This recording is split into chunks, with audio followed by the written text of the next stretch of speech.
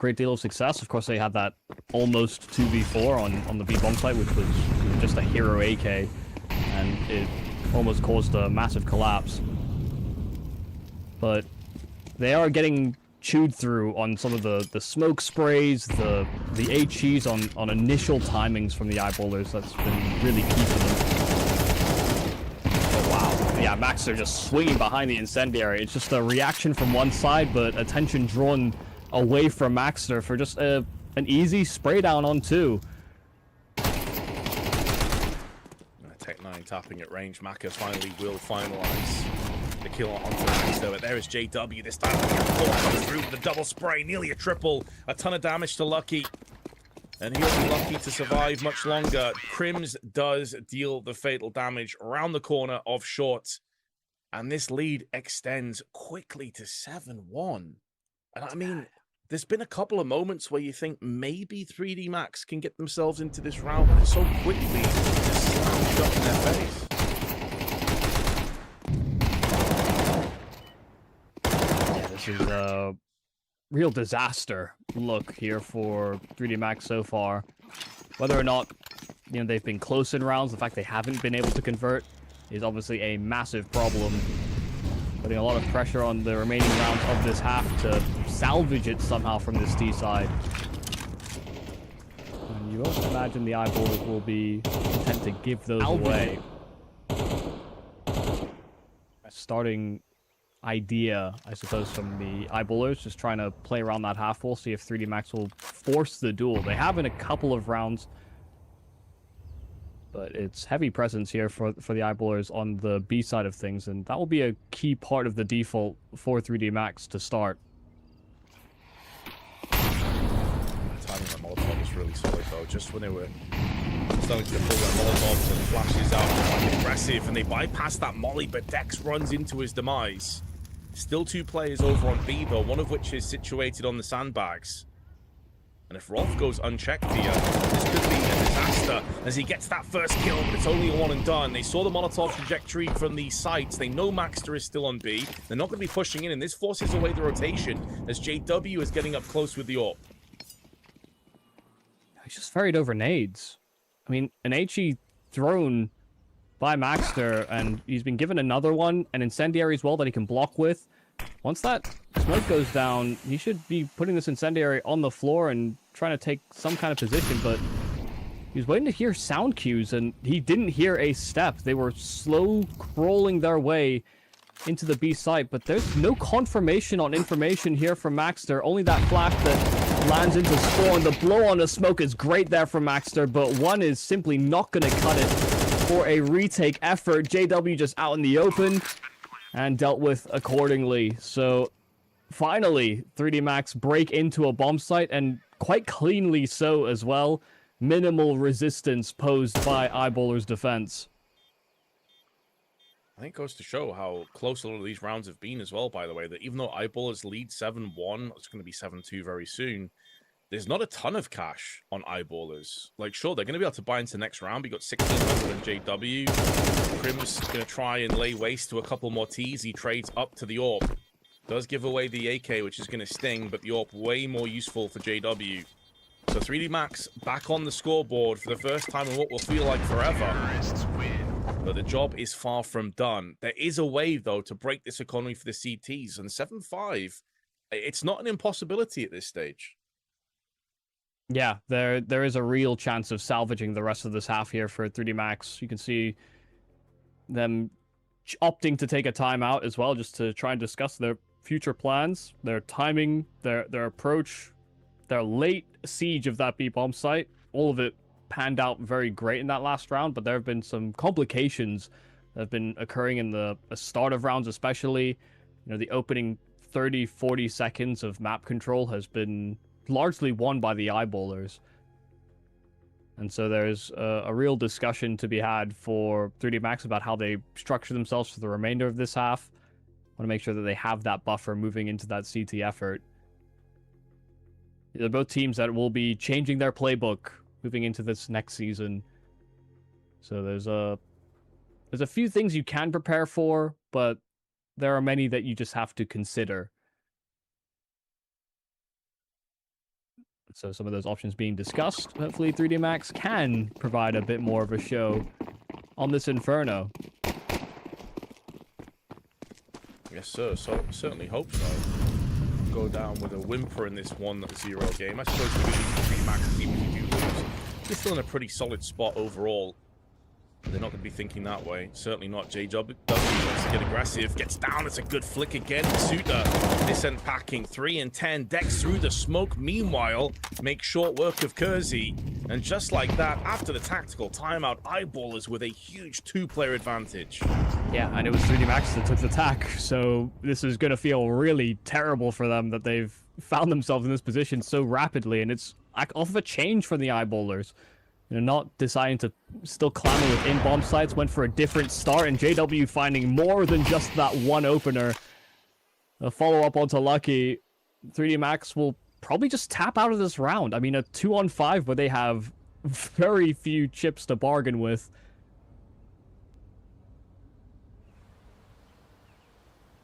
And what a response as well, Yumi. Like, I was talking before about how the economy for Eyeballers is a little bit dodgy. You can see there, like, multiple players on $0. You come through and you get this done incredibly clean. So crisp. Any issues with the economy are now a thing of the past. Yeah, I mean, they could have afforded the AWP, I think, regardless of whether they saved it, but it gave them more blocking util from the start of the round. They gave themselves a little bit more options, I suppose. But you give that AWP to JW, he calls his own play.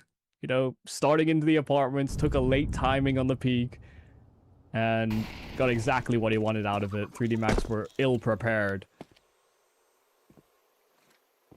Yeah, MztrDale was caught completely off guard by that peak. That's what kicked things off. And you had the deck spray through onto Banana. And that basically was the round done.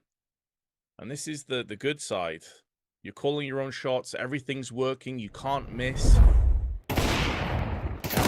with the consequences if that's not the case so far. 3D Max has not put them to the sword. JW with the fist bumps. 8-2 to score.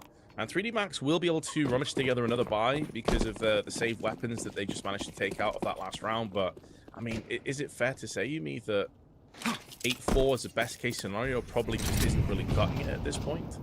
I don't think they'll make that. I think they'll... I think best case right now for 3D Max is a 9-3. They haven't found a real solution to any of these poor starts. So this is another one where they try and go for early map control. They get blitzed. The follow-up flashes of Banana at least work out for a trade. But yeah, I'm not as optimistic as getting 4 rounds for 3D Max. Fair. Yeah, there's been no real rhythm or consistency this T-half out there, so understandable. You feel that way. They nearly line up for a while to get 2. A bit of team damage done from Maka as well into XSE, but they still are able to break down onto the B side. So quick. He gets the kill. Also, did a ton of damage to Graffiti in the process, so even if Maxter goes down here, which is a big if, he's done so much damage, and now suddenly MztrDale just stuck in the middle of nowhere in Banana, Molotoved off. The bomb's not even planted fully for him. It's in a real awkward spot right now. Has to come through. Flash completely blinds him, and that's another round to Eyeballers. Yeah, just beautiful play there for Maxter. Took advantage of a pretty poor smoke over towards the coffins, or just one that was planted inside of the site, and put himself inside of it. You know, they tap the bomb, he emerges out the smoke and catches the player out at new box, and then there's just no confidence that they can get into a proper after plant position. They know there's a planter inside that smoke, and Graffy has to emerge at some point or another. So the fact that Maxter got himself here so quickly, early enough that the new box player couldn't see him slink into that smoke, made a world of a difference. Timing was strong, and Maxter just continuing to impress on this CT side. 16-5. We're not done with the half just yet. One more round of play. Yeah, he's had an absolutely phenomenal performance on this half. 152 ADR, 5 multi-kill rounds. Alongside that 16-5, as you just highlighted. By far and away the top damage dealer on the server. Yes, JW's had a couple of those flashy moments, but Max has been rolling his sleeves up and doing the dirty work. And 3D Max, it seemed dazed and confused to me here, Yumi. Like, they just can't get a foot into this game. Yeah, anytime they think they're going to get a big break, there's someone else on the eyeballers that breaks them, apparently. So it has been a rough T-side showing.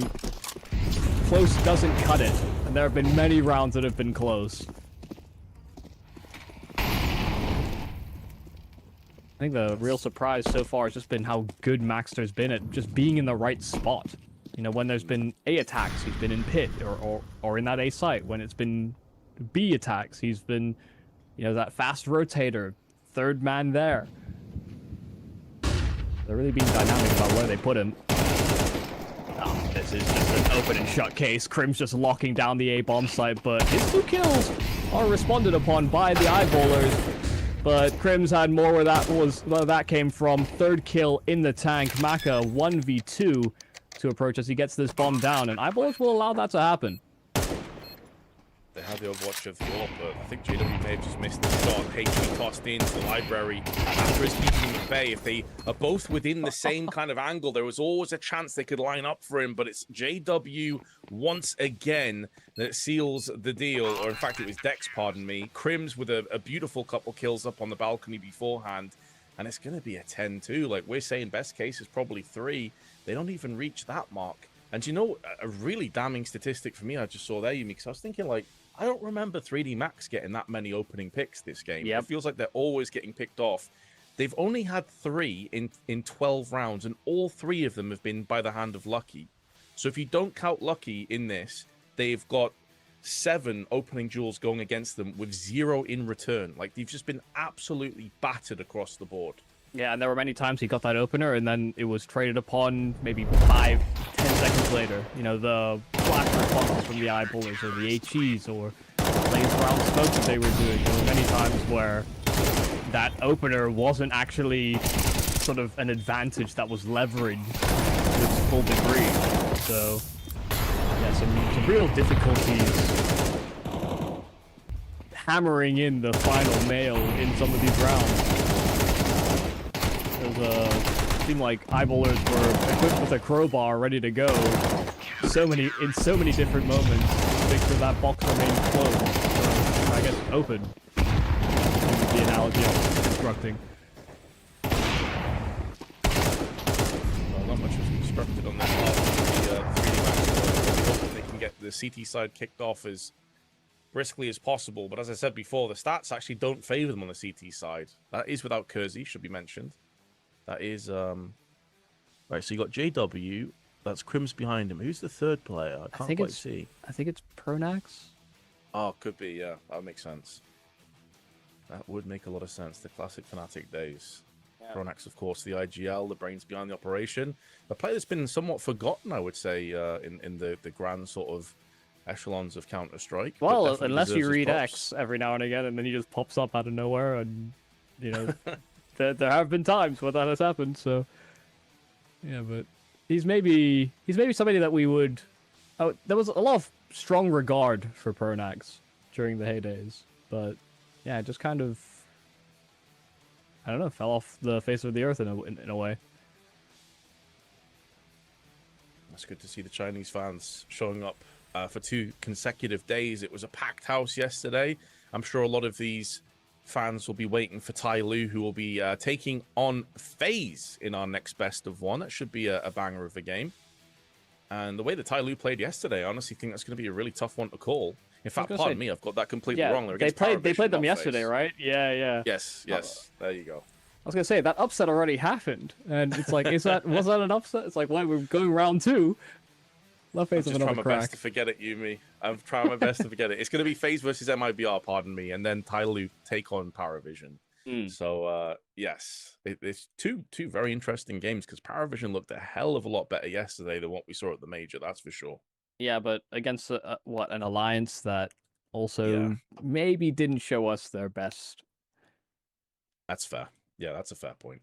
But those are different Swedes to focus on. We've still got to focus on the eyeballers, and they are they're the center of our attention. 10-2 coming away from that half. It's maybe better that we don't try and hype up 3D Max so far, because they've been really off kilter throughout this entire game so far. Maybe there's a shot that they can set themselves straight on the CT side. Well, we've seen crazy things happen, but like you say, it's the nature and how they got brutalized in that first half that doesn't give me too much confidence. They have picked up the first kill, and it is the very important kill of MztrDale that goes down first off in the second half. Maka pushing down middle, managed to thread the headshot and fall back with taking no damage in the process. That's as good a start as you could ask for 3D Max.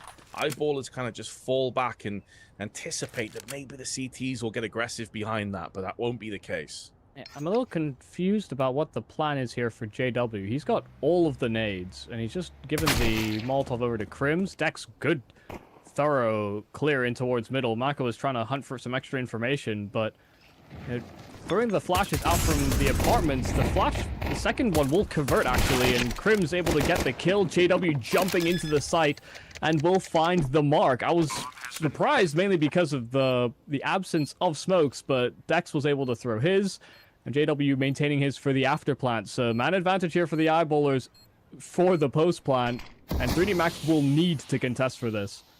But that smoke goes way too deep. Gravity has a gap. That's a pretty good gap as well. He did see where the player was, but he's taken a goose as a approach. Aim punches him horribly. And now Lucky with those Julies being encircled, envenomed, entombed by Crims with that Glock.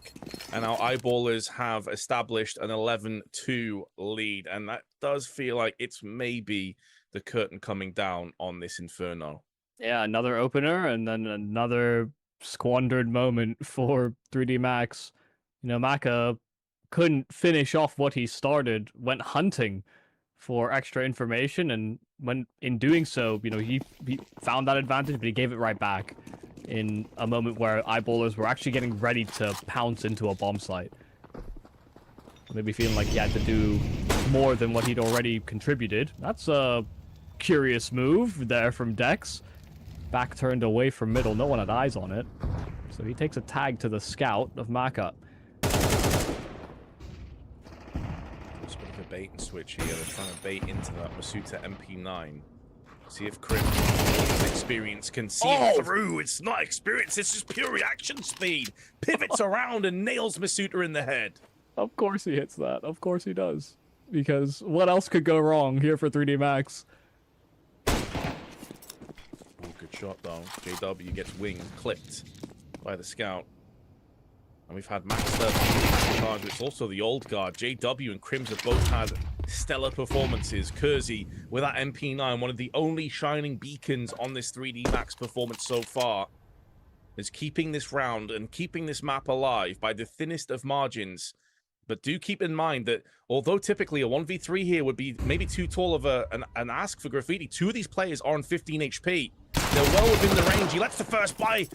I thought for a second he had them lined up, Yumi. That was so close. Yeah, he might not have known that the two players were already weak from that earlier exchanges. Maybe unconfirmed on whether or not these tags actually connected. But yeah, if he just killed the first player, both were so weak that 5-7 could have done some real damage. Plant here for Crims is pretty good, but about all he could hope for. 5-7 chasing him down. And so 3D Mags will keep their sea legs underneath them. They'll get their footing just right. They lose the pistol, but come back with a force buy. They certainly do. And that scout really did just slice and dice them up. They were so weakened, just limping around the server. And then finished off. Coach's hype. Doesn't look like the rest of the team are. The body is pretty grim, but I suppose a step at a time, as the defuse just shown on the screen there just momentarily. So 3D Max still in with a shot. I'm curious what kind of a purchase Eyeballers are going to have in retaliation. We assume they are going to use that bomb back into this. Yeah, most likely. It's a very, I will say just as well, it is a very strange decision to play Trigger Discipline in a force buy where you have a man advantage, and you know, I'm sure Maka would have called that he at least tagged one player. You know, you're in a position where your teammates are already kind of floating an extra rotation back to B. Trading equally there is I think most people would take that. Yeah, I think most people just snatch at the first play that comes up the wall because it's a headshot. I do agree with you. It could have backfired horribly if he got nothing out of that. Yeah, and there was a real possibility of that when he saw 3 players and one actually did sort of haphazardly check him.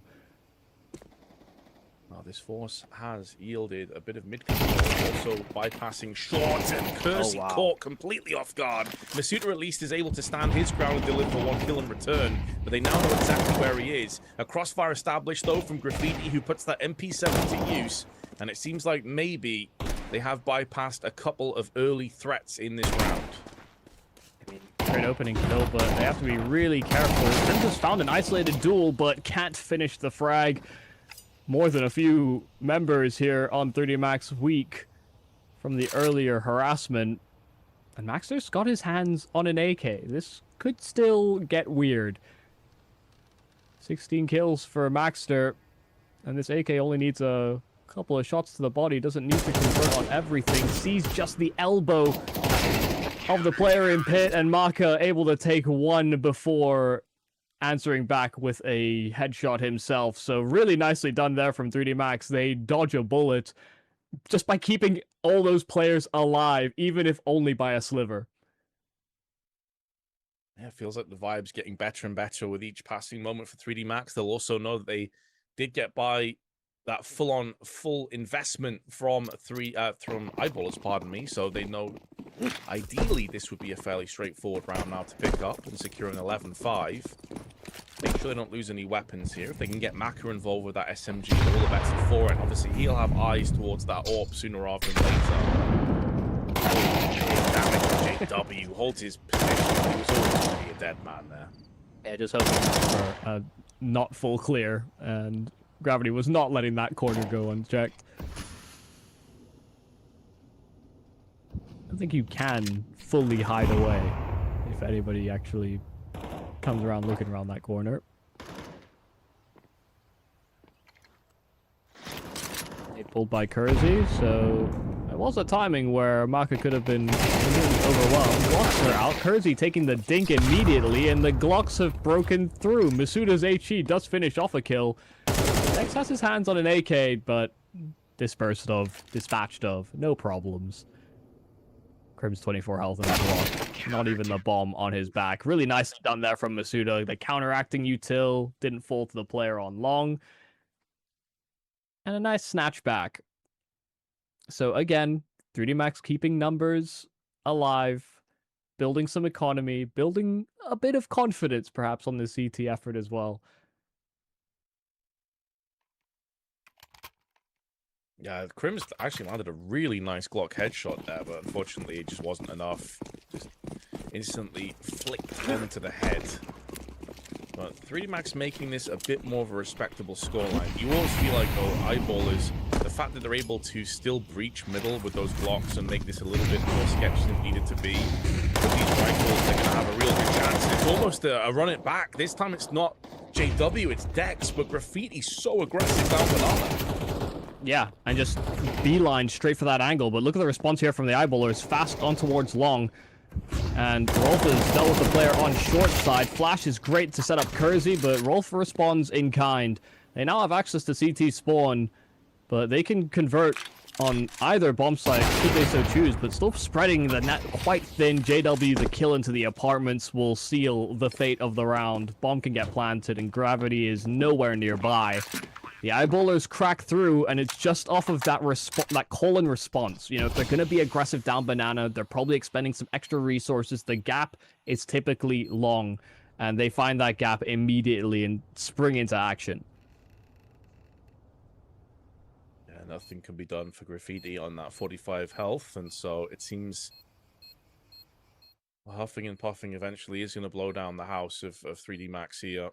They didn't give themselves any favors or really anything to play off after a really horrendous first half at 10-2. And it's not fared too much better on the second half. As soon as Eyeballers had the rifles, everything changed. Again, tons and tons of impressive rounds from Maxter, proving himself to be a really interesting prospect. Just 21 years of age, I believe. Still very young. A bright future ahead of him for sure. I just love that this is almost like a vintage Fnatic poll as well. It's something I used to see all the time actually maybe not vintage, you know, really when they started going into the Brolan into Fnatic era of things, you'd see this all the time where a player at Banana starts over towards Tree. Maybe he, you know, meets some resistance, heavy HE usage, you know, some sort of inkling, you know, too many resources to just be two players. And if that player died, they'd almost always burst long, and Brolin would usually be the guy that responds and does that. It's what he was so good at as an upcoming Swedish talent, was being that sort of response in the mid round guy. And that is kind of exactly what Eyeballers pull through here. Same opener and similar results. And 7 opportunities to get a 2-0 start here. XPL Guangzhou.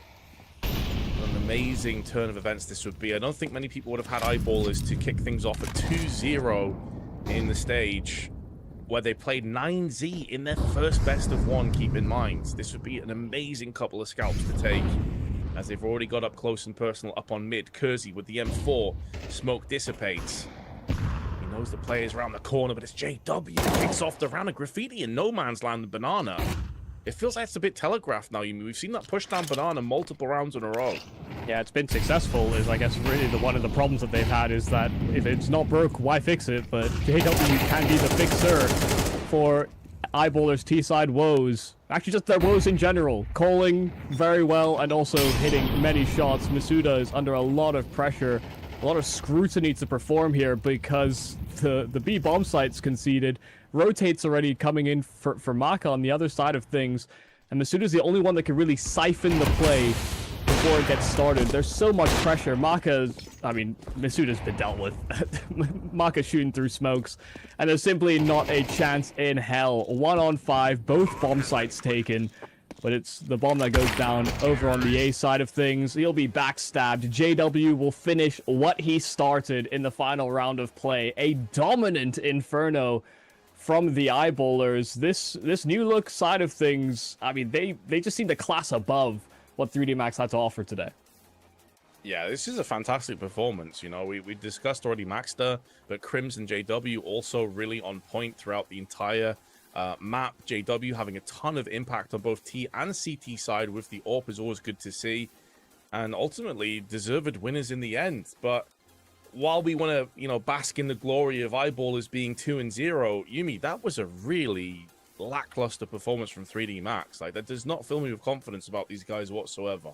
Yeah, I think if the roles were reversed, where, you know, the Eyeballers were put on T side and maybe 3D Max have to start on CT, I don't think it looks as disastrous. You know, I think there were real signs that their CT side could have had the appropriate answers, but that T side was just fairly uninspired, and I can feel for it. You know, there are many moments you see games like this where every opening idea seems to be at such heavy loss to either yourself resource-wise or health-wise, or you're losing players, that you never really feel like you can properly construct your rounds. You know, when people go into scrims, very often you'll want to try and set up the idealistic, you know, 5v5, we're gonna exec this bomb site, do all these things, all the bells and whistles. But so frequently they were down to 3 members in the opening 25-30-second gambit that they almost had to always construct something on the fly, and Eyeballers were just that one step ahead so frequently. So, I mean, a real class performance from the Swedes, but 3D Max may have to consider what their contingency plans are, because it didn't really feel like they could lean on any of them properly in that game. Yeah, I mean, it's a difficult question to ask you, right? Because it's still a very early kind of roster with Kersey coming in, and I think he actually played pretty decently. I think he was probably their best player on the server statistically, at least. But I've had this feeling about 3D Max now for a while, probably like a year. They obviously had their rise like a year and a half, 2 years ago, where they were doing really well, and then they've had a bit of a drop. I can't see this team getting back into sort of like a top 10, top 15 again anytime soon. Am I being too harsh? I think it's just easier to think that because it's been so difficult to place them over this time. We've seen them stagnate, and I think we're now just expecting them to deteriorate, because we see that happen with many rosters. And And you can also tell that maybe they've lost a bit of direction. They don't really know what identity they're going to place because they've also been swapping in-game leader responsibilities kind of between players through each of the seasons. So yeah, maybe just a lack of identity. You know, they're going through a bit of a mid-ranking crisis, so to speak. They're trying to find themselves again. Nice, nice. I think that's a good place to leave it. We have plenty more Counter-Strike coming up, including a banger up next. It's going to be FaZe and MIBR. Fingers crossed it'll just be a few minutes away. We'll let you know when we're closer to the game. But until then, stay tuned. We'll be back soon. Fingers crossed.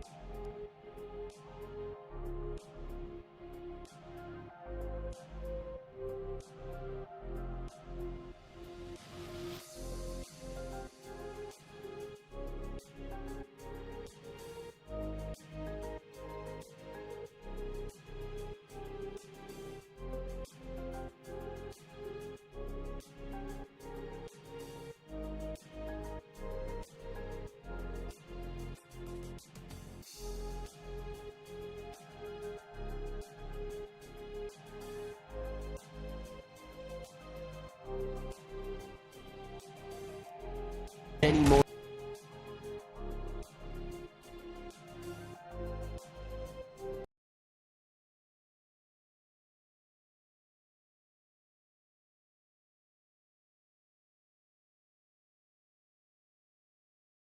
The A side. But a nice jumping back. Early on this control. And they immediately are able to upset NIP. That was the force. It doesn't go NIP's way. It's another ancient for NIP. The gates a lot.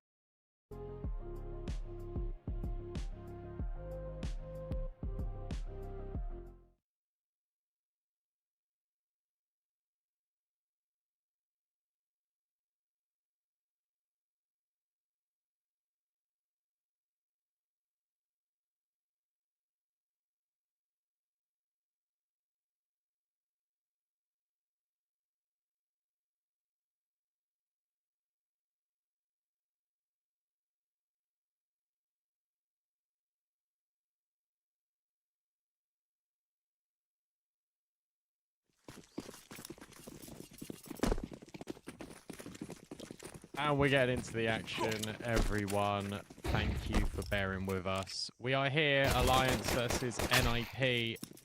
It's myself, B-Dog, and Mac. And we've immediately got the pistol off to a red-hot start. It's quick through Donut. It's a boost up for Ira, and he's been able to find a double. That's brilliant. 4v2. Now for Alliance, but hang on. Snappy a note of snap this back into potentially a winning moment.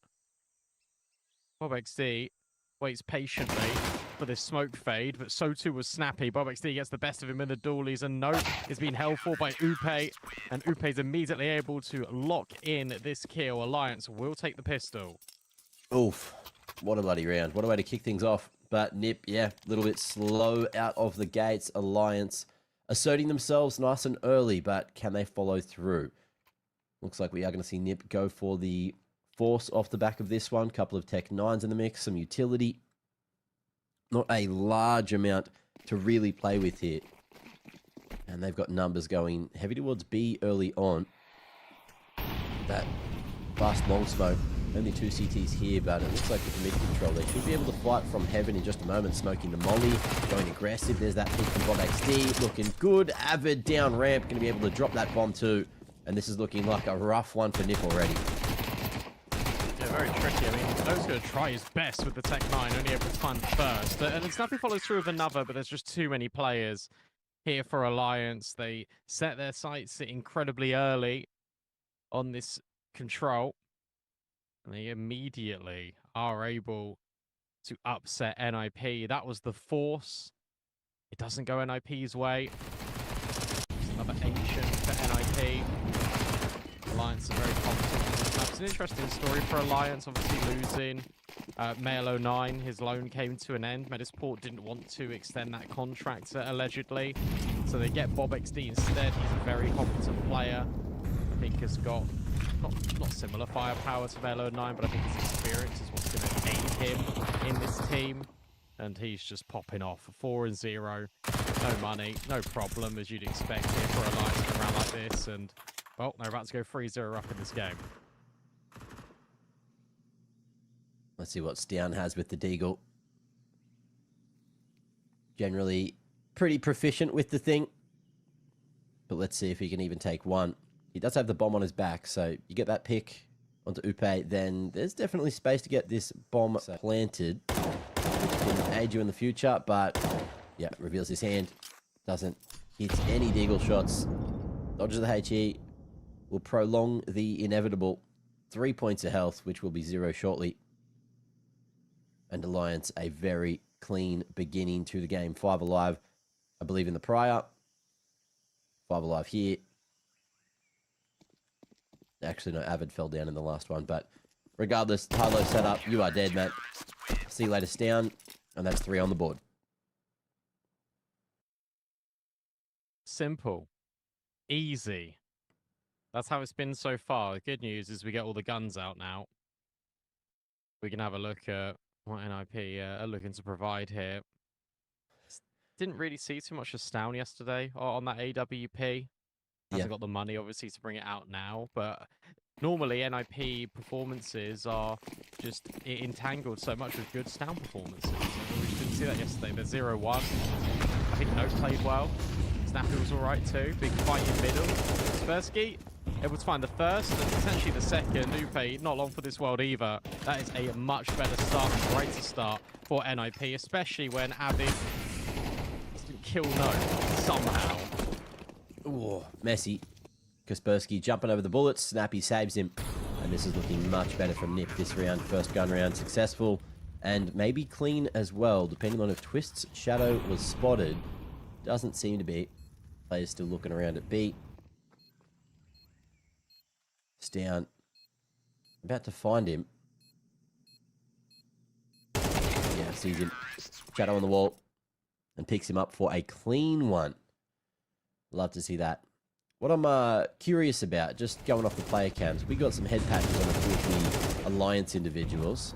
Is it for looks, or are they not feeling it? Could be a bit of both. Aesthetics, What is bro. that, like a... Is that like a compression pad to like help with headaches? I believe it's to cool you down, and it has something on it Okay. that's like a I don't know if it's anti-inflammatory. Maybe chat will put you on the case. You can tell us exactly what the head patch does, but I believe it cools you down when you've got a fever. I wouldn't mind one of those. You burn them up, mate. Yeah, it was yesterday too. How hot is it in the UK right now? It's Boiling, not isn't as it? bad as it's not as bad as it was last week. Last week we Okay. were like 37 degrees Celsius. So like 104 Fahrenheit. Yeah. Pretty gross, pretty horrible. Now we're like mid-20s. OXD. Yeah, it's a bit nicer. Really felt like he was going to get that kill. Monica Persky doesn't. And NIP, they're just going to pivot. They're going to go in towards 8 immediately. No one's directly home here for Alliance. It will have to be a retake. Just a matter of time. Deep donut smoke fading shortly. And Upa.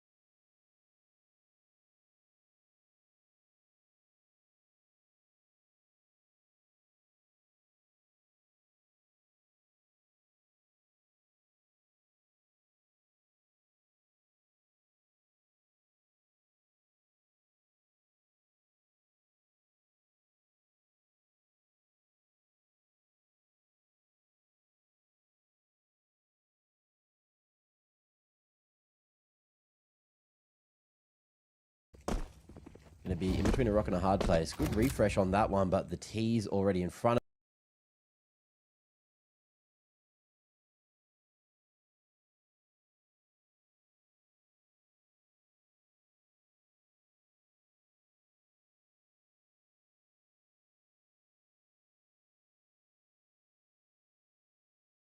of it, and they start to scurry out all the way across the A side. Upa tucked in the corner, but won't be able to lock it down. Shush gets the job done. And with that, at this point, you've got 4 weapons still alive. Do you just save? You've got not a lot going for you in terms of the map control. You've got 2 towards CT, 1 in Temple, and 1 still lurking at Heaven. Yeah, the save's going to be called. Alliance just back away. Realize their finances aren't in a healthy manner. And Bob XD. You've got a kit, no smoke, so chances at making a ninja a reality are quite low. Quite low. Ooh, what? Yeah, he got spotted. Almost timed it. But alas, that will be another for Nip. 5 alive again, back to back. Look at the money. Stonks going haywire. Yeah, there's been some nice calling out of Snappy. Just these double hits in towards A, prioritizing this middle controller as well. Is exactly what you want to see out of a team on the T side. And for Alliance, especially when you go into an Ancient, your CT side matters a lot. Like for Alliance, they've played this map 8 times, they won it 5, but their CT side is just brilliant. Their T side, not so much. So you're really looking at this and you think, okay, NIP, you need to get off to a good start here. Alliance have played Ancient already this event. They lost to Parry Vision pretty decisively, 13-4. With new look Parry Vision Hobbit, I think was top of the leaderboard in that one. He farmed. For NOP, they had an Anubis against a 3D Max. And that went to overtime and they lost. Skaversky already gets rid. Oh, in fact, he's down. He gets the kill. Okay, able to find one. That's probably all he's going to get. And they can just go A again. Easy for NIP. They're going to make the scoreline even. Yeah, and Alliance surely going to be thinking about saving. Still smoked off there on the back lines of B. Yep, getting that bomb down. Planted for CT. And Alliance not really budging. So, lackluster end to the round. Error. I believe he's seen Snappy. It has the timing here. And Snappy's movement. Slow peek. Into the scope. Not what you want. But realizing their finances are in a very solid way. They were thinking about going for a hunt, but now they're just tucking in. And chat did come through. They said it is a medical cooling patch. And I've got another theory, because I checked the temperature in Guangzhou. It's currently like 33 degrees. And, you know, some of these convention centers where they're playing can get quite hot. You know, sometimes they're not made for 33-degree heat. So it could just be a strat to keep themselves cool while they're playing. You know? Similar to the hand warmers when it's cold. That's my theory.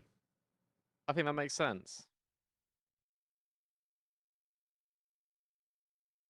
I think that just makes a lot of sense. Bless them. Maybe the heat got to them yesterday as well. It can really creep up when you heat as well, when you're just focusing on playing, and suddenly it's like, oh, I'm really hot. Yeah. That happened to me yesterday. I had to come out of the room and I was like, wow, okay, I need to like take some paracetamol. Do not feel amazing. Big nade early. Another opening kill for NIP. Alliance taking a lot of space down B, but you should know this by now, Alliance. NIP only want A. It's now for the 4th round they've gone to A. Well, it's been working so far. This time they'll pause, they'll double back. And Alliance contacting right here at mid from that cave push. Still with the full lane control. Bomb starting to make its way back to B. But there is a crossfire imminent. Twist still locking down mid. Avid and Bob XD just playing a setup in case a flash comes across the top of the doors, which it should momentarily. Nip taking their sweet time, just shift walking the whole way across.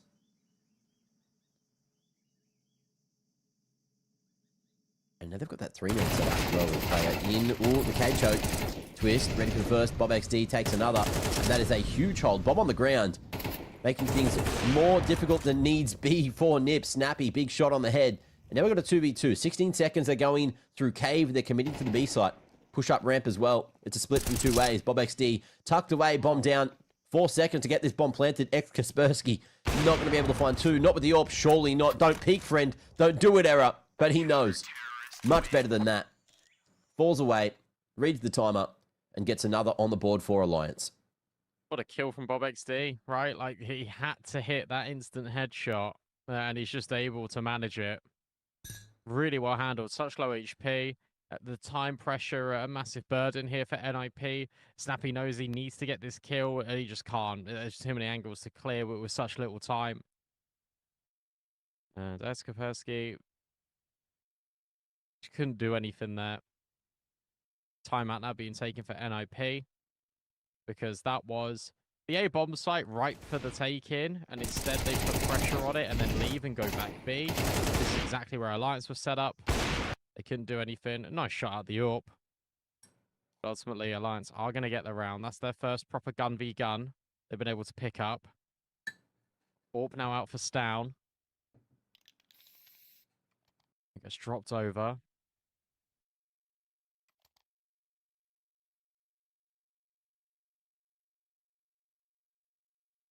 All right. Can NIP bounce back, or is this just going to be Alliance now settling into this CT side and gaining more ground?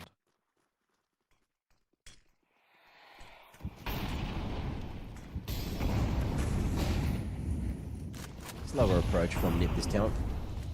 Again, not brawling for mid, but Alliance quite standoffish as well, expecting something earlier towards that big side, going for the 1-1-3 split. Flash in, ramp pump, with that smoke halfway down the lane, gives them a whole bunch of control. Alliance, I believe they've even boosted up in the box across the top, but that'll be the downfall. Note ready with the read. Just up on the wood. Gets one, and he's done. Avid looking for a little bit more, swings back out, gets snappy, and he's not done either.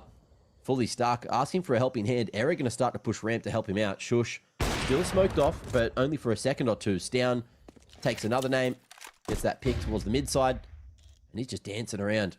Fancy footwork, but the CTs, it looks like they wanted to escape. Bit of a noise being made. They achieved the right spot, jumping, sees him. Error still connecting, and it's up to Stown to have a huge round. 3 more to find. Has he seen the head? The uncrouch. It's there. The bomb. Still retrievable, but it's a slow crunch. 2 more players making their way in from the cave side. It's just a matter of moments. And Avid, whoa, putting his life on the line, will get another kill on 1 HP. Stown connecting with that no-scope, jumping through the box. Could have gone another way, but Alliance, they maintain the lead. Era plays that so well. The fact that he comes down to help out the B ramp.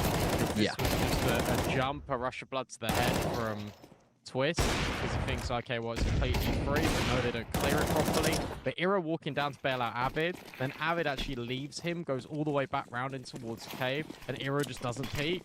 That's a thing of beauty. That gets the round over the line immediately. He nades in towards middle. Upe takes the brunt of it, but it is still mid-control back for Alliance, and it's massive damage on Snappy. Boost up in towards Heaven, they've got all the control.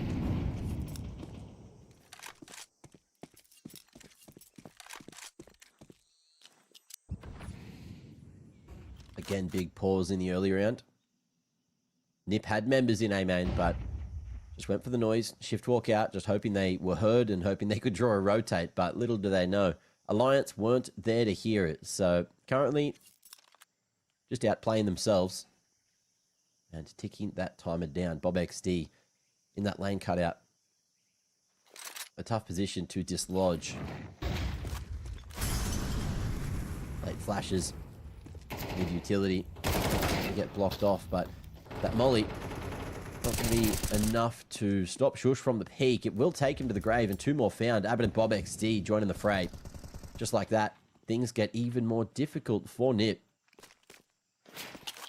This is really lazy out of NIP. Like, all they're doing here in a round like this is just taking 1v1s. Like, this isn't how this team should be playing whatsoever. We saw them on the T side yesterday against 3D Max, and I think they had a really good idea of what they wanted to do. They wanted to take map control with multiple players. They were set up to do so. Then they'd all burst in towards a bomb site. And Ancient Anubis are very similar principles, right? Like, you take middle. Papersky has been able to take that space with flashbangs. Here, you've been naded back to Oblivion. Just wait like 20, 30 seconds, then you can re-pop in. It feels like everyone's rushing the issue from NIP. Comms are clearly not on the same page here. At Alliance, teamwork makes the dream work. This is now looking a lot better. They're in complete command, in assertive control of this lead. It's no wonder that Exist has got called for another timeout, because NIP are all over the place.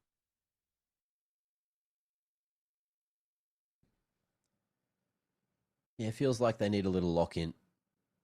Definitely having some more success earlier on in their games yesterday.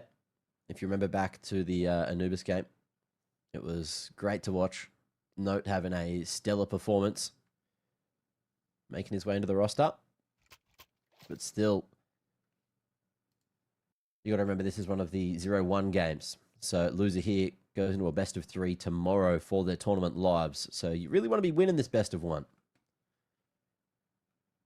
There's still a few more rounds to play here in the first half. Money, not the greatest this time, but you can see Nip with the mixed economy are going to be bringing out 2 AKs. One for Stown, one for Kaspersky. And the other boys just on those pistols with utility. See if that's going to be enough. Here's the flashes. Out to mid they go. No CTs here to brawl this time. Just smoked off in red room. And Nip can slowly but surely waltz their way out. But look, this is much better because you're together. I mean, Era is able to catch one through the side of the wall, but the point is safety in numbers. And Alliance know that best. Bob XD able to find the first. You know that one is stuck behind the box. Then Avid just comes in from over heaven. That's really well played. Twist is still holding the lurk. And it should be all cleaned up now. 1v3 for Stown. Has to go all the way deep to go and get the bomb. Look how Era plays these situations. There's just no risk whatsoever. He now takes the contact. That means that Avid can swing over the top. It's a sharp shot out of Stown. He now knows the AWP is close too, but Twist is already repositioned. And they can double swing. No chances taken by Alliance. They're playing the CT side with incredible fundamentals, and that earns them the 7th.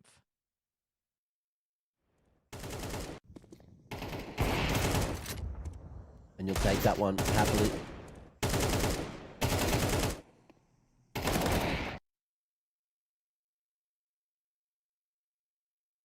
Two more on the menu. Let's see who's going to snag them away. Nip with an even worse buy than before. And Alliance seeming to have the reins on this game. Let's see if they can make it a 9-3 half. And try and speed things up here for this best of 1. Flash forward down ramp, but it's just a fake flash. No CTs to follow through this time. Barbell grouped up, looking to take this cave control. Avid's going to be able to get out of dodge, goes back in, cost him his life. Just like that, the pistol started to find some success. It's Twist locked in on site, head on a swivel, trying to figure out which way to look. Snappy wants to go for the trade, but he won't even make it out of the smoke. Big play, big hold out of Twist there, and stops what could have been a very awkward situation up against the pistols. That's amazing from Twist. I got a little bit concerned when that flashbang play came in towards Cave initially, but no, he stood tall, he delivered, and as you say, head on a swivel. Angle management perfect. Didn't expose himself from both Cave and ramp at the same time.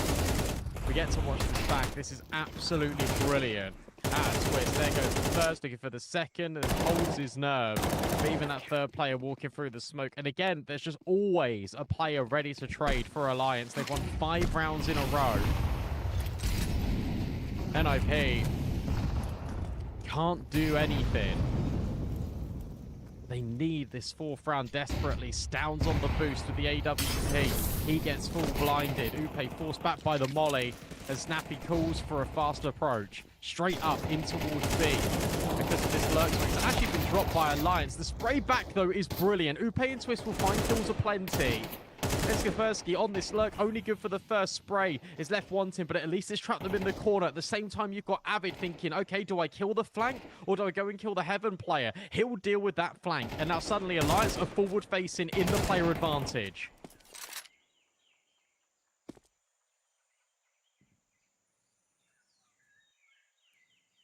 And the calls to potentially save, just giving a lot of space there.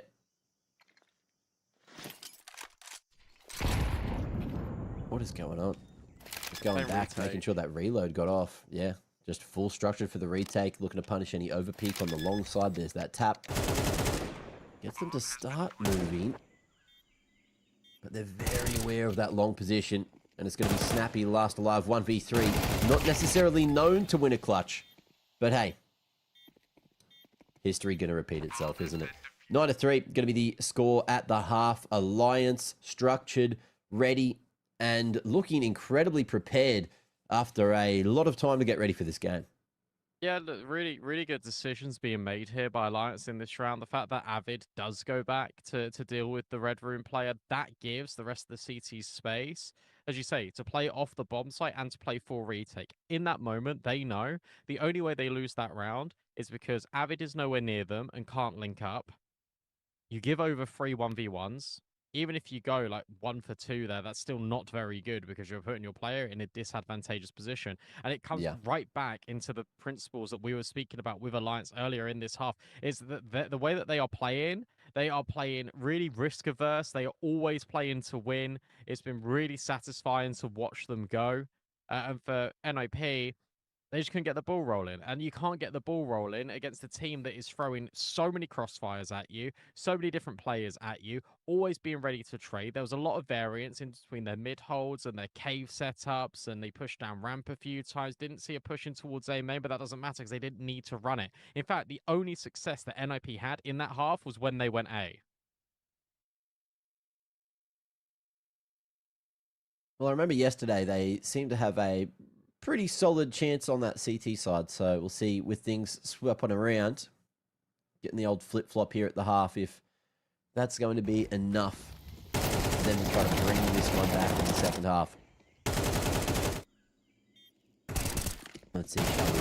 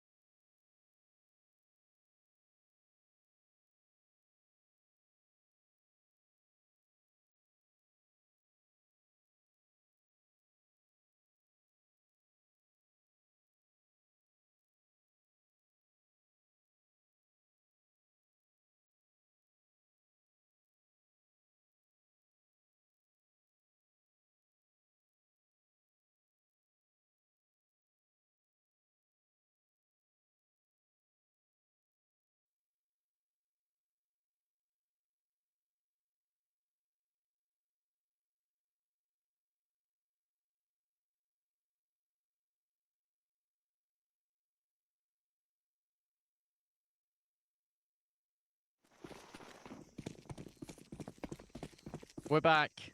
We're here. And we're ready to get into this second half. Alliance demolished NIP in the first. Now we get to see whether NIP can put up a brick wall defense. Mac, with how it's been going in day one, it wouldn't surprise me if there was a comeback on the horizon. That is true. That is true. We've had some pretty close games in the best of ones so far, and we might be getting that again. Looking like we are going to see the bomb dropped in A main as the noise is going to be made. And that's going to draw out a full rotation from NIP, but does Alliance find themselves a free B site? And also, can they hold it? Because that bomb's got a long rotation back the other way.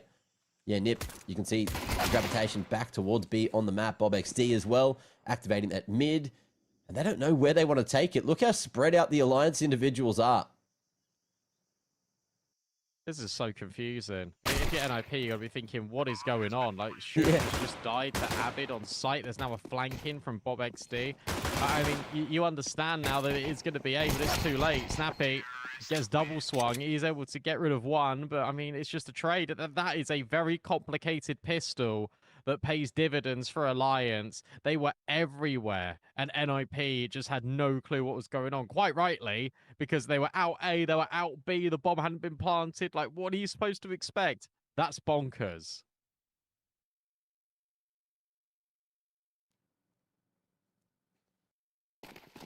Look, it was good. Everyone individually just feeling like they are better, and they make the most of it there for Alliance. I mean, they go, ooh, heavy HE damage on a Bob XD, but yeah, they're going to go out anyway. Smoked off. Weird fight through the smoke, but there's many more in the magazine there with those rifles. The damage onto Avid. The finisher comes through there eventually from Kaspersky. And we're going to just, you know, cross those T's, dot those I's, get rid of the extra weaponry.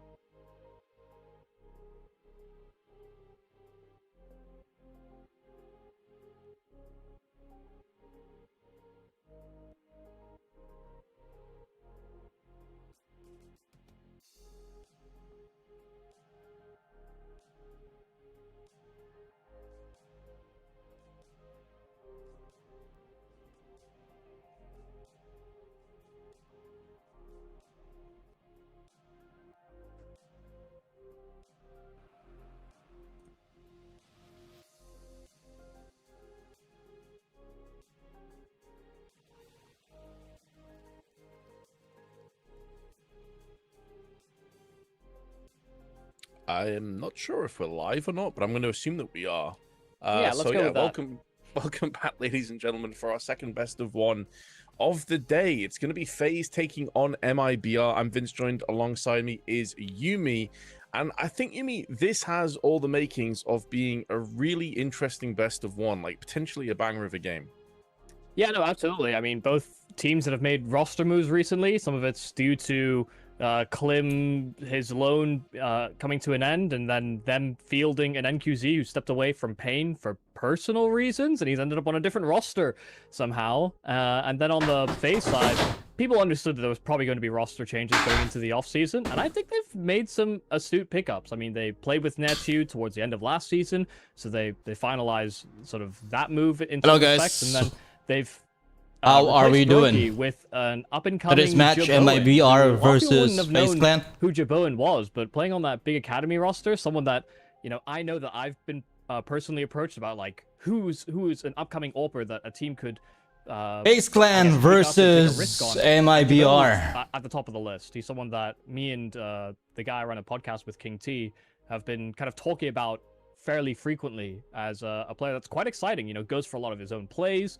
There's a lot of actions to try and get his team into advantages, which is something that not a lot of AWPers can necessarily claim to do. A lot of them have sort of fallen into that Shiro passive system, slow and trying to play late round situations. Jaboan takes risks, and I think that's a really exciting piece for FaZe to have picked up. And so far, it's not necessarily they've not necessarily hit their stride as a roster, but Jaboan looked good in his opening game at the very least. Yeah, he did. He was by far their standout player. Had some really impressive holds. They were playing Anubis. He got multiple like 2 and 3Ks on Anubis on CT side and kind of awkward angles. Did go for a couple of ridiculous peaks though that got him killed, Sure. But I do wonder if that's him or if that's just like the general sort of dynamic of Twists, because I guess we can segue onto Twists now. Obviously, he's back to IGLing again. We haven't seen it since his Liquid days. It didn't end particularly well Right. Twisters and IGL. That's why he came back to FaZe as like a rifler again. What's kind of your take on Twisters and IGL? Do you think that this is the right move for FaZe? Well, I think the Liquid situation was interesting because it was like he usurped Cadian in some way, and then kind of took leadership of the roster. I guess in maybe not a hostile takeover. That seems a little bit too malicious, but he wanted that role and he wanted that responsibility. This time it's just been thrust upon him due to the Karrigan exit. So it's a bit of a different situation. I do think it has brought a bit of extra structure to the team, though. It's one thing I was critical of Karrigan for a long time on FaZe, is that they weren't keeping up with the meta. They were playing very sporadic, very by feel, and feeling the round out and hoping for a lot of independent moves to make something work.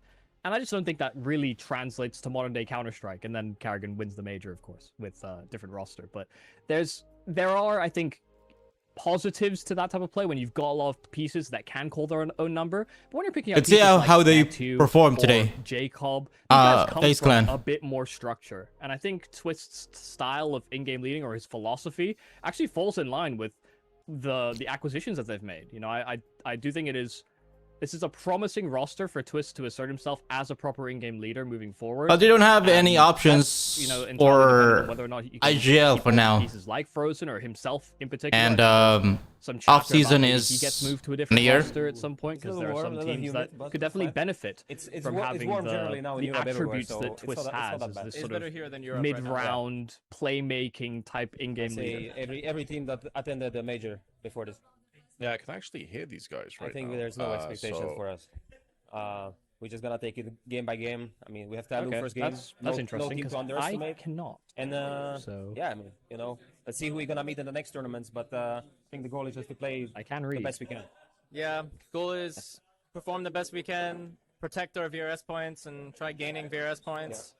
Yeah. And playoffs would be nice, but we do have to take it game by game. Yeah. Yeah. I mean, they're always a strong team. Sometimes they're hit or miss at events, but they can always shoot hard. There's some events where they tactically catch teams off guard. So I think we need to be really ready, considering it's best of ones. And just like David said, I think any team that was at the major, we have our target set on to beat for sure. So yeah. I mean, I would like other map removed than Overpass, but yeah, nice. Yeah, I think Overpass was... Man, a few words. It was not in the map pool long enough to consider replacing, in my opinion. Yeah, it's been a couple of months. Yeah, Cache is also a good map. It just sucks that we kind of lose one map that was evolving a bit. Yeah. And yeah, but it's okay. Cache is fun. In the future... it's something fresh on the rotation, map rotation. What?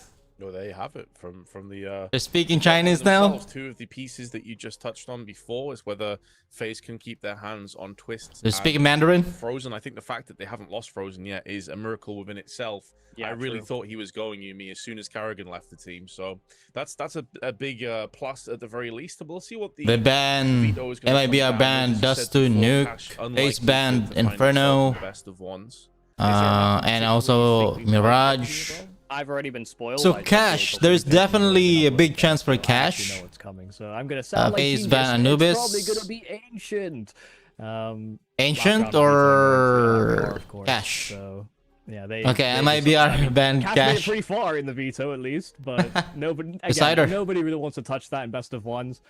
If you try and look for sample data from teams that have played this map so far, it's like rank 70, rank 90 teams in CCT tournaments in South America, or I think there's been like 1 or 2 games in Europe so far, but nobody of note has necessarily. We have a couple of games today. It's not going to start just yet either.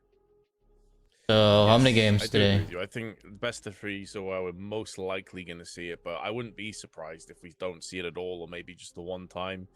For the rest of the duration of the tournament. For those who aren't aware of how the format actually works in this, think of the major in terms of, including this one, we got 5 games. And you're out, except obviously this is just the one stage, and then the winners of this will proceed straight through to the quarterfinals, which is the playoffs, obviously just around the corner in a few days' time. So both of these teams have already tasted defeat, surprisingly enough. This is a 0-1 game. MIBR did lose out to Bait yesterday in an overtime on Ancient 16-13, and FaZe, of course, lost to Tyloo 13-8. That was a pretty convincing win. I had a chance to cast that one, Yumi. Jaboan, as you mentioned, was having a good game. Everyone else was kind of absent, though. So that, for me, is a little bit concerning if you FaZe.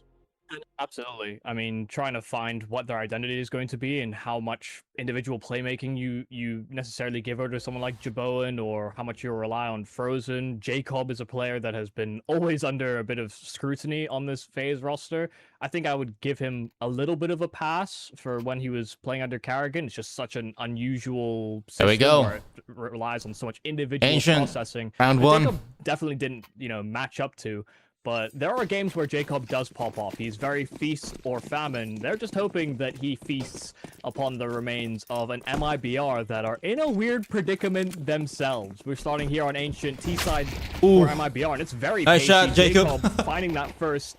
And this is the problem with FaZe, is that they Nice have trade. a lot of really strong pistol Insani. players. They'll always Eliminated Frozen. fight. But a 1-for-1 on this B bomb site won't feel like quite enough. So it will have to be a retake from FaZe's defense.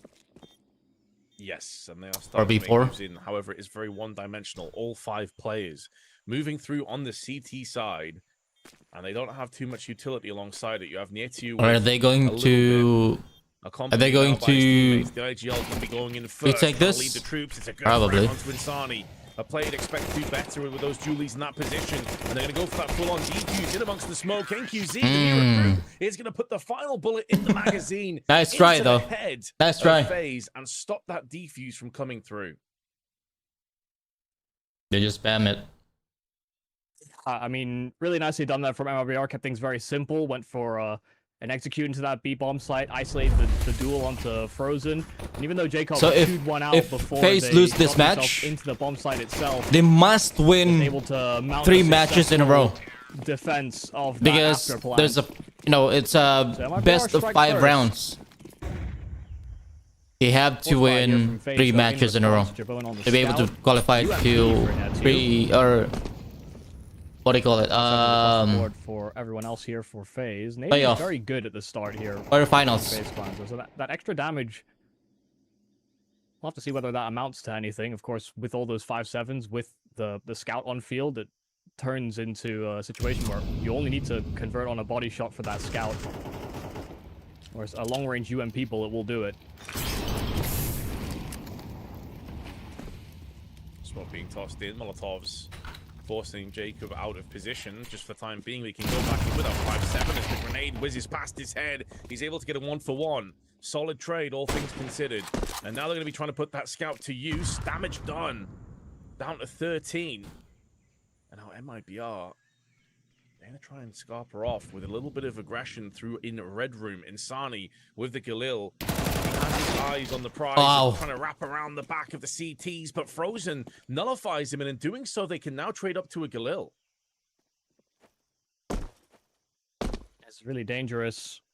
You can see they've been stopped to a complete halt, and all they really have access to is inside of Cave, just inches away from that B bomb site, but 3 players on FaZe that can disrupt. Smokes are down, one towards that short side that's a little shallow. Kind of allow them to come out, but Frozen getting 2 just as they decide to dart into the bomb site. 10 seconds left. Able here to get for one. MIBR. Bomb not on Linus's back, and so he'll just try and hold on Just to this try AK. to Forced by save. a FaZe. Finds success, and so we're equalized to equal peggings. FaZe will be very happy that they've come away with that. Yeah, the kill in Insani felt like it was the key difference maker. Not just the lurk sort of flanking contingent that was sent packing, but also the upgrade to the Galil. Additionally, Jaboan did get quite a couple of shots off. Which I only FaZe think player he needs landed to the step one up the in most? total, but it was enough to All of force them. and kind of send shockwaves down the collective All of them. spine They have to of work with MIBR. their Just destructed their entire strategy. push. They'll be bouncing straight back with a force So, of their own after that save AK. they must. So they've got some firepower to play with. This massive middle control is yielding a little bit of labor as well. He's got himself a kill already. predictions. Did a 180 back towards elbow and still found the FaZe. kill. Represent So, yeah, one advantage here for of FaZe, one. but Thanks they so much have for the no follow. real presence Who's on the gonna A-bomb win side. Only predictions? Nephew that I'll bet on a FaZe. cursory defender I'll bet on hit and FaZe. Jacob inside of Donut, But they neither can need prevent the to get flank, so their system they might be able to in get check. themselves into You know, some I know this honestly is fairly defensible positions. Venom Zero this team is not the strongest at the moment because to create this crossfire. you know Karrigan left. There's There's a fair amount of utility. no here for proper FaZe. system, and Twist is not So there really could an be real experience. difficulties, Is not but the smoke over towards A, experienced Nephew's IGL. taking space now, and Jacob combined So- in tandem. BRN is finally seen on top of Tree. All But eyes the on lineup him. for NQZ as he emerges And how he deals with out from this Donut, new but role the as an diffuser being IGL for stuck. FaZe. It's a real nail biter finish, but they don't have it. It's a little Like I said, too if late they for lose this FaZe, match, and so it's force buy on force they need to buy win just to kick off this 3 matches in a row MIBR because it's strike right best back. or it's best. That's gonna sting as well. That felt like a great opportunity. for FaZe There's to 5 rounds, bar so themselves you into need this to win half 3 early. rounds. So basically, you need Still to win 3 succumb to the matches. pressure. Those are the kind of rounds as well. This where is you best look of at some 1, by the those way. Key players, the Frozens, the Jaboans, and you think, like, really, like, what? You couldn't have By the way, guys, we are time live to on not Twitch, kill Kick, yet, 0-2. YouTube, Rumble, and TikTok. They just See also how much took it's gonna affect them long term. they Hi, took a Drenek, little thanks too so much long. for I the mean, follow, mate. When you had Netsu Appreciate and it. Jacob inside of Donut, Thank you. they weren't really in a position where they were set up for the retake until some 10-15 seconds had already elapsed on that bomb. And How did they lose that? I mean, well, clearly it wasn't enough time to get back into the The bomb retake, site. the retake. It's not really in a good form, you know, like. Mistake going forward. Shit. The flash is good, but Zera gives his position away, but it's only USPs, and it's a little bit It took of them a shooting while gallery. He picks up to 3 retake for the his site. troubles. Paves You the know, way with I don't know. FaZe They are players. so In doing easy to so, defeat. I MIBR mean, have dialed into I don't know if this 3-1 is a lead skill issue after or a scrappy call out, opener to the game. but Yeah, nicely done from it's MIBR. not the face that I recognized before. Current state, I think. They're really I actually heard easy to kill and B-Dog on easy the to B stream lose. talking about You this, know, and unlike I do before, agree with him. their It's kind of Karrigan is strange. They much had more Klim, experienced they IGL. brought in I know that. LNG, and so there were Twist 2 is just internationals on what is a Brazilian core. nearly a And year, now with the addition including of the NQZ over Klim, LNZ is what do you call it? Team Liquid. honorarily Portuguese, He did. I guess. Or Brazilian at the very least, because they must be He did communicating in IGLing English, 'cause I don't in think Liquid. LNZ can speak a liquid So, Portuguese. I'm gonna go Depends with. about what the FaZe objective Clan is here for still. MIBR, because I mean, made in Brazil, I still have faith pretty legendary in FaZe name Clan. for the Not Brazilian that much, region. but leading into that more heavily. with but this 2 MIBR having versus international FaZe Clan, bowler I'm gonna go with maybe FaZe cause some Clan. complications. Oh shit! See, they're so easy to kill, man. Nothing complicated. I don't know what's happening. Yeah, straight away. It's like they're straight to the just dome. running around like a headless Doing so, chicken. that's essentially the round. I mean, I don't see FaZe really hanging around too long for this one. They are okay, that's gonna definitely give them interest. They only to go back playing into one this match. one. Yes, it's a Keep in mind best that of 1. Insani So is still every at match, T-spawn. it's only So a there's decider. flanks, rotations, There's only one rotations, map. but a good kill from Jacob. They veto In 6. His second one in the round is going to keep the dream alive for the time being. Jacob now 6 gonna maps, succumb 3 to that on NGC each team. 8K So shot from J decider Bowen. is But he gets the second one on top of it. this and that one. should very well put FaZe back into this. They're going to win the round out of nowhere thanks to their new AWPer. Yeah, I mean, the 2 kills from Jacob were, you know, you're around the money, Vince. It was kind of an incentive. They got the kill they wanted. He was still being a presence. He found a follow-up from there, and then once he got dealt with, it's all Jaboan from there. You know, nice flick back to Cave, the instant reaction on the wide swing from Ramp. And even if he goes down to Insani, it's just not in a great planting position, and Frozen does a great job of safeguarding his diffuser. So it gets a bit hectic there. it is almost MIBR. off season now, so probably And FaZe will the going 2 to Js get a new on FaZe IGL. really put them in the spliff.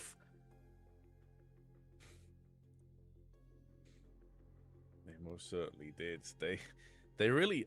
I think what surprises me the most is that Jacob's had this much impact, and maybe I'm being harsh on him because of his kind of like tenure under Karrigan's leadership. But there were games where he just disappeared completely. For sure. And you said coming into the game as well, he's been heavily scrutinized, and I think it's fair to scrutinize players. First off, he got a bit of a rough shake because obviously he was the replacement for Rain, a beloved player, right? So there's always going to be this weird conversation back and forth in that regard. But then his individual performances often did let him down. So it's good to see him having big impact early on in the event. It is peculiar because I think as a community, we've manufactured more role cells who are so like, oh, well, this role needs to match up and he's not in the right roles. And yet when the conversation leads over to Jacob, that's not the case. It's not about roles, it's just he's not good enough. Where he was never in his roles on FaZe, and then they start giving him some of that in some of those maps, and you start to see him perform better. So, we'll have to wait and see. So far, this buy from MIBR has been rather successful. I mean, an opening kill over towards middle, and then just being able to collapse further into that A bomb site. It's a pretty open and shut save call here for FaZe. They're deeply out of position, and MIBR have just found the entries necessary to convert on another round. They're saving now. So a question for you, Mi, as we were talking. They're not gonna do this, do a retake. Squad and kind of an interesting mix of nationalities. Obviously, LNZ's from Sweden, the rest of them are Brazilian, as already touched on. What's your take on NQZ coming into this roster? Obviously, previously at Pain. Are you happy with this change, or would you have preferred maybe them to sign Klim? I think what is very surprising is that he left the Pain roster, because as far as I was aware, he only didn't play the Major because of personal reasons, and then he's on a different roster. Because Pain looks I just found out yesterday that Monty exit for firepower that NQZ has over the Counter-Strike scene. Example. I think NQZ is the better. So basically, the roster, four of the roster from Monty, this is a good high quality. they're being acquired with their roster by Luminosity Gaming. I just found out yesterday. The question then becomes, why didn't G2 get Klim? I think that's a decent question to ask, more so than MIBR, because if they had already set their sights on NQC, I think that's fine. Yes, I have to admit, I was a little bit perplexed at them signing Wrinkle over keeping Klim after some of the great performances that he's had. Wrinkle's been very up and down with NIP in the past, but... And Mud just joined BC Gaming. Was it yesterday or last day? 2 days ago. In the meanwhile comes back with one of his own, dropping two. So it's Electronic, Simple, Senzu, Majisk, and Snacks. Or no, Taz as a coach. They need one. Yeah, it's very important they don't lose too much to rounds like that. I mean, tried to touch upon it in the pistol round, but Ace Clan should get Sympius as a upper, because J Boyne was only when we look at a stand-in. from him, if he has a great start, I'm not also sure with Netyu. How do you say it? How do you say the guy's name? Netyu? But I'm not really sure if his decision making in some of the rifle rounds that alone or a permanent player in Twist and Frozen FaZe Clan. Fantastic pistol players. But I'm pretty much this. They're gonna replace him as well by the end of the season. Off season is coming, so there's a lot of changes in Counter-Strike teams. Do some damage. Also, another interesting component of the MIBR squad, seems we're talking about nationalities, of course, their coach. Yeah, you think is from probably Serbia, and has even played in. I don't know, man. Like crazy. Probably there's a big possibility that MIBR will win this match. China to coach. When, True.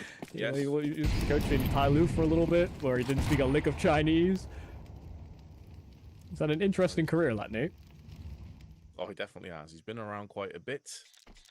So definitely would think that English is obviously the language that these guys are communicating into. Jabode in the meanwhile, a nice scout shot. Weakened up by Twist and finished off. NQZ hits the deck, but so does Jacob. And now the floodgates may be about to open. I say that the smokes go down, but MIBR decide against it because they have Insani. The ace up the sleeve, rotating around the back. We've seen him before. This time to way more success. First pick and second pick go in his favor. And that's surely a 6th round to MIBR. Does get sidelined eventually by Jaboen, who's trying to maintain some presence on this B bomb site, but one kill won't quite cut it. Frozen has joined alongside him over in the back lanes of CT. I know a player is committed into the site, but a smoke that will allow the exit and a reposition of rejigging of the setup for the after plant. There should be no real way for FaZe to break back in.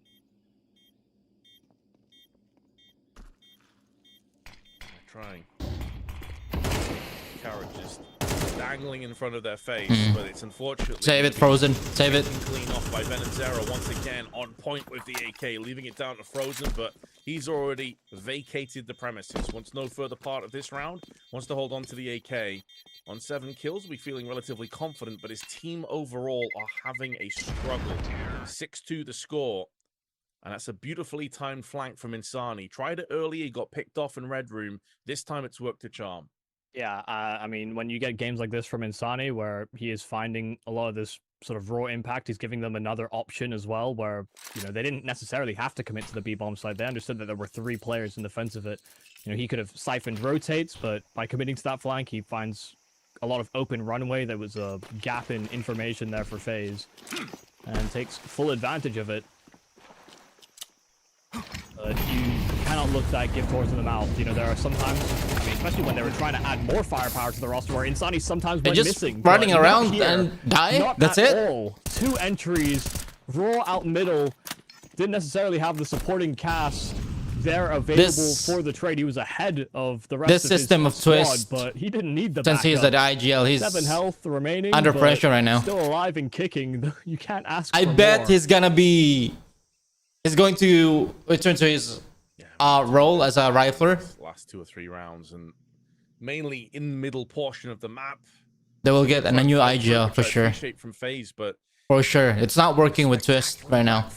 And it's looking like a 7-2 written all over it. Unless they push into this stack on the A side, I don't see that MIBR Good copies Carrigan's system, but finding a ton for now, I don't really see it. It's not working. It's so worthwhile taking a risk like this if you're Venom Zero. I mean, even though Insani is low HP and that can MIBR exploit FaZe weakness? They already did. Much real estate on a bomb site. They already did. Probing this way, he's clearing pretty much all the threats he has to. Doesn't necessarily have to push deeper into the back lanes of spawn, but it's just a little too quiet. Nice deep smoke as well thrown by MIBR so they can meticulously clear everything.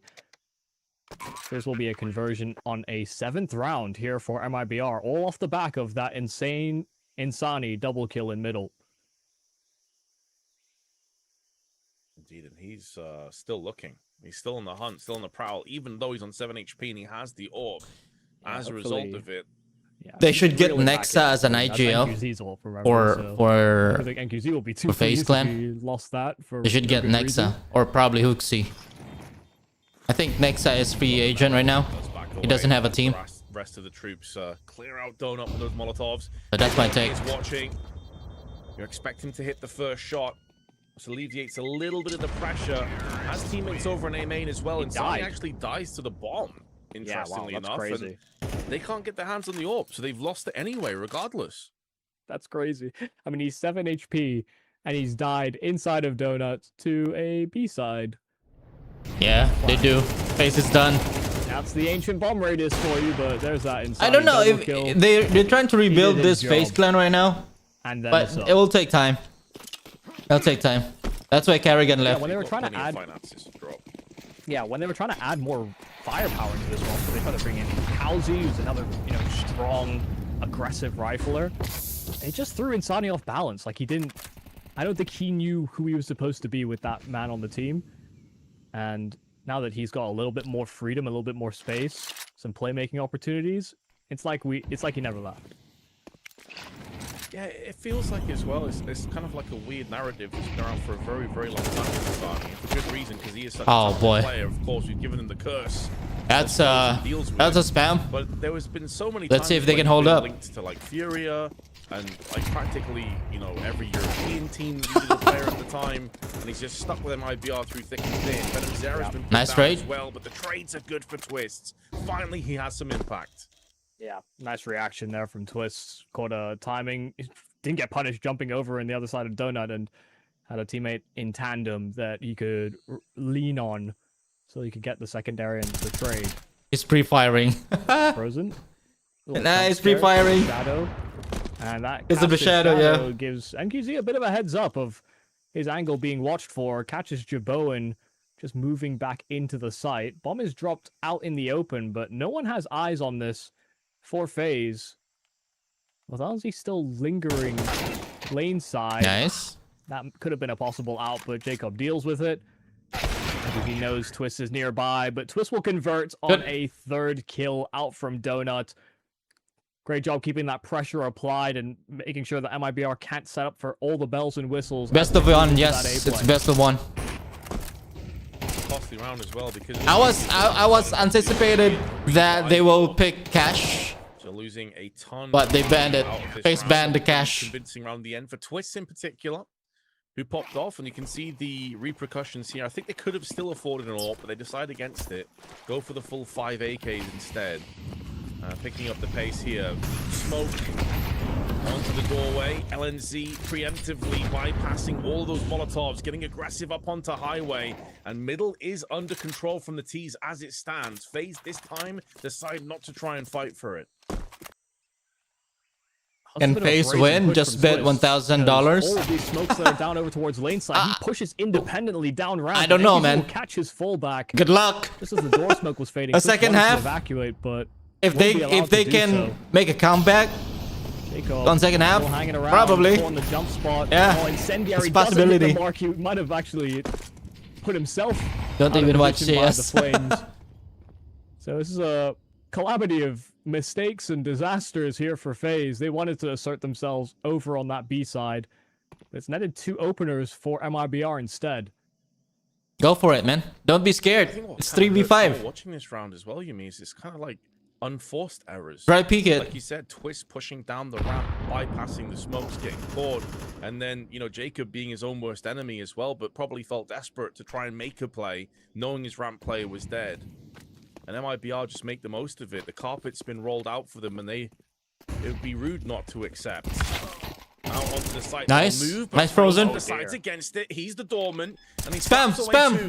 Oh, you can't spam on that angle. Nice one. That's right, Frozen. Carry them. Carry them. Off the plan. Insani catches the flashbang, and let's just fucking like go, that, man. FaZe This is so hyped up. 3-on-5, let's fucking go, man. And it's largely Frozen. Let's carry just the team. Things down from that cave side. They'd never got a player inserted in that position, and they never dealt with Frozen. And that is one of the biggest showcases as to why FaZe will be desperately trying to hold on to Frozen. One of the best riflers on the planet, even in teams that are struggling for moments like that. It looked, for all intents and purposes, you mean that round was over. It was a 3v5. They're pushing onto the site. They get a ton of real estate. The utility hasn't been used just yet, but once that bomb goes down, you think, right, they're going to just choke FaZe out of this one, and then Frozen had other ideas. I wonder if this is a case as well of FaZe being maybe not necessarily on the same page. You know, there's so many times you see teams go for this aggressive B lane control, and it's combined with some extra. Which upper will have the bigger impact? Are you talking about? They threw the deep door smoke. Building a team for FaZe, they wanted to accelerate, like upper, a proper upper for FaZe. As well. Once they realized all those positions are cleared out. Like I said, probably Simpias. There's no reason why you don't draw attention over to ramp. They just benched Simpias. Just need a bit of backup. This is another forward over. Play here from FaZe. This time it's I forgot that guy's name. Netu implanted inside of A main, and nobody will clear for it. J-Bowen even goes back for seconds. NQZ was holding the angle, but J-Bowen is quicker on the draw. This is where Netu's position, though, may get compromised because they backed away. They're not sure if J-Bowen is pushed into main. It would be an audacious push, but they decide against actually clearing it out. So, oddly enough, Netu had such a good position, but he's going to be disappointed not to see any action. He got a great look kill in that previous round. Like, we're focusing on Frozen because obviously his double triple was worth so much. But Netu also did chip in. J-Bowen, nice shot onto Insani. Maybe a bit telegraphed. He's tried that red room push multiple times now. It's looking like maybe FaZe can retrieve and salvage themselves. They looked dead and buried. It was 6-2 at one point, and yet here we stand, just on the brink of taking the 5th round and become the 2nd half. Jaboan goes in. Nice again. one. Jacob cleans up the freebie onto Venom's Era. Good. And that's going to be all she wrote for the first half. 7-5. Now, Still in favor of MIBR. second half, let's see. Yeah, really strong. They can there from maintain this performance towards A main, having this bait and switch setup where even if Jaboan missed that follow-up shot, you know, Netu could prevent any follow-up attempts from MIBR to chase him down. And once they had full A main control, Netu pushing a little deeper. Jaboan if they win, back, I'll bet more. Red room, gets there on time for the B. They're kind of coming back. Really yeah, nice rotation. let's hope they're there consistent. And good If they're consistent on the second half, yeah, probably. Ahead of the play, they had MIBR completely. Yeah, best of one. Yeah. There. It is still only a 5. So all matches from FaZe, and all matches is best of one on the game early enough. up until force buy. They got answered back by a force buy. Let's see. They've won rounds so far. Up until what was today? July 3rd, tomorrow. You know, they were so whoever wins tomorrow and loses, whoever wins today or loses, nice kills back on the retake. they're gonna have a best of 3 tomorrow. Reliable ways to get your So hands best of around, 3 tomorrow, July but also some of 3rd. the I think firepower, 1, the 2, 3, flair 4, 5, that this roster can sometimes offer you. 8 teams or 8 matches, brothers. Sorry, 8 matches tomorrow. Best of 3 for round 4. So round 4 will be July 4th. It's best of 3 up until July 5th, and then playoffs. There's no on grand finals. There's no like battle for 3rd place. It's first and second. There's no battle for 3rd place, unlike the previous tournaments like IEM. You know, there's none of that. Revised up on this, a bit more clued in, maybe. Well, I also So do not right now we Chinese, have, so it's a little including difficult this because match, some of them we just have 5 text. more It's like, matches. I saw some that were just brokey and text. That's So bad. FaZe versus MIBR, Luminosity Gaming versus He's, Lin Vision obviously Gaming, a old school and then Tyloo Paravision player, versus very- Tyloo, BETBOOM versus flamboyant's the wrong Big, word, but 9Z eccentric versus character, Sinners. especially in the server. Those are the upcoming matches today. I don't know who that is. Tomorrow Is that Kyosuke with a it'll be mask on? best of 3. I think it is, yeah. Yeah, okay. But yeah, you know, there seems to be a lot of love. FaZe loses for today. They're in a Brokey, they're I in a guess, pickle, the man. crowd. They're Seems to be quite a in bit of love for a Danking, pickle of course, because they have to win 3 more matches to be able to qualify influence for on the circuit. getting what's Omega this? Flash Quarterfinals. Twist might carry this team, but it's gonna be a hard one. Yeah, yeah. That's what she said. They've got some great memes. Nice. Will you be stream? Yeah. I'll stream tomorrow. What meme community is I'll stream tomorrow. Yeah. Wait, was that Nico? Up until I think this match will. Yeah. Let me Used to disappear see. in big moments, apparently. So up until 12 or something like of this That's month, the lore. the grand final is on 12. So I will stream tomorrow up until the finals. LNZ peering down on ramp. Flashbang up and over. So you have to, if you can, subscribe to my YouTube channel or follow me on Twitch, Kick, and TikTok. The bomb's been spilled though, and so someone Twitch, needs to try and pick it up. TikTok. When I say someone, Yetsu's alone. He has no one else to Or rely Rumble. on.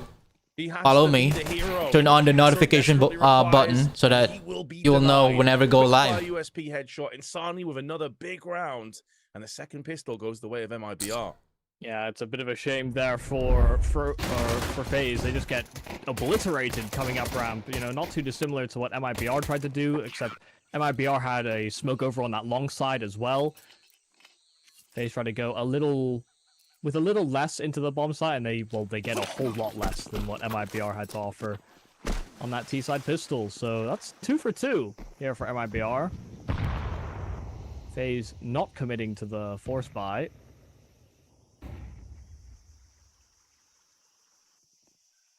I'm assuming this is just like a tactical timeout during the game, and it's not actually a tech. But we do have multiple players at spawn not moving, which always makes me a little bit nervous. Yeah, usually when it's like this in a full eco round, I do get the feeling that there might be a technical hitch-up. Because usually players still run around and get positions and then AFK in spots, not just sit and spawn. Yeah, like these positions, fair enough. You could be waiting for a push. It's more the fact that Frozen was back. Okay, he's back now. He's everyone's chilling. So maybe they were just kicking it back in their chairs a little bit. Yeah, wait for the CTs to utilize some of that utility, which, to be fair, they have only got a smoke left for LNZ. They've exhausted. So they've managed to exhaust a lot of it, yeah, already. All without. They're trying to rush A. Change your mind, and you're all dead, man. Prime position here to get the ball. You're all dead. You're all dead. Forget about the boost or whatever insanity that you are going through right now. Yeah, forget about it. You're all dead. Pistol versus rifle. XSE and Insani firing bullets swallow it, range, and every bullet. And then move on to the next round. MIBR CT and they gaining momentum with the lead. The conversion. No threat really posed by FaZe. That's no true. Force buy, no util. Prioritizing these AKs in their first gun round. You know that they trail coming into this half. 5 to 7 down. Chat, I'm gonna ask you if FaZe will going to rebuild. The MIBR pistol. Who are the most very few opportunities to get their hands on these guns. Which player do you want to stay on FaZe? Haste. And in bringing themselves back into this game. First gun round will be and also what important. Or who's the proper IGL for FaZe? Because I know Twist is not gonna, you know, is that I don't know if he wants to. I think this is a cold but round. There's no other choice. He's the most experienced player. Well, besides Frozen. Yeah, not but he has an experience for on IGLing for Team Liquid before. It does look so like that should be. That's why he has this job right now, IGL for FaZe Clan, because he has experience. Not really, you know, proper experience, but it lasted for like 6 months on Team Liquid. So type on a chat. What is that smoke, man? There we go. Technical pause? There it is. Okay. Confused for a moment, good. But we so, do have the round who are the best members? We had a good read. Or, it was just that the players looked like they were still if you're going to rebuild FaZe, like IGL, the Opper, the Lurker, Support, Rifler, some. All those roles. Type in the chat. We are in a position where who are they? What's the best probably not going to be a huge surprise if you've been form for FaZe Clan right now? Been consistently a real pain in the backside on both halves. He's up at 5 multi-kill rounds as well, by the way. So he's had a fantastic game. NQZ's behind him, had a good game as well. Let me create a poll on YouTube. Yep. Whereas it's been mainly Frozen on the other side of the coin for FaZe. And good news. Oh, I saw the time down. I saw like 10 seconds left. I'm like, let's go. And then another tech issue. The highs and lows of technical pauses. All right, they did another round reset. So maybe good news. Hopefully. I'm feeling ready. I hope they're ready, because I'm ready. I'm so ready, man. I'm so ready. I'm sure the chat's ready as well. I'm sure the thousands of Chinese fans in person are very ready. So fingers crossed very much so that we can get back underway as fast as physically possible. But obviously, the players need to make sure everything is good on their end at the end of the day. They're the most important part of this. This always happens as well when we have best of ones in the opening rounds, is that, you know, anything that is even slightly off, you know, I'm talking the minutia. Sometimes it's the table doesn't feel like it's adjusted properly, or the mouse feels like it's, you know, skipping 1 pixel more than it should, these are all reasonable things to call a tech for, but in a best of 3, there maybe you'll maybe let it go for a round or two, maybe 5 rounds at a maximum, and then you'll call over an admin and make sure that everything is is all checked and it's not just in your head. But in a best of one, you know, every round matters. Everyone understands it's like a variance format that you have to do as much in your control to get the most ideal you can. So 100%, especially with MR12, I think, because there's even less room to salvage a bad half or a bad just, you know, moment where your economy gets broken out. So I totally agree with you. Like, I definitely don't fault any of the players if they're unhappy with anything on the server or outside of the server for that matter, which is a reasonable request to get that timeout called and make sure everything's on point. Because at the end of the day, there's $1 million up for grabs in this event. Like, this is a legitimately huge prize pool. The VRS on top of that, of course, is massive as well. So there's so much to play for these teams. And when you consider there's none of the top 5 teams at this event, you don't have the Vitalities, the Spirits, the Falcons, the Na'Vis, etc. It's even more, I would say, of a motivation that, you know, I think both these teams are going to think it's GG win this event. Like, I think so, man. Feel like they can do this. So why mess around and take any chances or risks? I mean, to go further, I mean, you basically don't have top 10 teams. You know, BETBOOM are the closest. I guess the 10th this is team, doing terrible right now. Yeah, of course. There's a lot of opportunities. It's like, yeah, sure, he has an experienced player, but you know, a lot of teams playing IGL, the rankings, and then also, like you mentioned, that's big prize pool a different environment, man. That's a loaded role. That's so you know. It's stressful. You have to be creative. You have to make a decision in a split second. You have to be an effective communicator, you know, and you have to have a good plan based on the information that you gathered on your this is surely a safe call. On your teammate, from your teammate. So bomb site. Venom Zero is still kicking that's around a loaded role, man. Cave. It's not an easy There job. could have been a temptation, but they've taken a lot of Few damage. people can handle that job and do better, you know. For the retake, but they've called it off.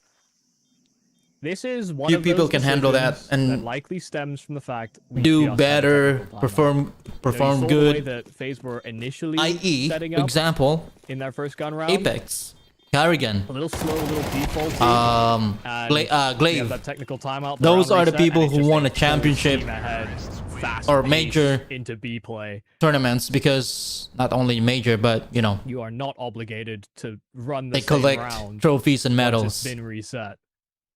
Not only that, Oh, for sure. they have good. They have a good player playing system playing. To the cave, but it was nothing too complex.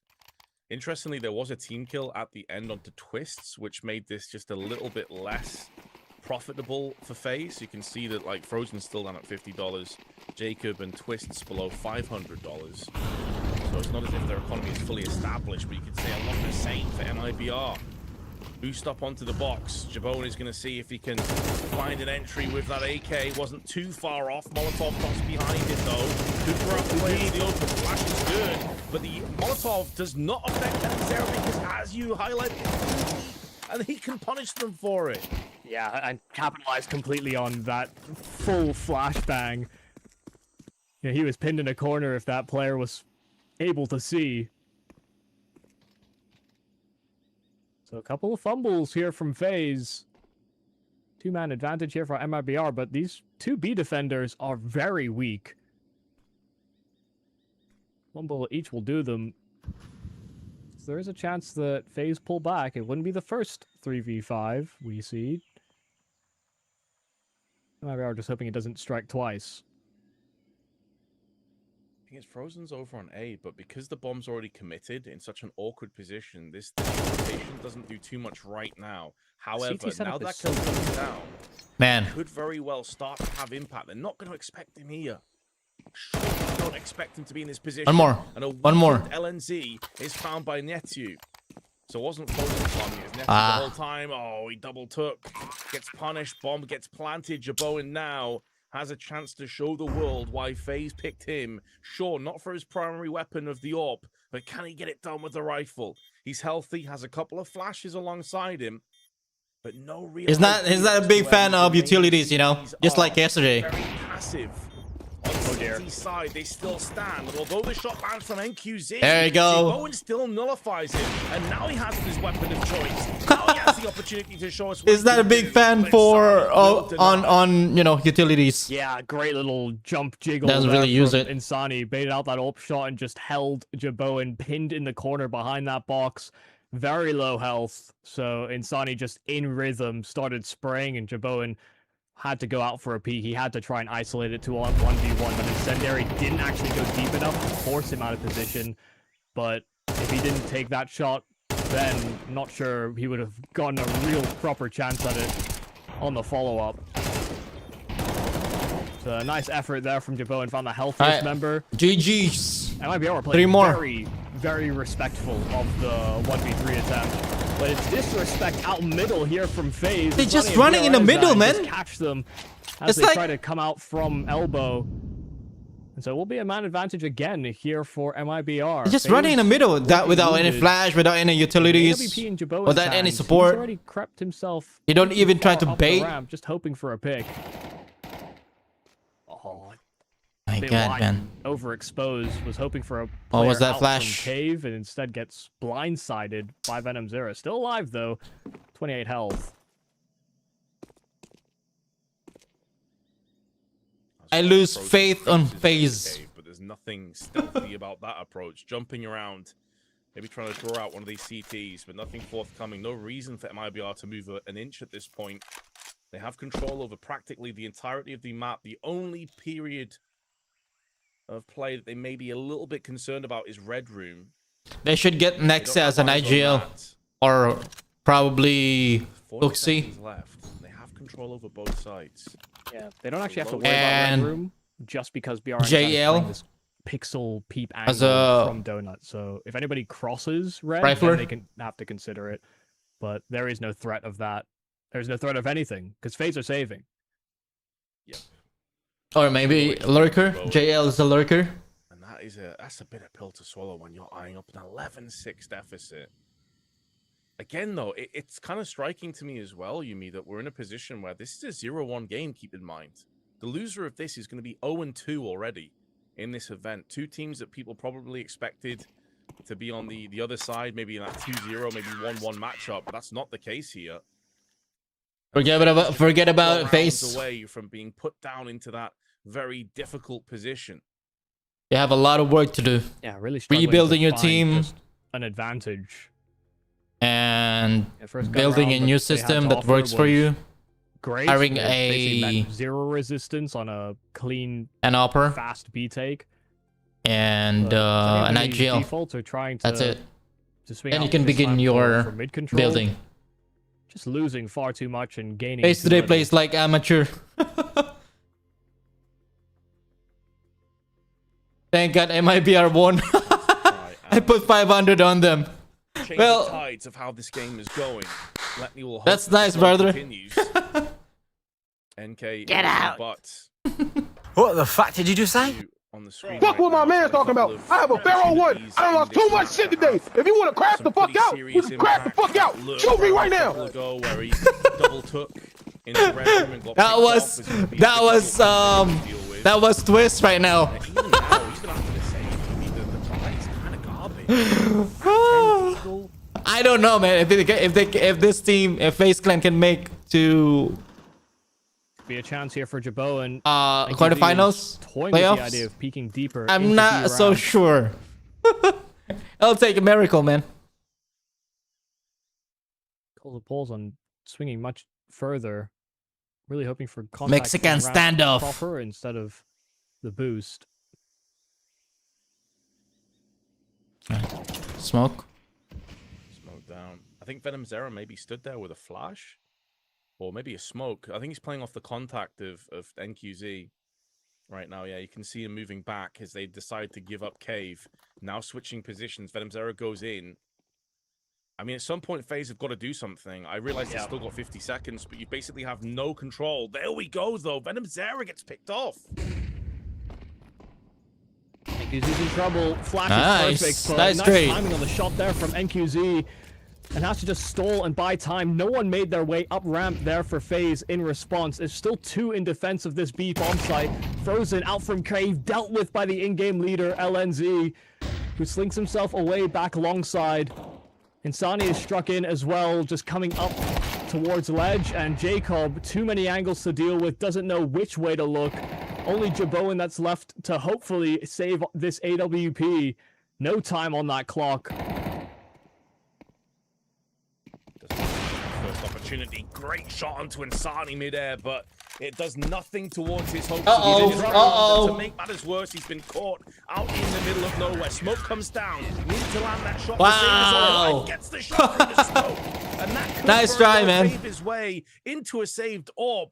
Great effort from Jay Bowen. The smiles on their faces, but FaZe still have lost that round. They still find themselves 12-6 behind. Yeah, trailing by 6, and smiles on their face only because they know Jaboan is kind of pulled off a miracle, just holding onto that AWP, but it's not an enviable position to be in at all for the FaZe team. They're in a real bind. They need more miracles really to bring themselves back into this game. How much is the prize pool? 500,000. Stifling a lot of the $500,000. First prize, 200,000. Second is 80. MIBR never gave it. Third and fourth is 30,000. MIBR were there to meet them at the gate. And then 15 to 16, it's 20,000, 10,000. Side here from MIBR. Set up for an A play. Smokes are down, but VenomZero is ahead of it, and he still has NQZ's support out. I don't know what kind of motivational speech Twist is doing right now. Set up for some extra control. Alright, guys, let's just bounce. And a plant with it too. MIBR playing for the after plant. Oh no, oh no, oh no, oh no. The floodgates will open. Even if FaZe were able to get that bomb planted, there was still quite a bit of utility in the hands of LNZ on the retake regardless. And now Frozen my goodness. To save the day for FaZe in a 1-on-4. Smoke clears. Nice first kill. Oh, what happened there? Frozen is just like, you know what? Just kill me. I don't care. Get around the corner. He just thought he was dead to right. They actually paused. He's still alive. You know what? Just kill me. Only for a moment. My goodness. That is a strange way to close it, but MIBR will be no strangers to getting their hands on a win. Really nicely done from their team. Congratulations on your win, man. Really explosive calls, stretched the $500. map out, had Insani pulling some great weight from that T side, and then on CT they were in good positions. They played off each other and really stopped a lot of FaZe's plans. But this is a pretty bad look for this new look FaZe clan. 2 losses straight away in the Swiss. They'll find themselves in that 0-2 bracket, while MIBR are hoping to recover, already 1-1. Yeah, and it's not just 2 losses either. It's 2 convincing defeats. You know, 2 convincing defeats. Tyloo, and now you've just lost, what, 13-6 there against MIBR? Sure, it's 2 good teams, don't get me wrong, but you didn't really put up much of a fight in either of those games. Other than Jaboan, who did well in both games. We saw glimpses of brilliance for him, that save. What's next? Round, but it's like, you're getting exit frags on a save. Luminous impact when it really LG versus LVG. You've just not had the opportunities to. Luminosity Gaming.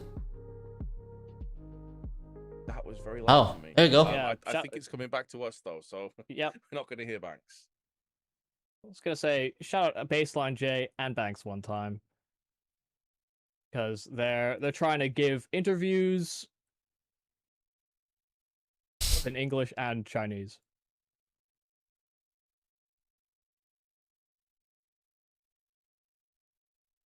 Lin Vision. All right, let's jump into Lin Vision's match.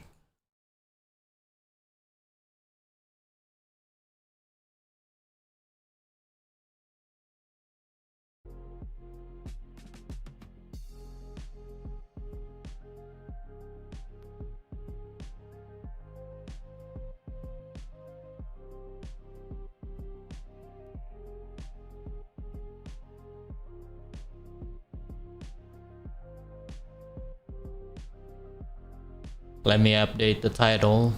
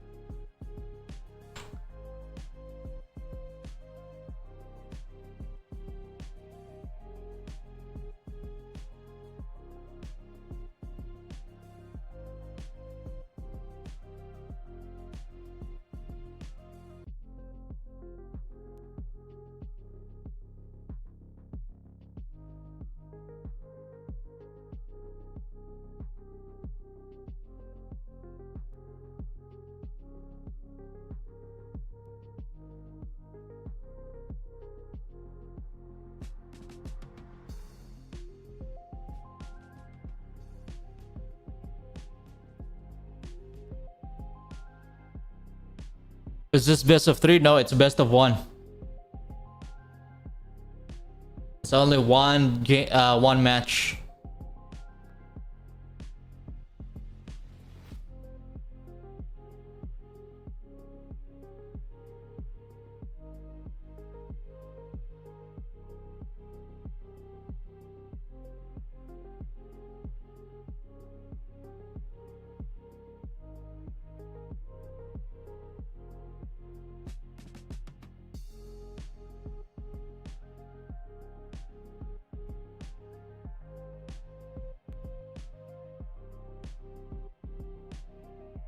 So Luminosity Gaming, 4 of these rosters from Monty. So basically, Luminosity Gaming entered Counter-Strike yesterday because their CS team disbanded like how many years ago? I don't know. I'm not really sure, but they've been disbanded for quite some time now.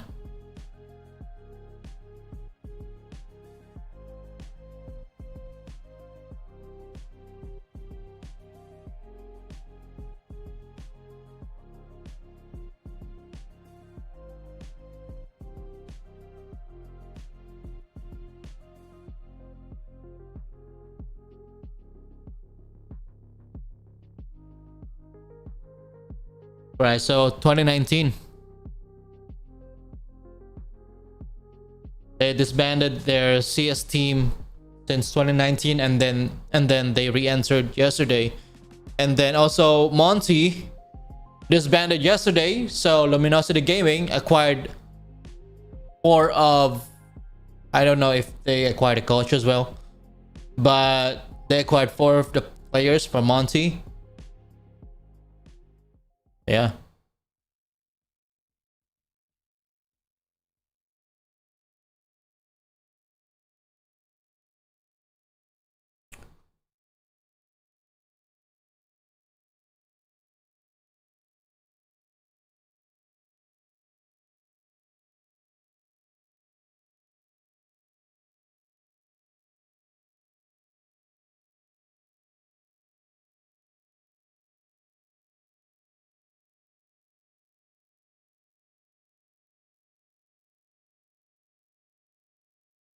Here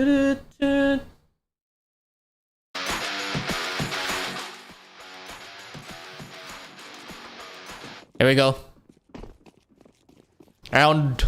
Welcome back, Round everyone. 1, To the fight! broadcast. We are here with our second best of 1 of 4 best of 1s of the day, Mac. We've already seen a very quick one with Alliance taking down NIP, and now we've got Luminosity again on Inferno taking on Lin Vision. They've got the notes on the keyboard. They're locked in and ready to go, and this is really quick out of Lin Vision.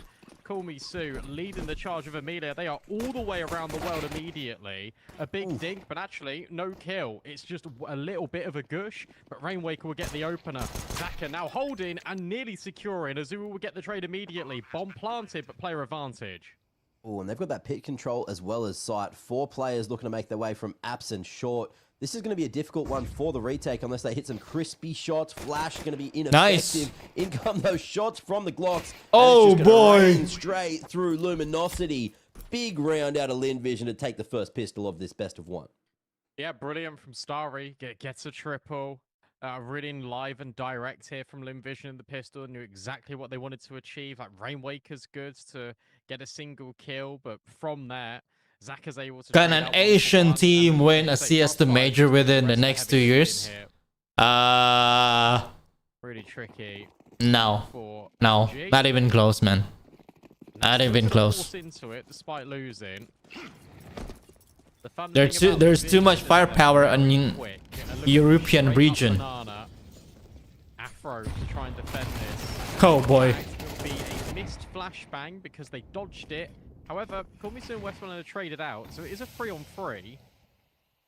Lux has only got a 5-7, no smoke left, and these two players haven't moved off A. And if you remember yesterday, Luminosity, despite losing, were doing a really good job at taking space through BMAS in top bracket. So maybe they can do this again, but currently Lux is all by himself.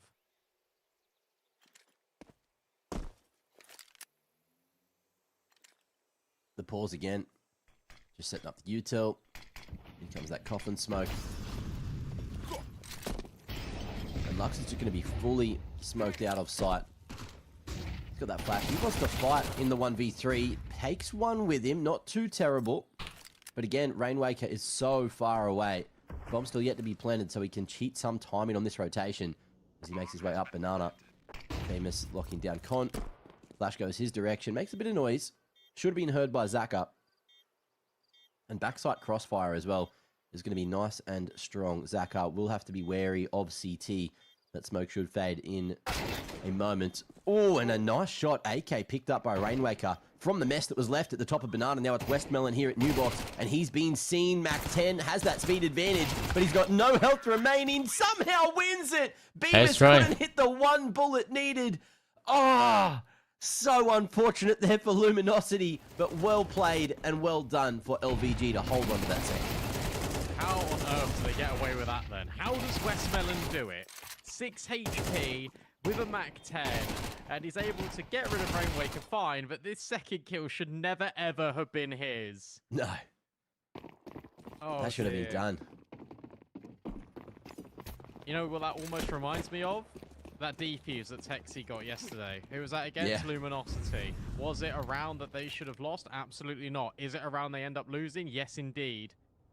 And now they're only on a half bite, which is actually really unfortunate. I wouldn't actually have minded them forcing back in again, which I know it sounds pretty ridiculous, but there was only, what, one player alive after that force? Like, you could definitely create an argument for it, but they really don't want to mess up their economy all that much. And instead, you're just going to see the AKs taking down the pistols. Lin Vision about to go 3-0 up here. They'd stacked to sandbags. No one there to receive the shrapnel. And Lin Vision feeling confident again just to crack on into the B site. All grouped up. Only Lux here. No flash to even fight this time. Just that smoke on the choke and a P250. Lin Vision, will they respect it? Looks like they're happy just to hang around. Like it's broken. And in comes the entry that they needed. Easy pickings for the rest of the round for sure. Lin Vision keeping it clean with 5 alive for now. We'll see if Luminosity rather are going to be able to find some exits. 2 players in 2 different positions. Need to try and get a pick or 2. If they can, that'll put them in a very good position to turn the next gun round into a solid swing round. If they can win that, that'll be detrimental to that Lin Vision economy. As long as Lin Vision go together, it should be fine. I mean, you can lose a Mac 10. That really isn't the end of the world. Afro might be given that opportunity to take away Amelia's gun. Nope, just kidding. Instead, it is $600 injected into the bank account, and it creates safe passage. BMS is not going to be able to get an exit. So 5 alive. In fact, that economy is booming for Lin Vision. And for Luminosity, do they have enough money for WP for Afro? I'm not so sure. Maybe he can get it if he glass cannons. That's a choice, though. On a map like this, it is quite hard. You know, everything close range. There's like 2 places, if you peek down mid or if you peek down banana, and they're the only really long-range fights you can sort of get. Oh, okay. You can get consistently. body armor. That's fine. You can? Okay, there you go. He's been given a smoke to boot as well. That being said, Vision, plenty of money in the bank now after keeping it clean in the prior. Banana control going to be taken easily by LVG. Molly's everywhere, nowhere to stand. Luminosity, though, thinking about going for a bit of a retake here towards the top. Yeah, half-wall smoke, Molly at car. Just forcing Vision to somewhere else on the map. And they're going to start to look for some bracket control. Luminosity with the app set up. Crossfire here established and the AWP about to be received. Oh, nice jiggle to bait the shot out. And with that info, Starry wants none of the apartments. It's up mid they go. Quick call. And Lux, he's only got the A1S here. 20 bullets in the magazine, but it doesn't matter. Big kills. 2 huge ones and can still lock down the long wrap. Yeah, really important. And now for Vision, they're still going to commit to this long wrap, which means still committing into Lux. The new in-game leader will deliver a triple right when LG need it. Vision round the corner, straight into Rainwaker. Starry, hero of the pistol. 0 chance in this one. Look at where the bomb is. It's going to be very difficult to try and recover the situation. They needed that bounce back, Luminosity, and they've got it immediately. Really well handled by Lux in particular. Rainwaker's been good on this anchor. And now Starry, for 20 seconds, he's probably just going to sit still. Yeah, arguably. Still has half that belt of util. If he doesn't die after time, it'll be a smarter decision just to survive here. But he'll have a look. Okay. Reveals his hand.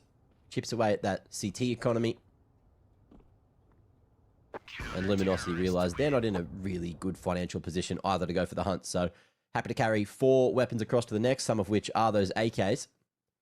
Crucial to keep alive on that CT side, but they will crack the egg early on their first gun round. Yeah, look, Vision wanting to like reset and trade out Lux, which is fine. I understand that, but when your trade spacing looks that rough, and this is a common theme that I'm noticing throughout all of these best of ones, just the trade spacing has just been horrendous, just for a lot of teams.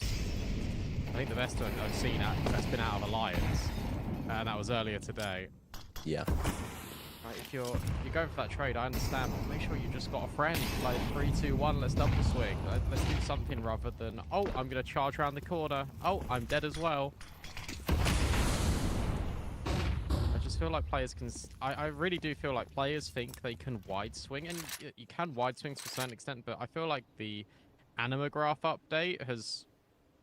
Like, that is punishing for you now. Like, if you don't have a partner in crime, yep. Like, you will get punished.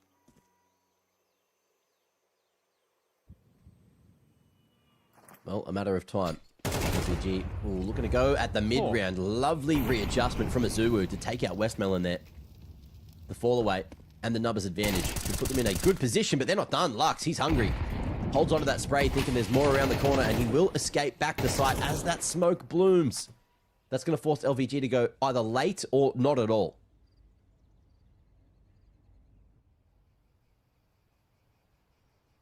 But if you go back to A, you've got 35 seconds. And you've got no info. They're saving. Which, yeah, they're saving. Oh, it's Inferno. It's Inferno. Amelia smelling the roses. I mean, this save makes sense, to be fair. Like, you got 25 seconds, you have no map control. You can't go B because you're stuck behind a smoke. Like, fine. I understand. It's just something you never really want to be doing, especially on the T side.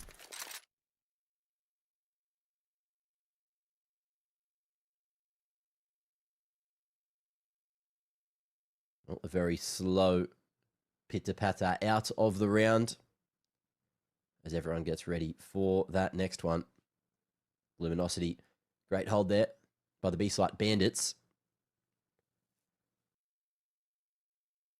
And we'll see if they're going to be able to do it again. Moving into the next. Looking to equalize 3 apiece. Plenty of guns there. Economy rising. But they know it is going to be yet another gun round for LVG. 3 weapons saved. Okay, bit of a halfie. No, there it is. Okay. Going for the Deagles, going for the utility. Westmelon. Is there a gun on the ground for him, or is he going to go late? There you go. Okay. AK tossed across. Zaka goes for the Tech 9 instead. That will be the algorithm, but does it get them that 4th? That's what we're here to find out. Whenever we see player cams, it's so weird to see. First, Luminosity, just back in the space after so long. Secondly, basically that team without Gizmy. It's just, I can't believe it. It will take some getting used to. Azuru, though, has been brilliant in his entries on Banana. He was very good yesterday against Nemesis. He's found a little puddle of space, of safe haven, him to drip into. And now he wants more. And Amelia's thinking, well, hang on, there's no way he can be here.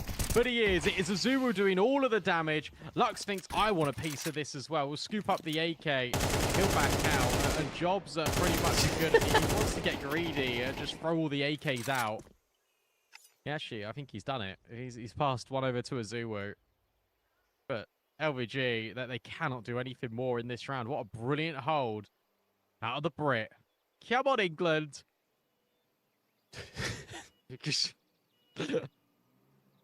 It's coming home. Just about, apparently. Ooh, lovely.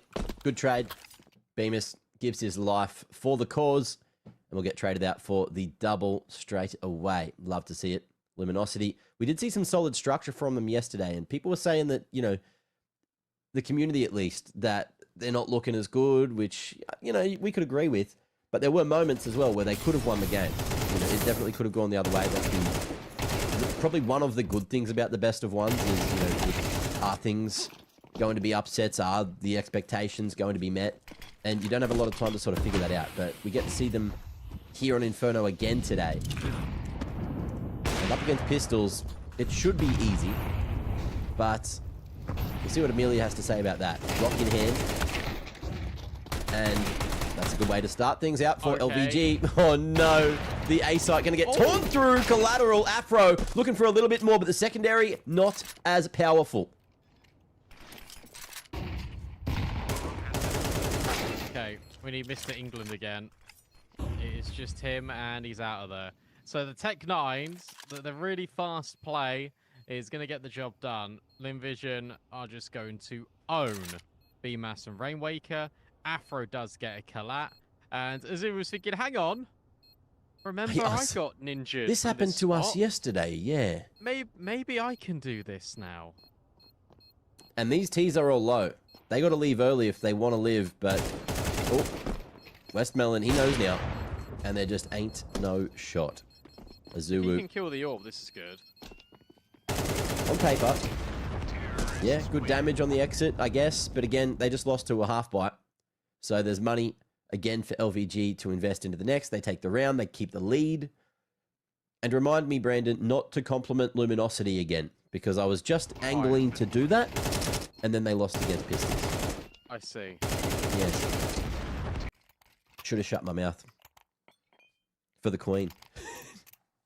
Sorry, guys. Maybe it's not coming home. For the King. Thank you. For the King. True. Yeah. What year is it? 2046. R.I.P. Lizzie. You were a real one. It's boosted. But not found. Instead, it's a beautiful flashbang out of LG.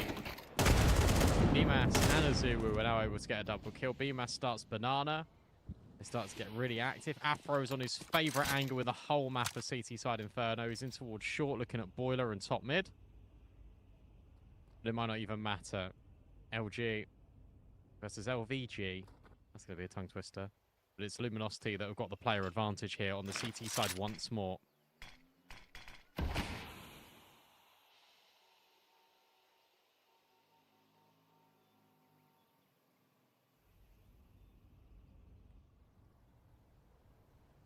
Everyone just pausing, waiting for the smokes to fade. But Lux, he's been pretty solid so far here towards the B site. Getting one most rounds. But his reinforcements a very long way away. Rainwaker will start to cheat across at that 30-second mark. Maybe there was a sound cue. Molly again, buys 5 more seconds. 20 there, and LVG starting to make a bit more sound going through the edge of the molly. Westmelon down to half. But again, 3 members might be too hard to deal with here. Rainwaker can't find his nor Lux. And that should be that. Afro running all the way to where the T's spawn to keep this AWP into the next. Money not necessarily in a very good position, and LVG going to stretch the lead out to 2. Fair play. I mean, I really didn't think they were going to wrestle this round back, considering how aggressive Bemis and Azu were taking Banana, but no. Yeah. Linvision, they think, okay, look, we're just still going to go towards B anyway. If you give it and you shave it enough time off the clock, as long as we go together as a unit. I mean, they don't lose a single player from there. That's such a difficult pill to swallow if you're LG. And now you, to be honest, if I'm Kakafu, I'm taking a pause here. I'm just saying, look, like, you're in the player advantage. You know that they're not coming A because Afro's got all a bracket. How are you losing B?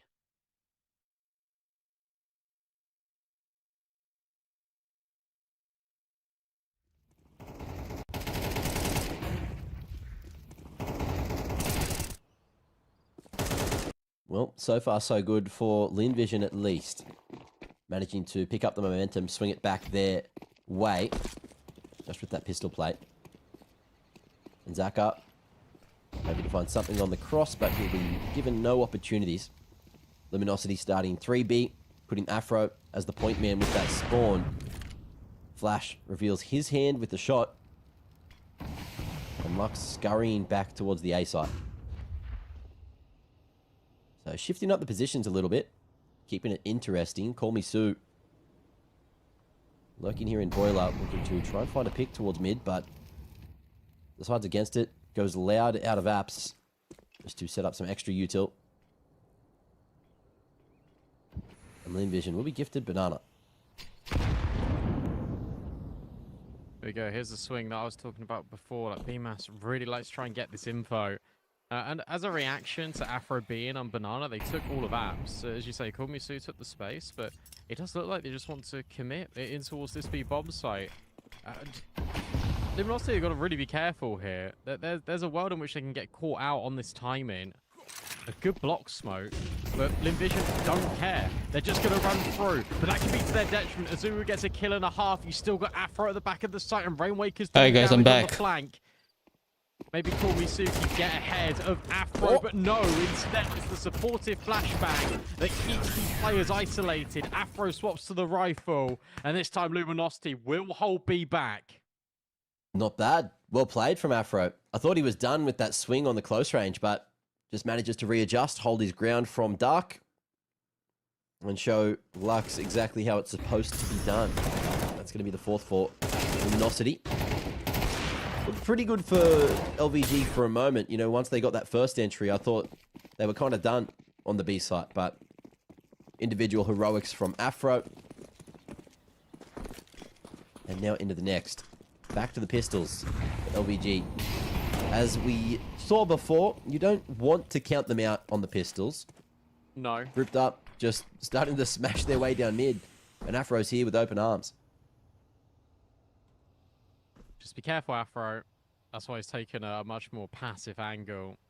You've also got the rotate as well. Lux has come in to support Beamer. So the read is correct. 4 players are here strong right now for Luminosity. He just leave. As soon as I say that, he just left, man. Okay, well, not ideal. BMAS is now just in the open. Really needs to be careful.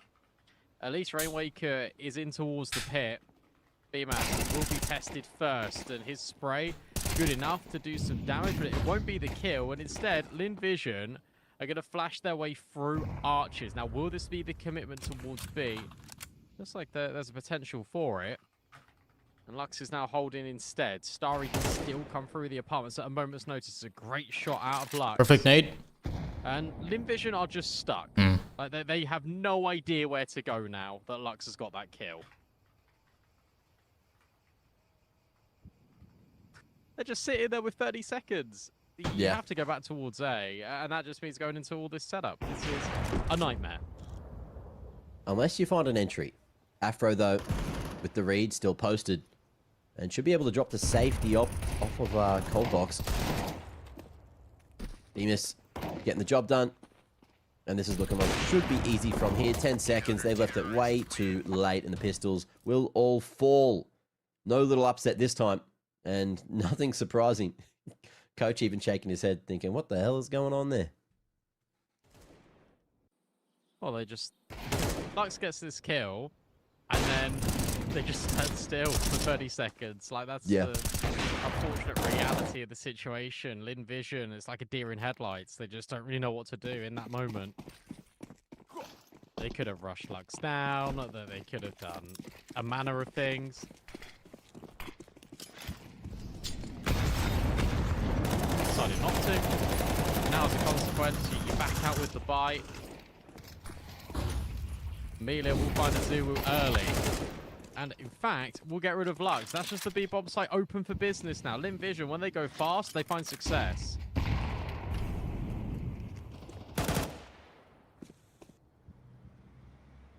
Starry with the third pick of the round. And Bemis left all alone, goes loud as well. I know he's here. But Westmelon invites him in. Lets him think that maybe there's a world here. Starry is very slow to come all the way from CT. Big damage from the HE. And the headshot to finish. Sue gets it done. And Lin Vision looking arguably pretty stellar here on the T side. Doing more than enough so far this half to convince me that they are looking a little bit better on paper. But Inferno historically has been T-sided. Especially recently. We'll see if LG are going to be able to make this a 6-apiece half. That's what we're looking for here. Is that smoke intentional? The T bottom of banana smoke. It could be. Could have been like an anti-molly smoke to let someone in. Yeah, that's kind of what's happening. It is. It's an anti-molly smoke. Amelia will back out. Kumisu has once again taken all of the apart, but there's no real contestment here from Luminosity. Azuo. Oh, look at this. We'll just take Banana completely by himself. Afro is also here. This is nice. So Afro's going to take the contact in at Banana, and then this should bait Azuo in if Lin Vision dare step in that direction. Feels like they won't, just because of the space that Call Me Sue's got. There's every which world that they could try and come back in towards Banana. You see that Azuo has been mollied. Just stay there, man. It doesn't spread all the way. Please stay. You really are begging for Afro to take the contact here. And he does. Nice one. Brilliant for Azuo. He's able to get a couple of kills again. And Afro! Wall bang! Perfect wall bang, man. There is this lurk from Starry. Oof. It shouldn't matter all that much, and it won't. Zaka's now in a 1v4, and it should be a tied-up game. Lovely shot to essentially polish off the half. He did. One more chance to stack another name on that. What a miss. Zaka, though, hang on. Won't be able to find that double. And that'll be that 6 apiece at the half. LG coming back. That wallbang, man. Yeah, a very rough position, but I'm pretty happy with what we've seen so far. Fist bumps for everyone. How are you feeling, B-Dog? You think this is going to be LG sided or LVG sided? LG or LVG? Yeah, that's... Yeah. Which one? Who's winning? My brain. To be honest with you, I feel like, again, it should be Luminosity winning this game. However, they have looked a little bit... What's my opinion? Both teams? The thing that they have to watch out for here in this second half is that they need to set the tempo when it comes to fights. They're actually... Then what's going to happen here is that Lin Vision are going to run... It's a back and forth match. So I think Luminosity will gonna get this one. Will win on this match. Monty, the past major, Monty even compete in quarterfinals, I think. So I'll put my money on Monty, or aka Luminosity Gaming, because the Roosters from the Roosters on Luminosity Gaming is from Monty. Like Azul, Baymass, Afro, Lux. So yeah, I'm gonna put my money on these guys. The Monty gang.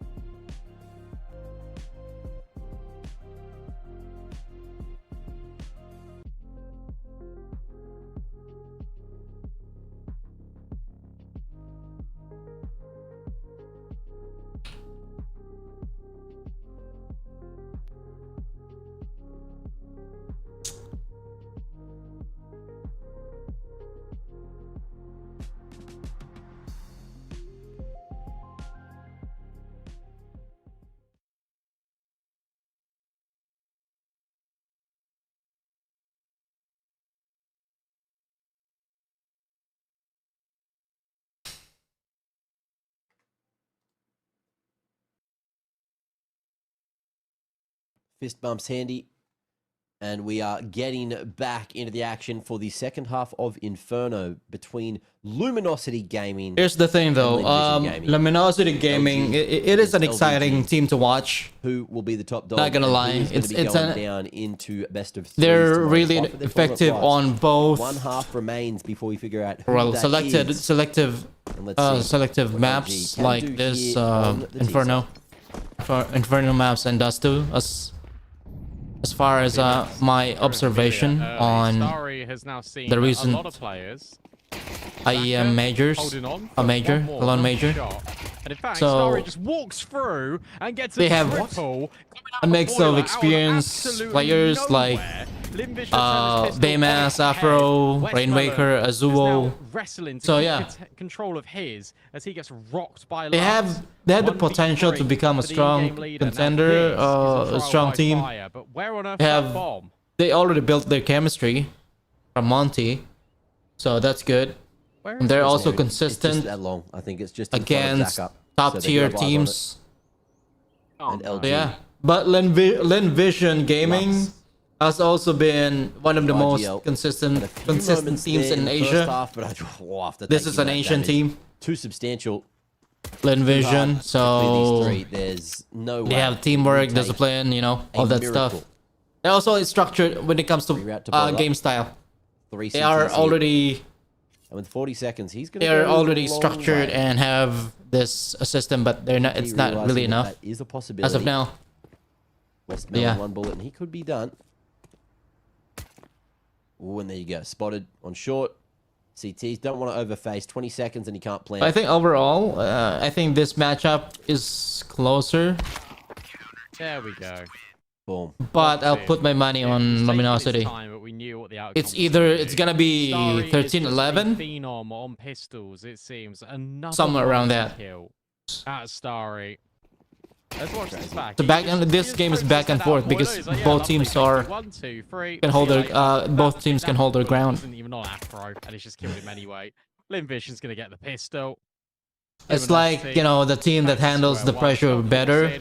There's no guns that are wins. relevant apart from Tech 9s. Lenvision one around like this can Luminosity. They have to hold their ground, keep the motivation, and it comes flash as well. CT's only 2 here, and they're gonna have to because some teams, if they get buried when it comes to skills and scores, they forget how to communicate. You know, They're focusing on winning the game, Go back. but at the same time, they don't really Move communicate. from back towards B. Smoke for a round the world. So it's a mix and match chase, I guess. And can get all I hope that answers your question. Represent. They've managed to go for a nice little transition. Good smoke. Yeah, good timing on it. Yeah, that happened because, as you say, Zaka was ahead of the utility and he pushed in towards top bracket and didn't see anything. So that's why you got this rotation. They're still going to commit anyway. Flashbang. Thrown forward. It's brilliant. Starry takes the contact and then he just jumps through. That's craziness. It's And what you've done 2v2. now is you've given Luminosity your way back into this round. 2 versus 2. Sure, Rainwaker, BMAS low. Flank and ruins. World in which they can still win this after plant because there's no kit unless there's one dropped on site. I can't see one What? on the minimap. In fact, What? I can't see anything. What happened? Okay. Okay. Yeah. Okay. There we go. For a moment, but we're back. We're Yeah. We're back. We're back. We're good. Nothing. In Oh, Banana, crap. But Oh, BMAS crap. sees a couple of players. They Oh, need to get crap. on this bomb. Remember, time is precious. And maybe Rainwaker can still It's going to be the wide swing out of Zaka. He provides all the cover and fire. And Lin Vision will get the retake going by the skin of their teeth.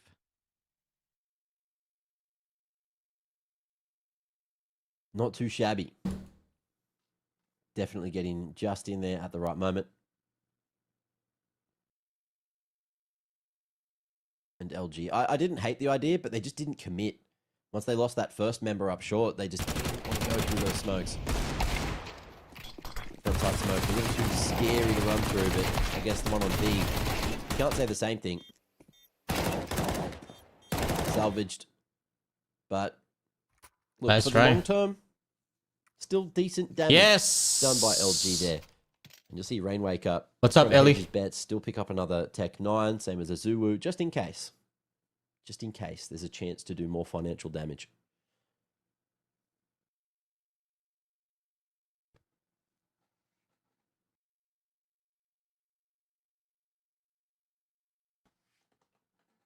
God, quick switch galore on Westmelon. Jeez. He's going crazy. Getting all the That's lint the- out of his pocket. ADHD switching. Love to see it. Early round, nothing really happening. LG going slow towards mid, letting that utility bleed. And Rainwaker single-handedly taking apartments, gifted it for free. Conditioning utility at least from LG with that early Fnatic smoke towards top mid. LVG were ready with that double setup on the long side, and they've even brought an extra friend to the party. Westmelon solo at B, and he could be getting tested in just a moment. Rainwaker just making some more noise there, smoking off long, and he'll drop back. It is going to be that B banana retake, and maybe the pump. Good timing on the smoke from Westmelon. Yeah, really good. And he notices that he needs to get back. Look at how quick this is. Surely this is going to be heard for. Westmelon just needs to stand his ground, and he does. Flank caught off 2, but Lux has been able to remove Westmelon. That opens up the bomb site. The bare minimum is now a bomb plant here for LG. Spam through the smoke, not connecting. And for Lux, he thinks, actually, maybe we should try and Just fight stay, this. man. Just stay. It's an up-down approach with Stay. BMAS. It's a flashbang being set up by a Zulu. Are they gonna Nice go one. This? They are. And Call Musu, whilst he wasn't affected by the flash, he's affected by the bullets. 3 versus 3. Oh! And they're just going to keep going forward straight into Zaka's crosshair. And you should know that that flashbang came in the back of the bomb The aim, site, man. and The aim that's where punch. Zaka's The aim also able to punch. find a Zulu. Awesome round out of him. The aim punch, man. And Lin Vision are going to get 9 rounds, just as many kills as Zaka gets. Great damage, though. That sucks. All things considered from Luminosity. But yeah, another round, certainly crucial. 2 alive. Money not super stable for Lin Vision, but it's the rounds that matter. 4 more, and they're out of here. Making their way to that 1-1 bracket.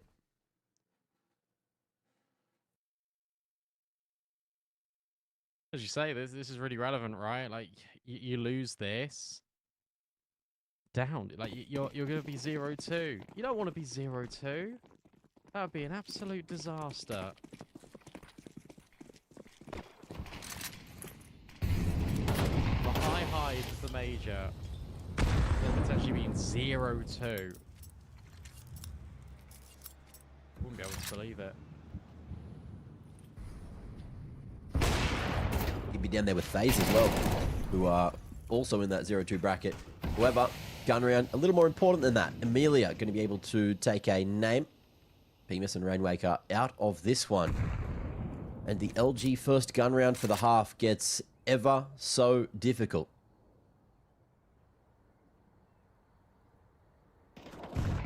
Full retreat from the Linvision individuals as Zaka goes for the wrap back into bracket and might have caught the timing perfectly poised, missed. Elbow baiting the shot out, but the HE gives him vision once more. That's going to be a nice one. Flash coming his way. Thought Lux was going through it, but he decides against it because he does have the bomb on his bum. Azuwu looking for an entry, but just waiting for the spacing to get a bit better between him and Lux. He's been spotted here at Apps, and they know Lux was at bracket, so it's an easy to read situation for LVG.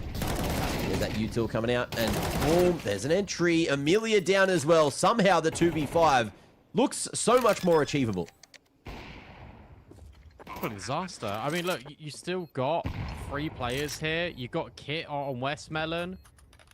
But it's about just finding the fight. This is a really nice angle being adopted here by Lux. And then Azuwu can swing off the contact. There goes Lux, up goes Azuwu. Nice. And this 2v5 has really got legs to it now. Zaka's only got an AWP, swaps to the M4, but knows where both of them are or whereabouts. I mean, Lux is repositioned. That's right. Good. Handle that spray transfer.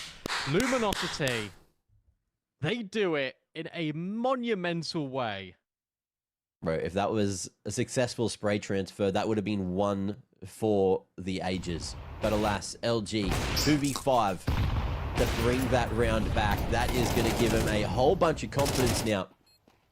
And they've managed to be detrimental to that CT economy. Have a look at this. There's that eco I was worried LVG would find themselves in.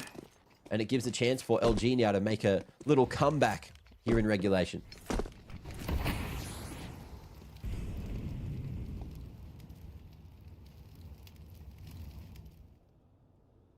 They're so back. Yeah, you're right. This is so important to talk about the economy because it's just been bubbling and building. But that is a monumental error that lets you back in the game single-handedly. Did you say one round game on the horizon? You shouldn't stress. You shouldn't worry about USPs whatsoever. Don't think they will.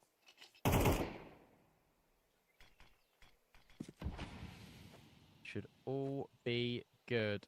Should all be fine. Here for LG. And yep. Plot the smoke all you want. You're still dead. You go into B. You plant. Yeah. Round's over. 9-8. That's it. That's done. LG, a resurgence when it's needed, but making it look quite easy against the Pistols. Money will be there for Linvision to buy into the next. Starry even maybe finding themselves, was it an AK there? I believe it was, yeah. AK now in the hands of the CTs. That is a dangerous prospect. And Westmelon may find one of his own here if he can snag a little exit. Bomb only just getting planted. Feels like the round was over 40 seconds ago. Classic Inferno.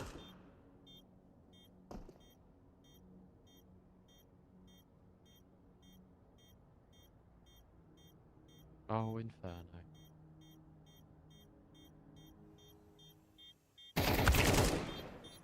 We love you, Inferno. Azuwu will find Westmelon. It's really nice to see Azuwu still having like good impact. He was really good at the major, and it's nice to see him like continue this form. Always worried a little bit with the trajectory of his career, whether it was going to be like middling out or smoothing over, but no, he's just been phenomenal. Was a interesting little time that he had there on Salt.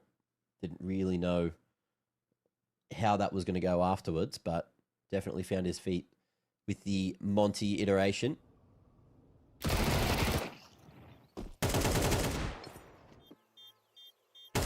Not too bad as well. And a chance to equalize. Lin Vision realizing that this is yet another very important one. Zaka getting the AWP online.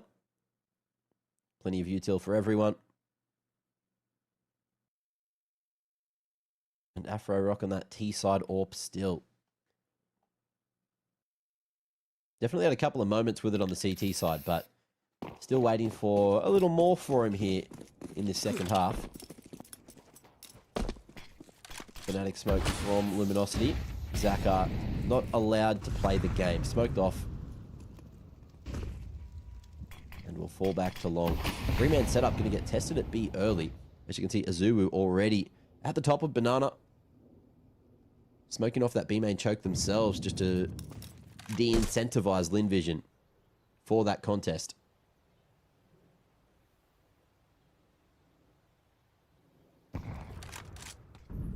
At least, like, you still got a bit of util here. The danger is that you've still got 3 players in Banana, and the penny's not going to drop anytime soon here for Lin Vision. This is why they go aggro. This is really nice, actually, out the CTs. And that forces Amelia to drop his smoke as well and towards apartments. This couldn't be perfectly timed. Out the CTs. Gets tricky. Double rotate now coming over, and Zaka will hit the shot. And now there's a smart dismissal of the position. Amelia needs to get this kill, and he just can't win it out against the MP7. But it's okay. Reinforcements arrive, and it feels like the timing of that push, the drop of that smoke, is going to be enough here for Lin Vision. Bomb will get planted. It's a little bit of extra money, but Afro thrown into this really tricky clutch, and whilst he will find the first, you've still got Westmoreland on the flank anyway if things went disastrously wrong. There's double digits. And there's a good response from Lin Vision in the mid-round. We didn't get to see that from Afro's POV, which I wish we would have, because I don't know if he just hit a little quick scope or no scope through the default box, but then finished off that first one. And I thought maybe there was a world, but unfortunately for him, Lin Vision had collapsed too far already. Afufu having a quick chat with another tactical. We've had a fair few tacticals here in the last couple of rounds. Both teams realizing just how crucial this best of one is.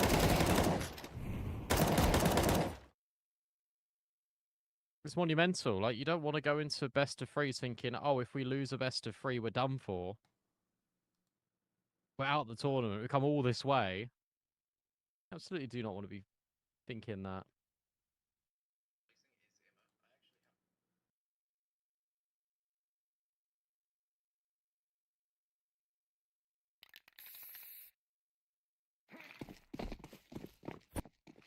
Well, new round, new opportunity. Let's see if anything changes here. Base smoke from Lin Vision. But not contesting mid control. Just trying to throw that up against the Fnatic smoke that was stopping Zaka from peeking mid earlier on. And Luminosity just respecting Banana so far, creeping up behind the half wall smoke. HE's there to potentially get some free damage. Yeah, Azuwu smacked down to 38 points of health, and he's not living too much longer. Not expecting Westmoreland aggressive with the sandbag. Flash allows him to fight, but Lux takes him out. Call Me Sue on the trade game will fall to the flames, and that's going to be the B-side open for business, but they don't necessarily know it. You can see Afro hesitant to go for the full commitment as Lin Vision send 2 members across. They are now in a very weird defensive position. It's just a weird round generally, because you're right, like, no one has any info of what's going on. So if you're Lin Vision, you got to gamble either that it's going to end B because of those 2 kills, or you're going to put all your trust in Zaka. It looks like you're putting all your trust in Zaka. So as a consequence, these rotates are going to be so far away. And there are mollies here. Like, they can molly out Zaka should they need it. This could be a disaster. Right now for Lin Vision, 25 seconds. LG are not giving themselves much time to work with. But as they come in contact, that's going to be the best possible chance for the AWP. Rainwaker dropped immediately. BMAS will now put that volley forward. Zaka will start burning alive. And as he tries to relocate, he gets his head ripped off. 10 seconds left. Smoke down. They don't want to waste any time here. Oof. And BMAS will stick it. It's just about. It's a 2v2. Flash into con. Starry expecting someone to be playing aggressively here for LG, but they're just doubled up on the backside of site. Hard on the crossfire. Ooh, KG and Molly going to force Afro into the open 2v1 scenario. Bemis, how's your clutch look? 2 flashes to play with, but he wants that gun out. And another HE to pepper him down. Headshot. Crosshair placement looking too good. Timing on the swing is better for Starry this time. 11 will be secured with a few seconds to spare. And Linvision maintaining the lead. That looked good in the 2v2 for Luminosity, but yeah, Linvision just coming through with a bit too much util from that A site. Yeah, brilliant util here forward. I think Saka does really well here just to take his kill. He buys enough time. They go pure contact, and that is to Luminosity's detriment. Bemas does incredibly well, but as you say, utility on point. Starry's bullets, that little bit faster on the connection of Bemis's head.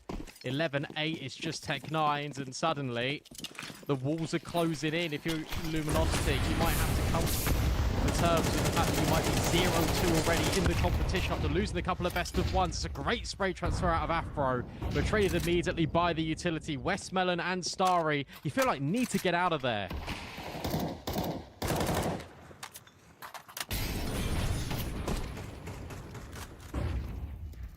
A little chaotic through all that util, but the CTs, they just fade it and almost win it. 2 for 1 and a third. Starry knocking them all down.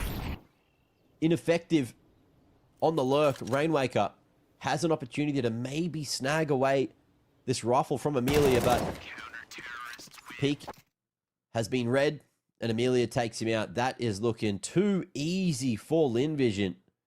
They are happy just to keep on brawling on random timings, no flashes, and it is just constantly catching off Luminosity. We always know that's going to be the case for this team as well, don't we? And this is what I was saying, like, for Luminosity, you've got to have these fights on your own terms. What has been the key difference maker in these last couple of rounds here for Linvision is that they've been going, okay, 3-2-1, we're swinging. Especially that last round, 3-2-1, we're going. And Luminosity just can't handle it whatsoever. I mean, look at this out of Corby.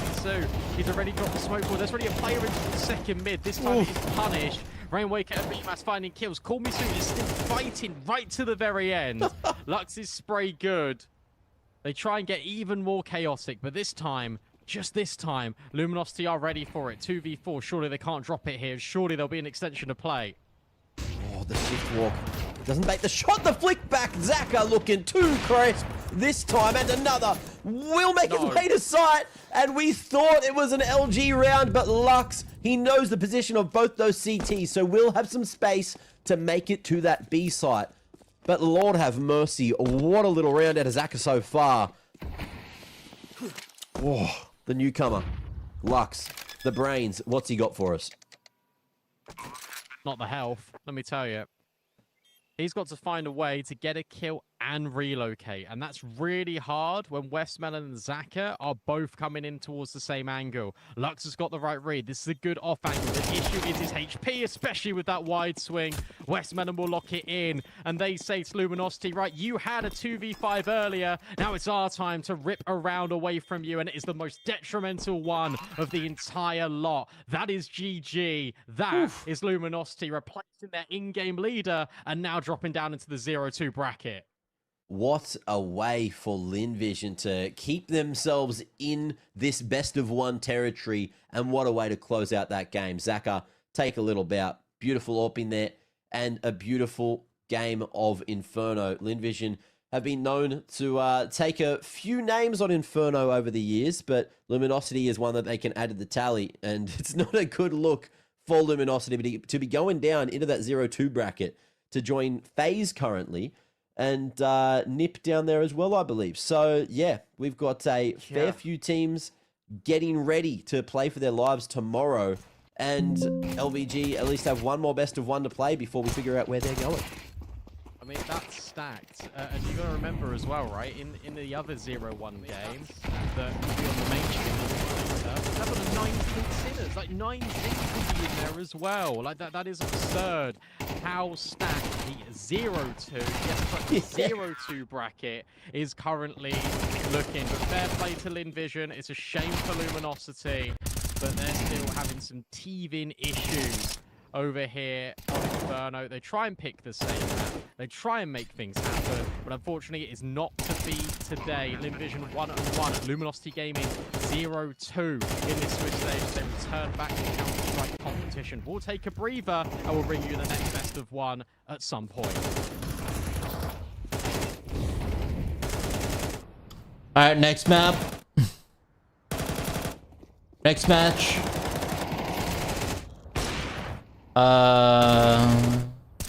Higher Vision versus Tyloo. Higher Vision versus Tyloo.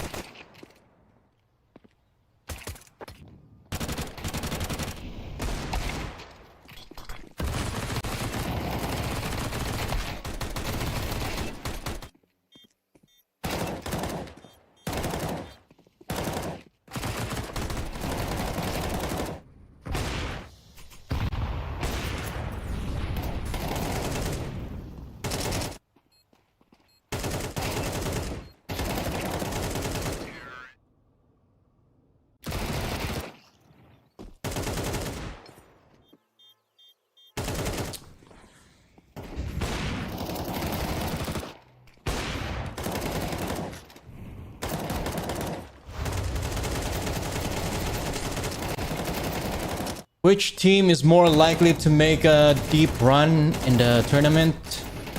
XSE Pro League. So I'm betting BETBOOM or 9Z. Yeah. BETBOOM, even though they did not play for the quarterfinal on IEM Salon Major, but you know, they are a strong team, you know, especially Boomage is IGL on BETBOOM, and he is an experienced IGL back in Navi, back when he was with Simple, Electronic, Bit, SDY, who's the other one? Electronic, Simple, SDY, Boomage. I forgot the last guy. Perfecto? Yeah, probably for Perfecto. So yeah, BETBOOM, and then second team is 9Z.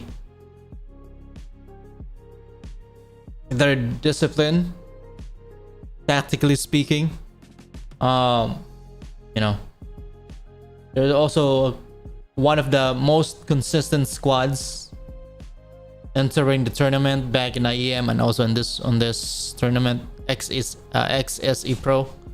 So yeah, 9Z probably the second strongest all around on this tournament.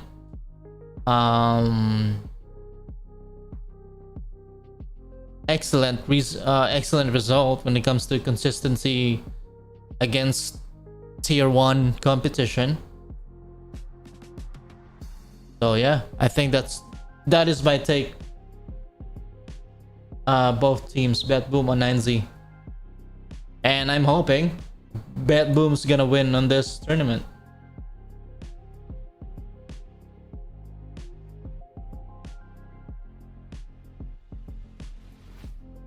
By the way, guys, we're live on Twitch, Kick, and YouTube. No, actually, Kick, Twitch, YouTube, and Rumble, and also on TikTok. So choose whatever platform you want to watch. So let's wait for the actually it's the third match for today. It's Tyloo versus Vision. It'll be live in 7 minutes.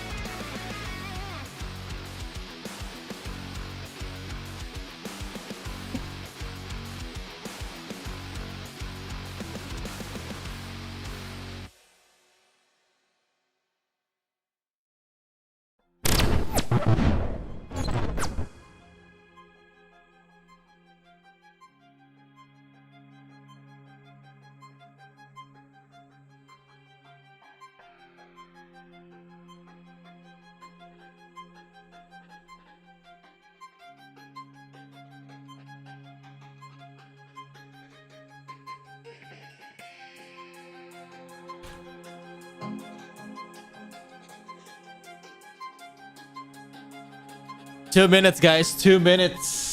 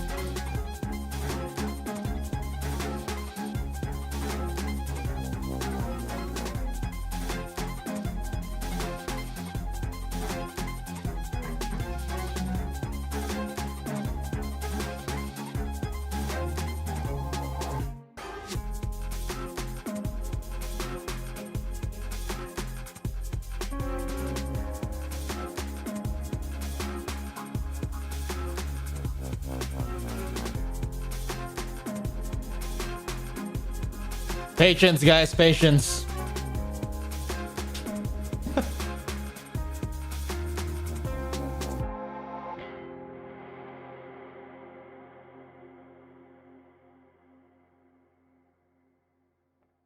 Patience is a virtue and a waste of time.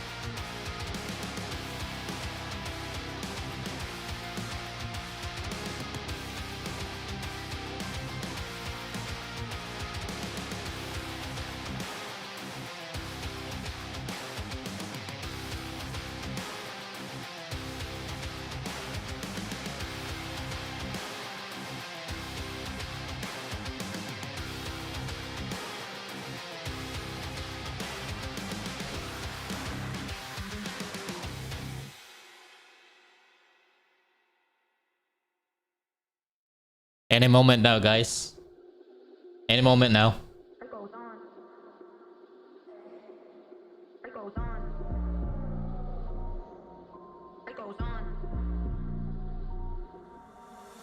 Switch it up, I'm in my reverie, solo in my energy, sensing all your jealousy, take it. I don't care enough, I let it be, nothing off my memories. If I ever hit it, I'ma do my thing. Fear of missing out is scared of me. Where the fuck you been? Always gotta keep them wondering. What's the reason in front end? They look better on paper, I look better in person. It all works in my favor. It goes on.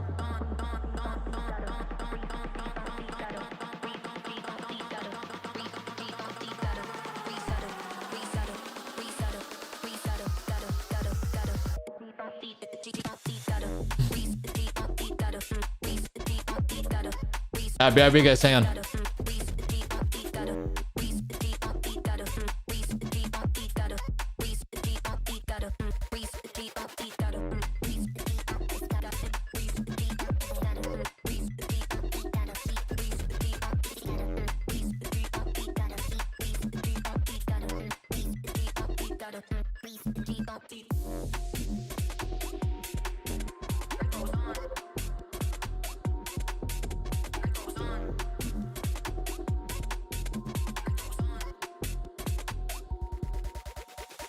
Switch it up, I'm in my reverie, solo in my energy, sensing all your jealousy, take it. I don't care enough, I let it be, nothing off my memories. If I ever hit it, I'ma do my thing. Fear of missing out is scared of me. Where the fuck you been? Always gotta keep them wondering. What's the reason in front end? They look better on paper, I look better in person. It all works in my favor. It goes on.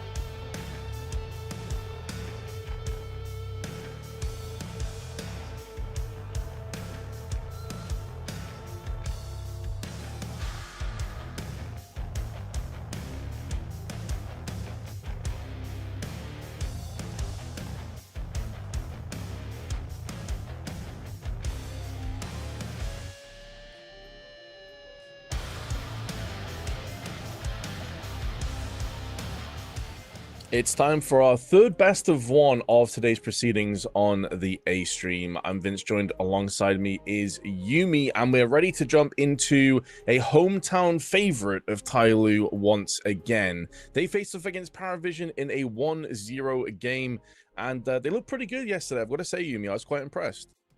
Yeah, I mean, this is one of the great matchups I think we'll be having today. I mean, maybe you look at the BETBOOM big game and think that's also going to be quite exciting. I think that's fair to make that assessment. But, you know, Tyloo and Paravision are both teams that have been, you know, for Paravision, they started off last season fantastically. And for Tyloo, maybe a little less glamorous, didn't exactly go to many international competitions, and so didn't get as much exposure, perhaps.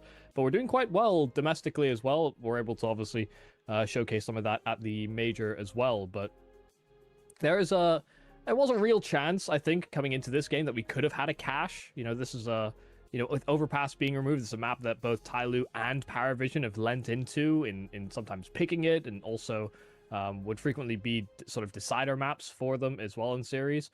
And so it is something that we are hoping we'll get to see at some point or another. But again, it's going to be a running thing. Cash just being avoided by every team in these best of ones until we get into those best of threes. Not likely. But I'm excited to see this Tyloo, because I really do believe the pickup of Zero is something that will benefit them. In Vision have made a couple of roster moves. They were talking about it mid-season last time, being like they can't bench players because the major's coming up. But now that major's been and gone, Slack to Jazz and Hobbit in the roster, and like you mentioned, looking, or like we've maybe discussed, you know, looking pretty good within their debut so far. So on the CT side, Paravision already getting smoked off from Connector, and it's a open B bomb site. It was a firm read that it would be some sort of A side finish, but it's the wrong call. Tyloo finds a full B. It's a 5-on-5 on the retake. They do have a kit. Zoe has that in his hands, but yeah, a bit of a questionable play. Gamble not quite working out. Yellow, though, is able to dial in the first frag. He was great for Paravision yesterday alongside Hobbit. Albeit against Alliance, they're not going to check their angles, but Zero only gets the one kill. Will feel like he should have had a lot more than that. G, though, does come through with one of his own, and now it falls down upon the IGL, the Paravision, but he can't withstand the heat, and G doubles up.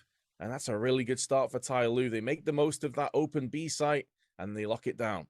Yeah, what a weirdly strong read off of very little to go off of. You know, just an opening idea coming into that pistol with so much focus on, you know, the mid side, the connector split, an A side finish of some kind, but not having any contingency for a B play is a little questionable, perhaps. Something that they will obviously suffer as a result of. You know, Tyloo were maybe expecting a little bit of resistance, only for it to just not be there at all. I am happy that Hobbit seems to have found a roster that I actually think he'll find quite a bit of success in. Because there was a time, Copenhagen 2024, for the major, where I thought he could have taken Zontix's place on Spirit. I really do think it's sort of like, you know, good playmaker, good late round player, you know, very frequently in lurking positions, maybe not extremities, but someone that could be another voice on the roster as well, a bit of leadership, which that Spirit team maybe needed at the time. Also just a good temperance in, you know, late stages of tournaments. You know, that Copenhagen especially was kind of highlighted some of the weaknesses of Zontix, perhaps. But then he fell into tier 2, and people, I think, a little bit kind of forgot about him. You know, he kind of was plugging away on that one-win roster for a time.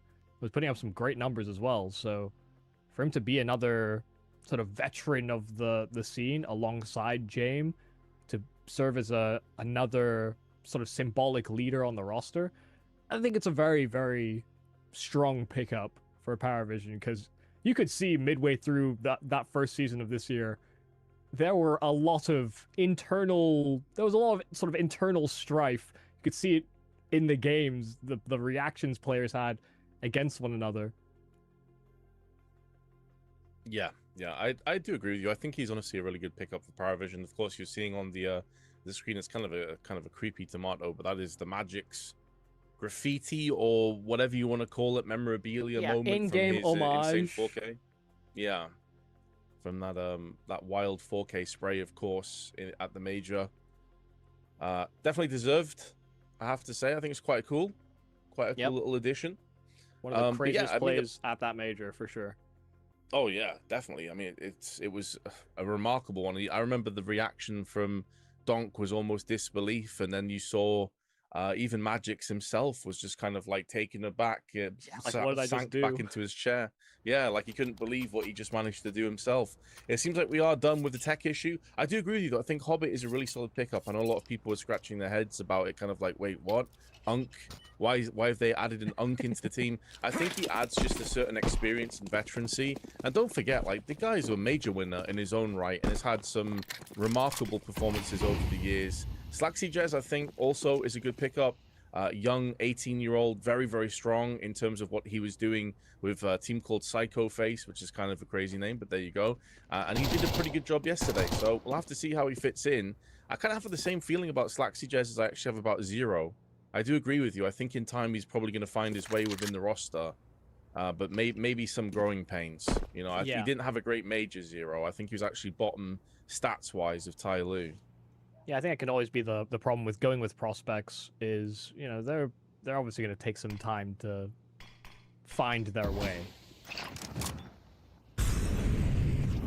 Can't all be glitz and glamour. Can't all expect to be Donk, Kyosuke, Modesty. These are more anomalies than the norm. Oh, yeah. This is a complete lack of investment round here from Paravision. Only one deagle brought up by Cielo, but nothing going for Paravision so far. It's another vacant bomb site that Tai Lu have completely taken. Yeah, ironically, this time they stack on the B side and it's an A hit as opposed to the first round. And that's why Mercury's a genius. He is, yeah. He's also part of the kind of trio that's been a member of this team of Tai Lu now since 2013. Jam Young and Mazia alongside him, of course, is this sort of veteran trio of Tai Lu. So we'll see if they can continue to be a real thorn in the side of Paravision as this game proceeds. Of course, this also is a 1-0 matchup. So the winner of this will go ahead in the same bracket as Eyeballers, who secured their 2-0 earlier today. Just to correct, I think you misspoke. I think you said 2013. I believe you meant 2023. Oh, 2023. Yes. Yes, yeah. Because could you imagine 2013? They haven't been veterans for that long. They would have been toddlers, probably. Yeah. I definitely meant 2023. Just 3 years as opposed to 13. Still a long time in CS, but yes, I did indeed misspeak. Yeah, no, it's all good. Just thought I'd make sure that we don't actually have child savants on the server. I saw a clip on YouTube the other day of like an 8-year-old playing CS, and they were insane. So it's probably only a matter of time before something like that does end up happening. In the meanwhile, though, it seems like Jello is going to be up close and around as the flashes and smoke start to come through. Hobbit and Jello are going to lock it down. Mac-10 springs into action, but it's just into the M4, and this is going to be a slaughter. G last man standing, one of the few rifles they had at play. There's not too much he can do when his entire team has just been eviscerated around him. Yeah, I mean, this time it was a good read from Paravision. By the time Tai Lu were even thinking about getting up that ramp, there are already 4 players in response on that A play. Hobbit with the covers, Yellow up close. There were layers to that defense, and Tai Lu couldn't even get past the first one. So they've been off the mark in the opening 2 rounds, but first gun round is exactly where they will see success. Either can get there first. I will start to put that economic pressure on Tai Lu. You see some absence of extra utility here for Tai Lu. So making sure that they don't encounter too much resistance or lose too many of those assets early will be key. See, it's kind of a feigned mid-control from Tai Lu. I'm actually implanting a player towards those top mid boxes. Late flash for Jam Young. He'll actually go just as those smokes fade. And no one on Paravision is darting in or hunting for that information. The probe over on A ramp where they'll get the most headway. Hobbit Hobbit just jiggle peeking with the incendiary, is anticipating that there's going to be footsteps momentarily. That would be the correct assumption. No one's watching Con. There's a gap. Sixth sense. There is a gap, and it's about to be exploded by Mercury. He's going to shut down Hobbit in the back.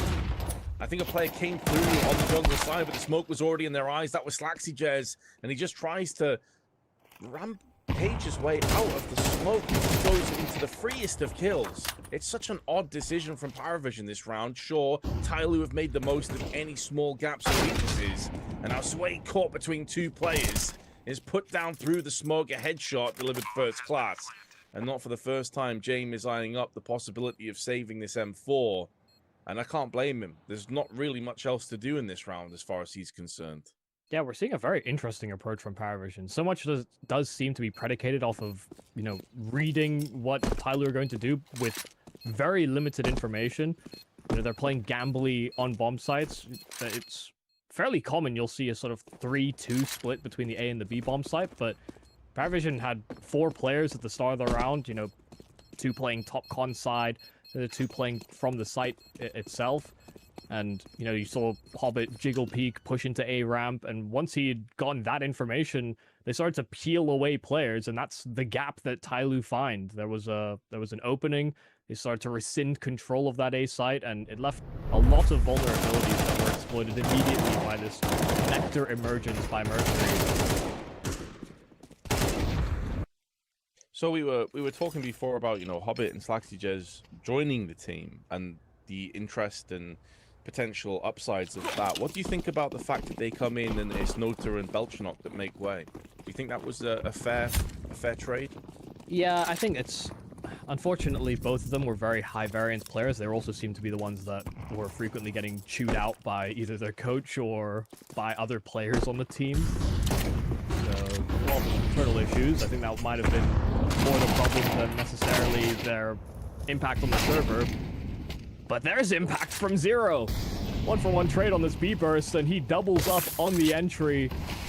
He gets that smoke down towards Market. It's a full wall that these rotates can't permeate.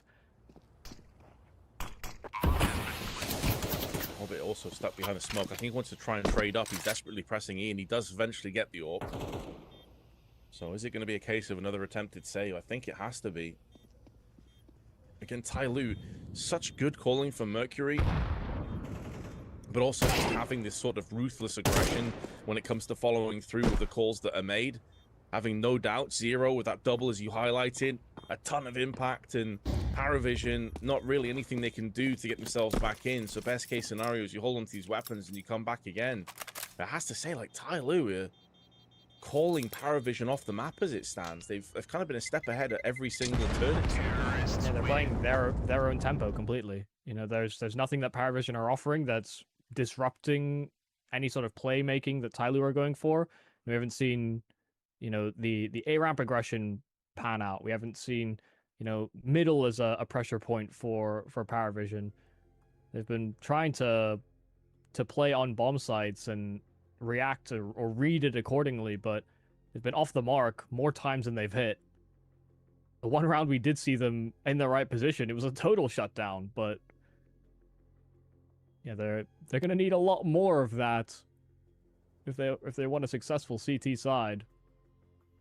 Just to finish my point on Nota and Belchanok, you know, both of them were very explosive, strong players individually. I'm sure they'll find a lot of success on other rosters. But I think just with I think we were expecting better development. You know, when they played tougher teams, Cielo was the one that actually stood out the most. You know, in terms of improvement and changing up his game, adapting to tier 1 play. For Nota and Belchanok, I don't think we saw that growth. So they're, I think, banking on SlaxyJez to be a growing player. Hobbit hopefully there to further facilitate that. Yeah, which is quite surprising because I think when we saw Belchanok on the Mega, he was so hotly anticipated. It's like, which team's going to pick him up, and he could be the next big thing. Maybe not like on donk levels or whatever, but there was a lot of hype behind him. As you say, it felt like a bit of a stunted growth on Paravision.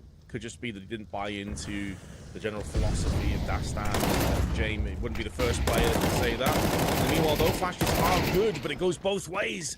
However, Jam Young comes out ahead of that one, Dwayne. And meanwhile, though, it ranges to lay him down and give Paravision the advantage, which is now doubled. Unless they can crack out from the app side, he is going to be rough. Nice shot from G, though. Yeah, that was going to be the problem, is that Zhui actually made the right call, just getting that slope down, delaying as long as he could. Tag hit there by Jame, but not the frag. 13 health remaining on Mosaic, still 2-on-2, and they pull nades out in the open. Mosaic lines up the haircut, and Hobbit here to try and clutch things back. This is why they bring him into the roster, but it simply cannot be. Paravision, this time it's closer. They mount a better defense on that B bomb site, but they can't pull through. Chinese crowd is loving what they're seeing from the hometown hero at this point. They have moved into a 5-1 lead. That was a 2v4 clutch, I think. Mosaic with some beautiful shots. G with some exquisite entry frags. And I suppose we shouldn't be too surprised, because I was going to say back on the veto when we saw it, this is probably Tyloo's best map, at least statistically speaking. They have an 82% win rate on this map, and that's with some pretty big wins against teams like Pain, for example. And additionally, they've played it 17 times. It's the map they've played the most over the last few months. Yeah, definitely, especially against the regional opposition. It's a map they've been dominant on for quite some time. It's just when they've gone against these international rosters where they've encountered some difficulties. Yeah, making mincemeat with Paravision at the moment. You can see we've seen Dastan already a little animated about how things are going.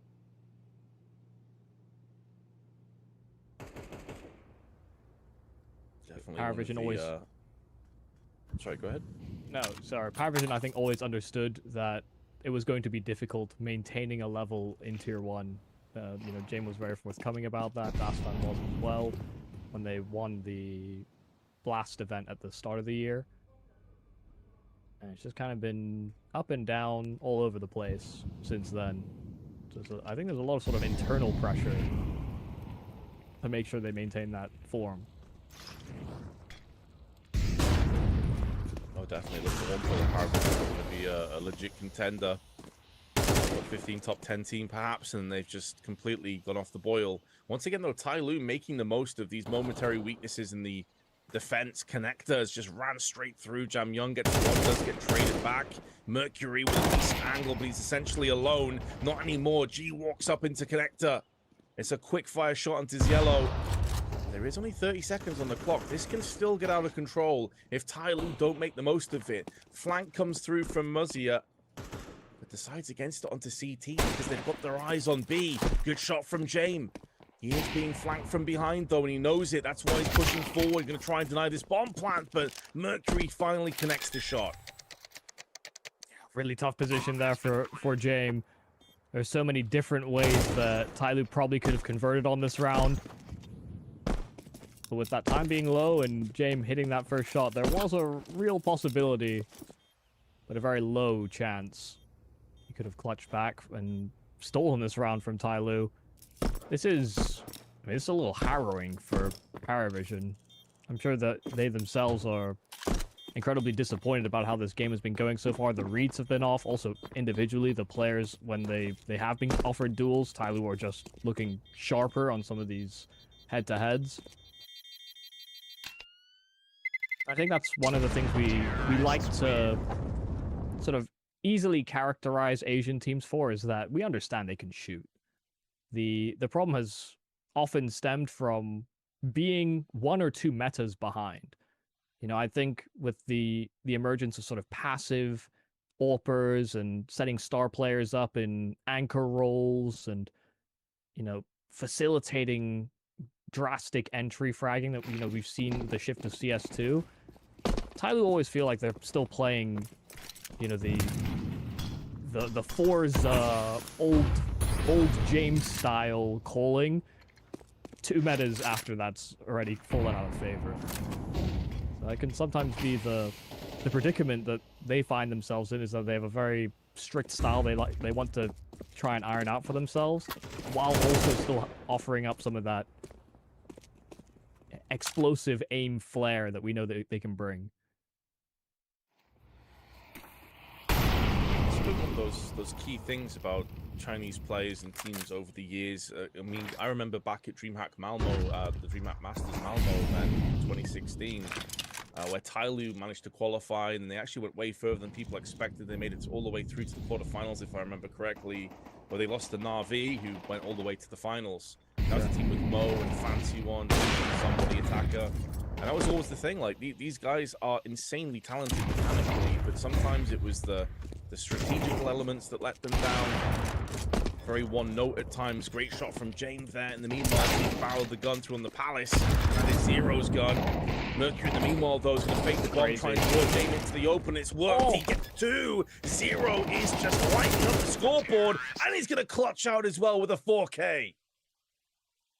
That is marvelous from Zero. I mean, out from Palace a little late, but James had already pushed 2 players into the grave with that ult from CT. It looked like they were in trouble. Didn't have the follow-up utility. The timing from Jamnik out of connect. You can see James just wreaking havoc, but then Zero swinging out wide from Palace catches both of them from spawn. And Mercury was ready on the lower side. He didn't plant that bomb. He was in no hurry. He wanted to take those fights towards spawn, and he didn't actually have to contribute all that much. Zero's just too damn sharp. Harkening back to what you said earlier as well, like, listen, he maybe didn't have a great major individually, but you think given enough time, this guy's going to show his value, and we're seeing glimpses of it. He's shining so bright in this game already. Up to 10 kills, 2 multi-kill rounds, and 120 ADR to this young gun. Really impressive, and it feels like all of his kills have been incredibly impactful as well. I had the luxury of seeing him play under Change the Game, and you could tell he was going to be someone. And so far, starting off well. Not so great for Jamyoung in this round, though. 4 and 5 currently. Takes the AWP shot to Jamin. Caught on that blow of the smoke, but once again, Con is this vulnerability. Molotov onto default will force players out of position, but they found another kill via Cielo. All but able to trade Mosea out, and so they have a 2-on-4 where Tyloo don't necessarily have a stake on either bomb site. Lovely shot from G, though, and there could be an escape path if they just overpower James, and they do exactly that. That's the rotate back to B. That's been cut down, and so now this bomb can make its way safely into an open site. I think James will be basically disappointed with himself. He didn't land that shot. He had the good read. Just slightly slow on the draw. Not that he's had a bad game by any stretch. He's got 8 kills. But now G has been fully activated. A terrifying duo between him and Zero. He spots the player but switched to his knife. The timing could not have been worse. And now it's down to the IGL, Mercury himself, to try and dial in the winning formula. Bomb ticking away. Still plenty time left on the fuse to go for the defuse, but unfortunately there are no kits in the last 2.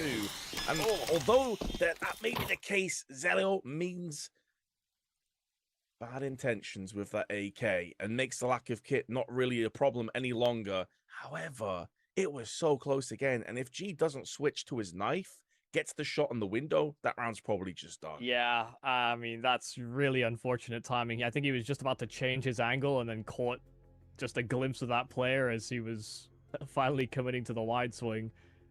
That is really bad time there for G, but you can only wipe the sweat off your brow if you're Paravision. They had a 4-on-2. They weren't in with a, grandiose buy. They were in with pistols, SMGs.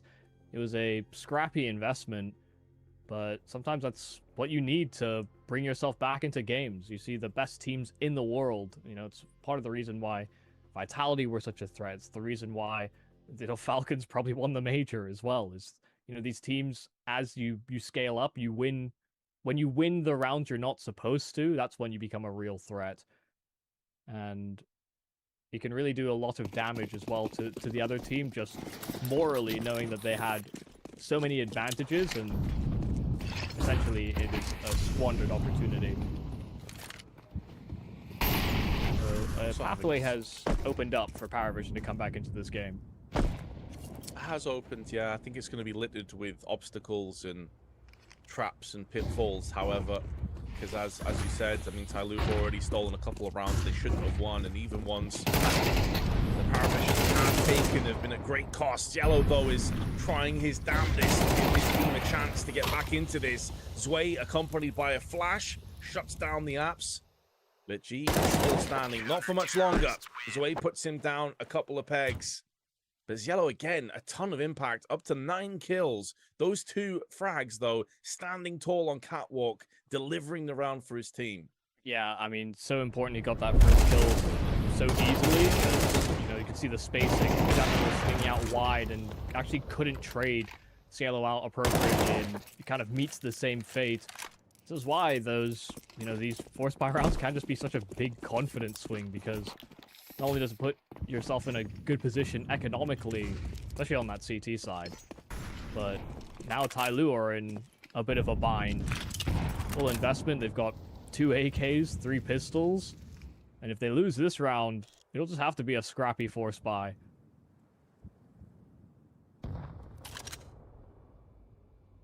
Utilizing the AWP up on the B side of apps. Trying to maybe bait for a shot. You can see that he's giving himself enough time to jump across. The timing there could not have been worse. Flashbang is good, but the damage is already done. Molly out, but it's all a ruse. It's misdirection, and Zero tries to get himself activated with the AK. Does get a frag. Does fall prey, though, but the bomb is also under control. That smoke is going to fade away momentarily on ramp, and then they may miss their window of opportunity. So Mercury going to be trying to pick up that rifle and come back towards G, but G has been nullified by Zero, who goes in again and does a ton of damage to Mercury, drops him to 5, and he's easy pickings for Zwei in the end. Yeah, that could have been dangerous. I mean, Zwei on that AWP, I wouldn't exactly call him poor on it, but you know, when you're not a primary AWPer swinging into an angle like that, when there's a clutch on the table, there have been greater missed shots, I think, so far this game, already demonstrated by some of PowerVision's difficulties on this CT side. I got a little worried, but Zwei does just what he needs to. This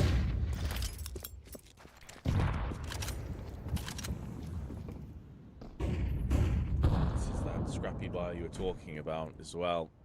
Last round of the half, so obviously you got to put all your pennies and pounds in, all your cents and dollars. It's only the 1 rifle, and it's Jam Young. Kind of surprising. I honestly, if I'm Jam, I don't know he's one of the star players of the team, don't get me wrong, but feed the hot hand, give that to Zero. The way he's been playing so far, like consistently getting entry strikes. Now I've said that, watch Jam Young get an ace. As an ace being tossed in onto round. Player on the ninja spot is going to be Hobbit, and he dials in 2. Jam Young gets 1, but that's all he can muster in this round. And although the flash is good to force away Jane, I don't think Tyloo can plant just yet. There's way too much pressure being applied. Yeah, really nice clears and didn't fall foul to any of the shenanigans here for Tyloo at the end of the half. A 7-5 T-side campaign, though, is nothing to scoff at. They're just going to maybe look back at that half and think, oh man, if we didn't lose that force buy, maybe we don't open the door, leave it ajar slightly for PowerVision to come storming back into the half. But they were calling circles around PowerVision. I think ultimately what changed for them on that CT side is that they just started playing a bit more standard.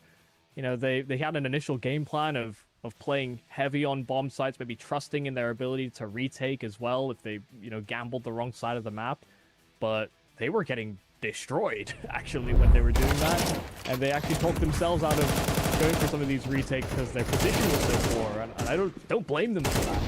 But when they started playing a little bit more standard, these 3-2 splits, and just applying a little bit of presence on middle, Tyloo encountered a few more difficulties converting as many T-side rounds.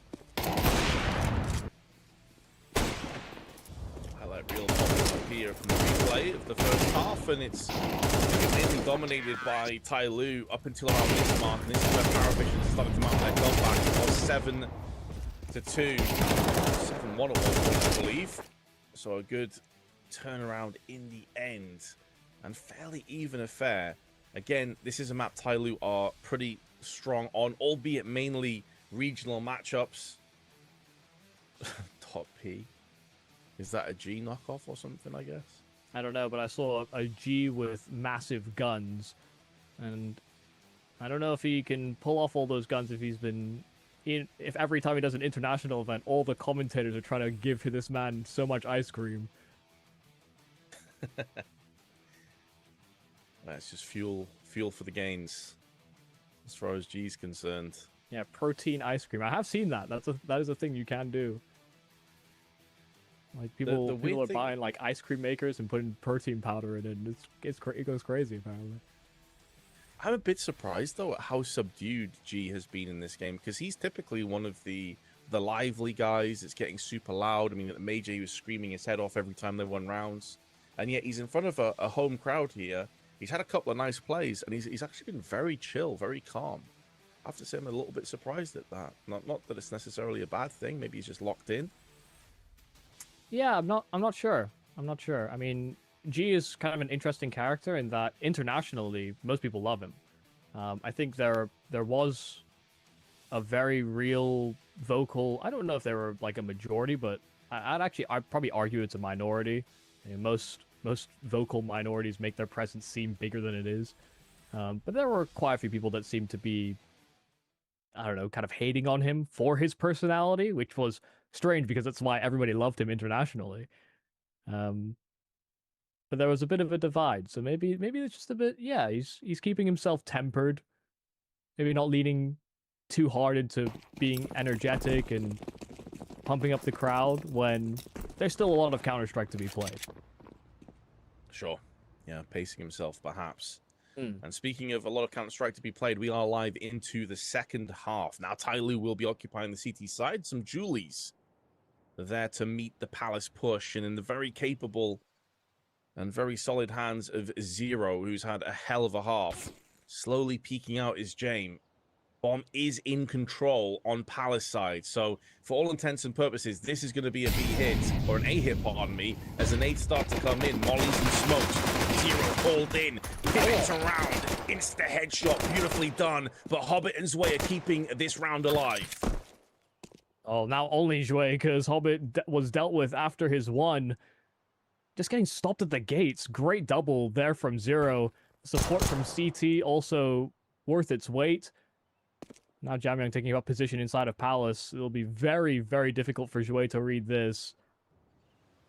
Might have heard a player cross onto default, and so he might be able to piece it together. Hobbit's actually going the long way, or sorry, not Hobbit, Jamyang, reading the wrong side of things. But yeah, Jamyang's actually pushed fairly far through Palace, making sure, I guess, he doesn't reset and go the other way, because that bomb is inside that Palace entrance, so Zwei will need to mantle up to get it.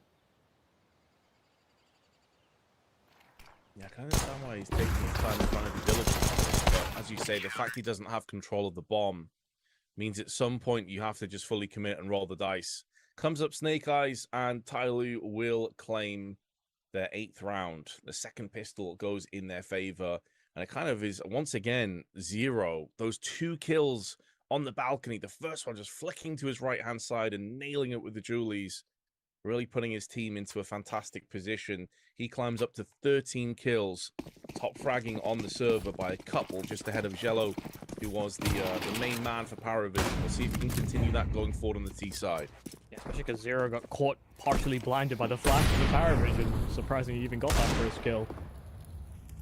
Oh, Zwei will take a swing and a miss on the jump spotter in Jamyang. This has been something that's been criticized a bit for Tyloo, is also that they use Jamyang as the B-Apps guy.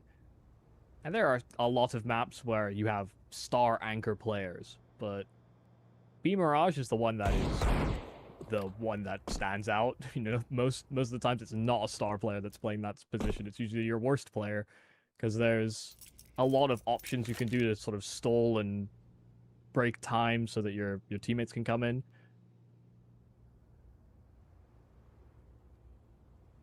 Yeah, think it's also a position where the variance is less because it's sort of like a bottleneck choke point. So even a player that maybe doesn't have the greatest aim can still point the gun in the proper direction and more often than not get a kill or two out of it. Plus, get hit on it as much from apps, I guess you could say. Meanwhile, though, do see a little bit of contest out on middle. Looks like they're trying to boost themselves into the window. 2 players strong. Jame, one of them. Hobbit, the other.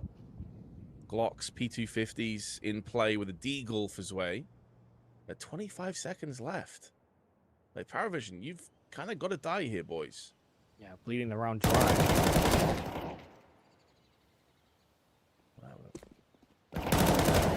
Press answered. They push headlong into 0 and G. A full house of frags between the two of them. And this eco goes barely anywhere. They were looking to try and catch a player rotating through middle, and it just never came forward for them. Yeah, it didn't really give them many chances either, Tyloo. They played fairly safe, didn't overexpose themselves, waited for that timer to tick down, didn't hunt for information, trusted in their setup on sites. Yeah, fully leveraged that weaponry advantage, but guns are out now for Paravision.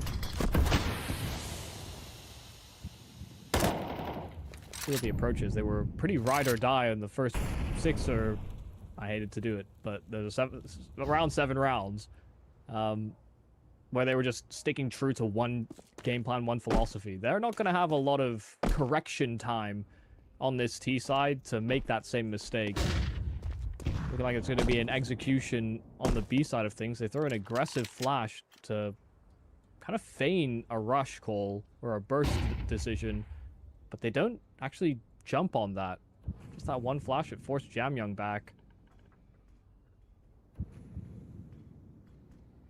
Yeah, almost feigning as if it was a push, but then because nothing came behind it, almost trying to make them believe it's a lurk player. But they're not budging. There's no reason for Tyloo to budge an inch at this point. They've got very good positions overall. Got Con covered, catwalks covered. A 5th player in the form of G is now moving around the CT spawn. He's getting interested over on the B side. 40 seconds left. Paravision Molotov onto the balcony, but Jamyoung's able to get away. Flash completely blinds him, but Mozia once again is laying it down.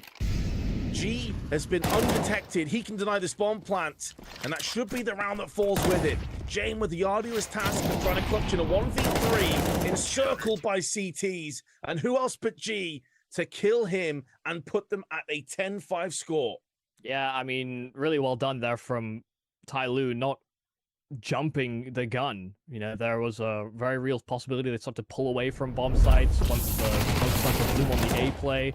They get caught by this great entry flash to set up Jello, but having Mosea as that safety net, and then G already making that early rotation, cheating back over to that B bomb site before the exec happened, made a world of a difference. He just implanted himself so early that Paravision had no idea.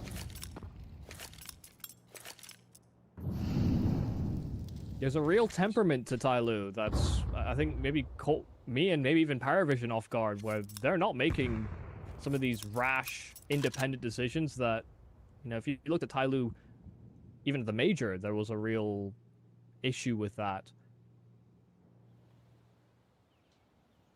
I don't want to get carried away because I've been let down by Tyloo before, but I have to say, the way this team is looking right now, I am impressed. I've got to say, sure, it's Paravision. There's a lot of caveats you can put in.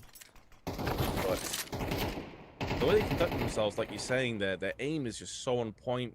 Tons of ability on this squad. Really good calling as well, especially in those first 5 rounds on their T side. It was like they were always a step ahead of Jame at every given turn, which is not an easy thing to achieve from Mercury's perspective. So there's a lot to be happy about if you are a Tyloo fan right now. Flick from Jake is pretty solid. Once the player of Hobbit presented himself, he was quickly snatched away. Although Zwei may come through with the Deagle, it seems like that's probably all they're going to get out of this.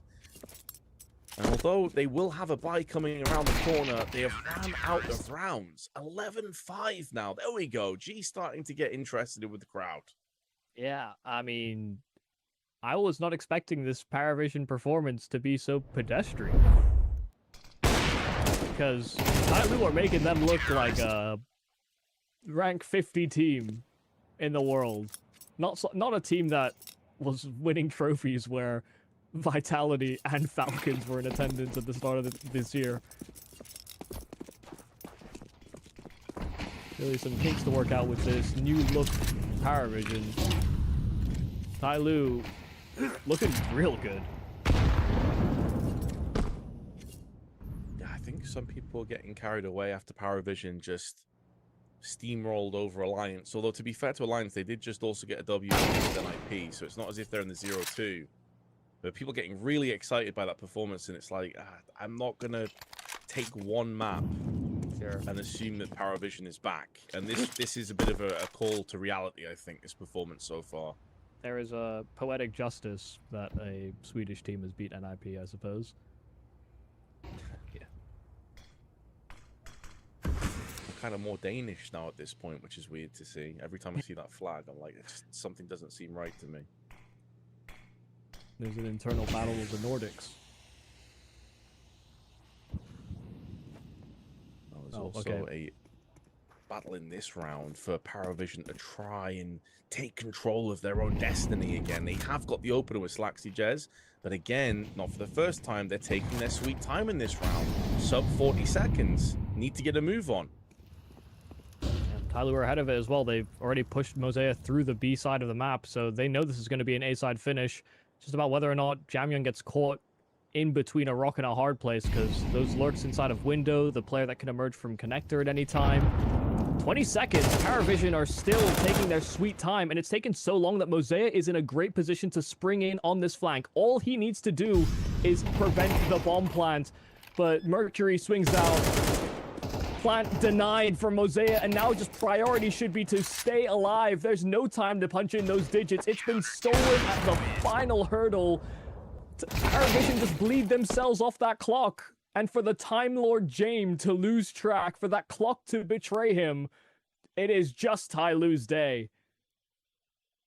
You live by that sword and you die from it, and I can't imagine what Dastan is feeling right now. He must be molding, because Paravision have looked toothless in this game.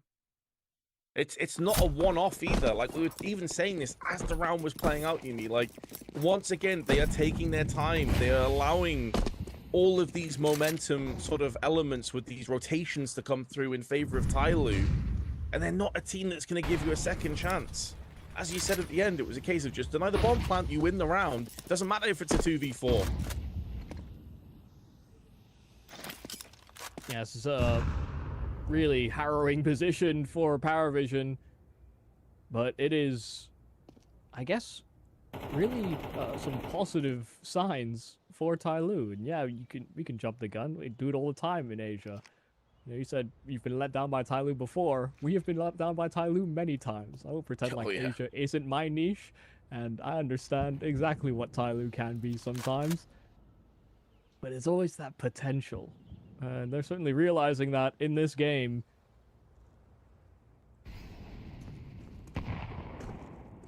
I think it's also as well, Yumi. It's like it's not just the ability and potential and these kind of like buzzwords, you know, of like teams that haven't made it yet but could. It's also when they're in the flow state, they're such a fun team to watch, man. They're just an entertaining team. Yeah, but Paravision have also just missed their top con smoke, so there's this massive gap for G. You know, this is about everything that can go wrong is going wrong. James at least does get a kill back, claws them into an even keel, but look at the time. Guys, at some point, you've got to start getting quicker. I don't know what James is doing. To dive out of Palace. It's 12-5.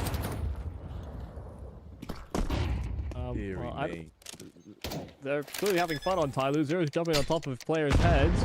Nade does actually miss the mark completely, and the dink onto James is significant. Low HP remains, and he's now last man standing. Captain has to come in clutch. A 1-on-3 will be difficult. Smoke on that bomb, and he cannot protect it from all angles. They just jump at him. USP's drawn, and the rifles will hound him down. A 13-5. Was expecting a bit more of a barn burner between these two teams, but Tyloo make Paravision look like noobs, quite frankly, here on Mirage. A very dominant display from the hometown heroes. Yeah, there's nothing I can really add to that. You're just on the money across the board on this one. I mean, Paravision never looked like they were in the game. The only player that I would maybe say, Sean, at any point was Zello, especially on that CT side, on catwalk, on short. He was consistently keeping them in these rounds. But what happened on that T half? That is 7 rounds in a row, actually 6, pardon me, rounds in a row on CT side that Tyloo won, completely uncontested.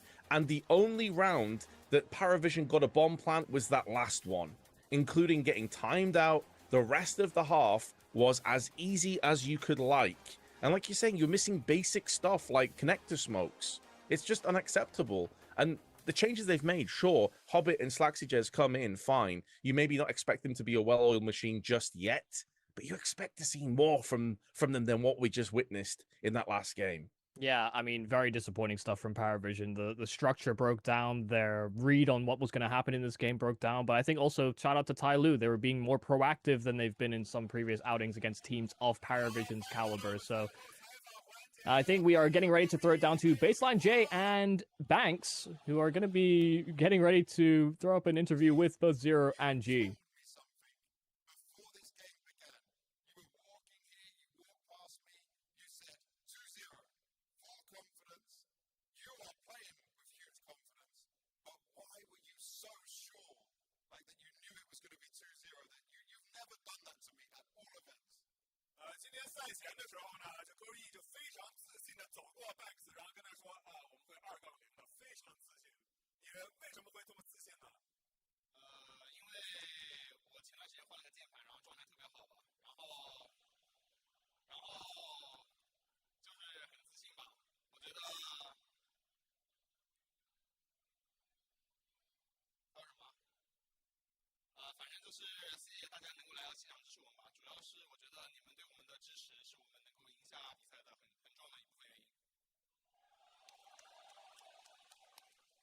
So I got a new keyboard a while ago, and ever since that, I've been just feeling supremely confident. And also, thanks everybody for coming out to support us. We love you guys.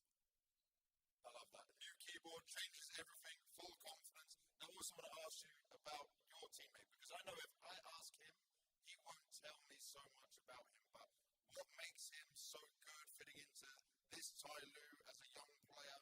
What does he bring? What does he add? English，直接你要求英语吗？来，我觉得 Zero 给我们带来很高的火力吧。然后 Zero 这个选手，我觉得他真的是天赋特别高吧。他可能现在在 CS 上的时长可能只有4000、5000，我觉得他的未来不可估量。然后 Zero 是和平精英转 CS 嘛，然后这也是我对他就是天赋的认可吧。然后我觉得作为天赋来说的话，非常高兴能够有这样的年轻学员能够加入我们，然后我觉得我们一定会稳步提升，然后我们会成为有史以来最好的中国战队。Well, I think that Zero is actually is an insane talent because he only has like about 4K, 5K hours in CS. Before CS, he actually came from PUBG Mobile. It's a mobile game. What? And that's why I think that with his addition, he brings insane firepower, and he brings just youth. And I think that with him, we can become the greatest Chinese Counter-Strike team in history. Wow, okay. I love that. There's a lot of high praise. Thank you, G. For you, Zero, you come into Tyloo. It's the biggest organization in Chinese Counter-Strike. How has your journey been? How has it been developing, going to these events? How good do you feel with your position in the team and your role? 就你来到天路，天路也是在中国 CS 界最负盛名的队伍。那么你目前的这一段旅途都有什么体验呢？感觉体验特别好吧，因为天路是国内最强的战队，加入天路是我此生的梦想。I've been feeling great. To be honest, Tyloo is the greatest Counter-Strike org in China, so it's always it's a dream come true for me. And in terms of it being a dream come true, you guys are now 2-0. You are playing really well alongside G. You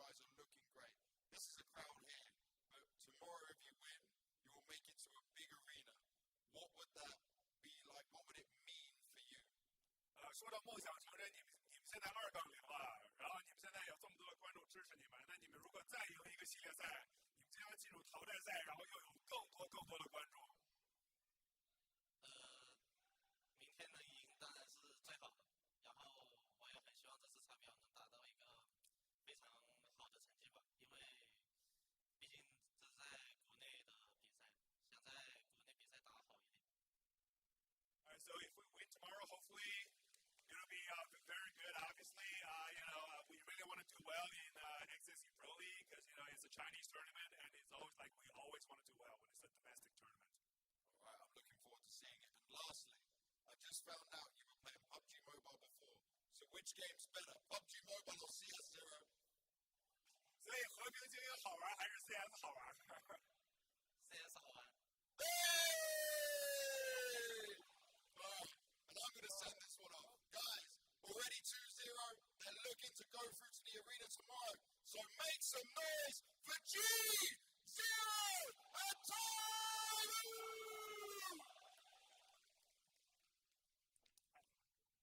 All right. That is a full-on interview, and I'm so glad we have Gavin down there alongside James, of course, just to get some words from these players and allow them to fully articulate themselves. Like, that's the first time I've heard that Zero is a PUBG mobile player of all things. But yeah, looked damn good in the server, and Tyloo looked as impressive as well. So really nice to see that there is some growth and also some belief that this is going to be a project that lasts, going down to, I guess, further into Tyloo's journey. Yeah, it's really cool actually to hear that, such a young player, that he's had a history in the game completely sort of like away from CS. I suppose it goes to show that, like, in the Chinese region, though, their options are maybe different to a lot of us in the West, especially in Europe. But I also learned from this that I always thought keyboards were the least important peripheral, but apparently for G, he says now he's a god because he's got a good keyboard. So I mean, I've got like a 10-year-old pile of trash in front of me. Maybe that's how I get better at the game. Listen, today I learned. People pretending like having a good gaming chair is what will change the game for you. A keyboard at least is a direct input that you have some control over. But yeah, it's crazy the things that can give you extra confidence. You have a few good games on a new keyboard or new mouse or new mouse pad. I know so many players are superstitious about this. Matish, for the longest time when he entered the tier 1 circuit, was still using a battered and bruised mouse pad that he should have replaced. He definitely should have replaced earlier, but he believed that would help him somehow. So yeah, it's crazy to think that they're doing this good. It is, but they are 2-0. That can not be taken away from them, and it is undeniable. And we have one more best of one coming up after the break. I'm not sure how long it's going to be, maybe like 40 to 60 minutes, but I believe our last best of one today is going to be 9Z and Sinners. So stay tuned, and we'll hopefully see you shortly.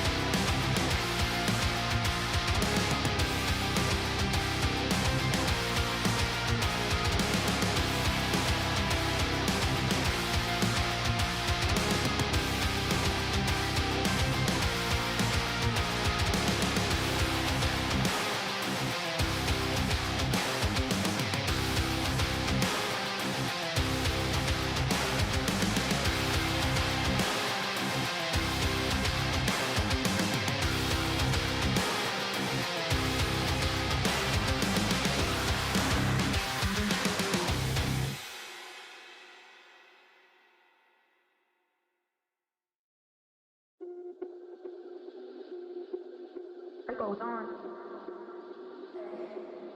It goes on. It goes on. It goes on. Switch it up, I'm in my reverie, solo in my energy, sensing all your jealousy, take it. I don't care enough, I let it be, nothing off my memories. If I ever hit it, I'ma do my thing. Fear of missing out is scared of me. Where the fuck you been? Always gotta keep 'em wondering. What's the reason in front end? It look better on paper, I look better in person. It all works in my favor. It goes on, on, on, on, on, on, on, on, on,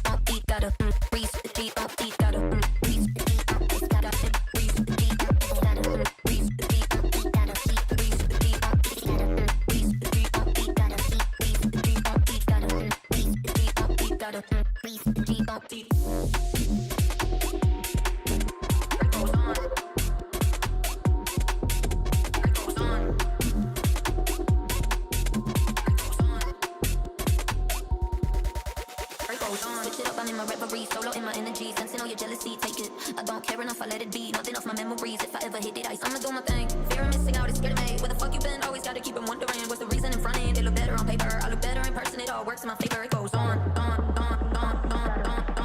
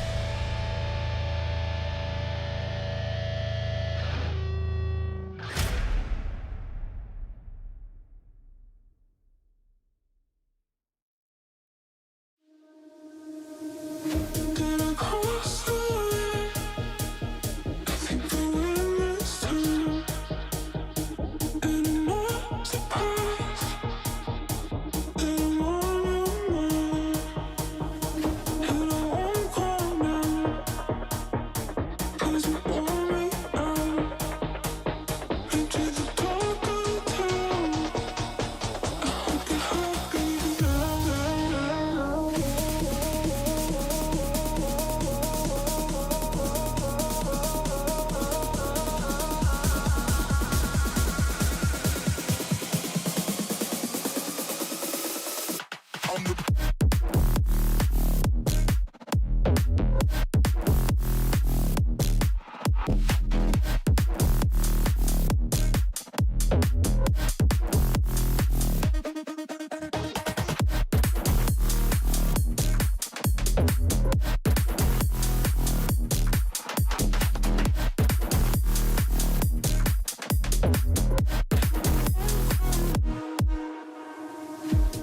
cross it.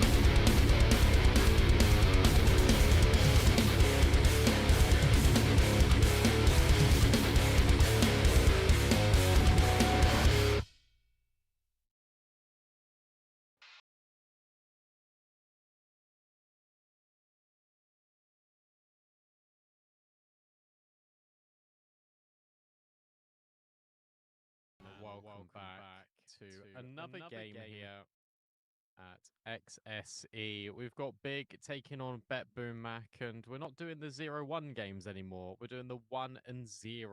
So it's going to be a fun one. It's going to be a good time, and I'm really looking forward to it.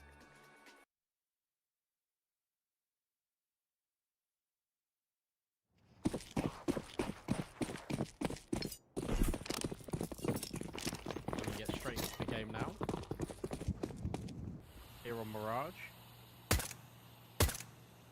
Boomich.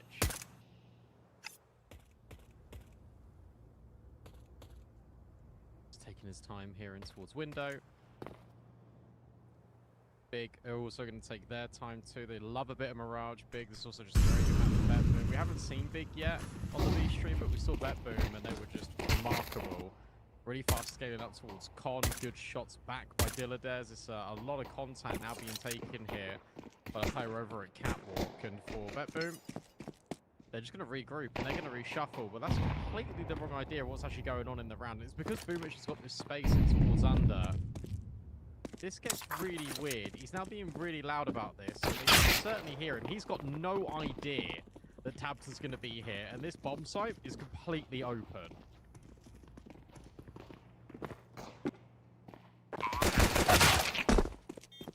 Big kill out of Magno, though. 4v4. In fact, Magno's just going to keep on going. That's insane out of Magno. Siren will find one back, and suddenly this has been put in a favourable advantage for BETBOOM. JDC needs to clutch, and he can't find anything. It's Zorte to get the lock in. It's Magno with an insane triple kill. It'll be BETBOOM taking the pistol.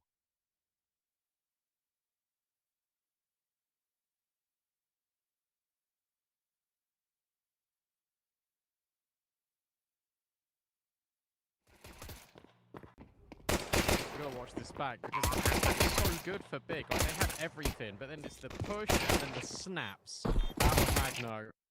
More than enough to get the job done. Force spy in for Big, of course. Make the major.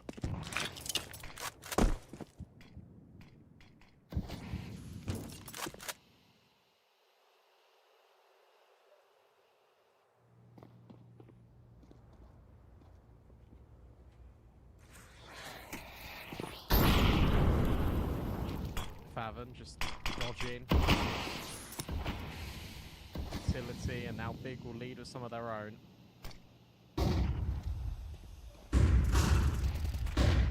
Gonna be Magno yet again, finding skills. In fact, he wants even more.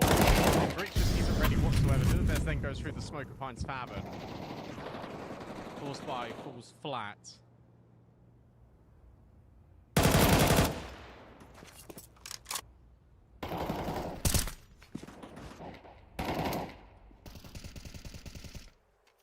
Magno will get another kill. He's got back-to-back triples. 6-1 is Magno. BETBOOM 2-0 to the good. And it will have to be an eco now for Big. The issue you've got for Big is coming up against BETBOOM is always really tricky. I can't believe they've never faced off against each other, though. But interestingly enough, this is a map that BETBOOM haven't been the best on recently, but then you take a look at who they've lost to, and it's like, okay, well, you've lost to Spirit, you've lost to Monty, who are on good form at the major, but then at the major yourself, you beat them on, because it was like 13-6 on this map, 13-7, like, these are really good results, and sure, it's technically a different roster, because you've got Siren coming back in, but, I mean, these individuals are still red hot. I think he's got a point to prove. He was brilliant in the major before, but JDC will find Zorta. It's a great start to this round, but the rifle not quite recoverable.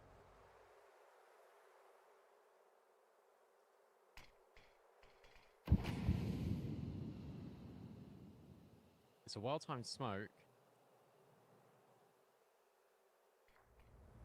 How on earth are you gonna stitch this together if you're Big? I mean, you can't get the gun. So the best thing to do probably is just regroup and hit B. Siren will drop his smoke and it'll be well timed. He's just holding the edges of it to make sure that no one pushes. And he's going to be in a spot bomber because they are going to push.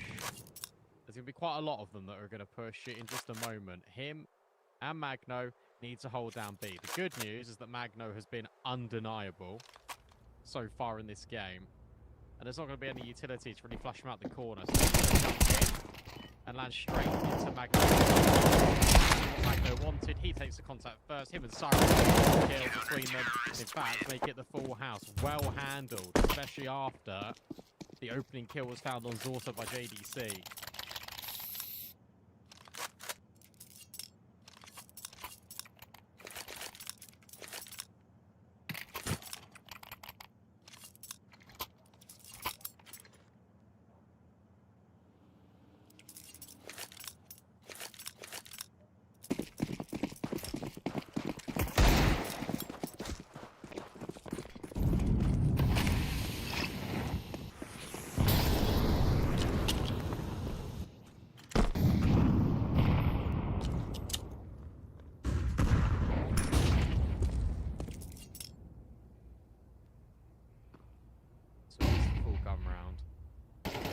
Meth with the control and towards under. So searching.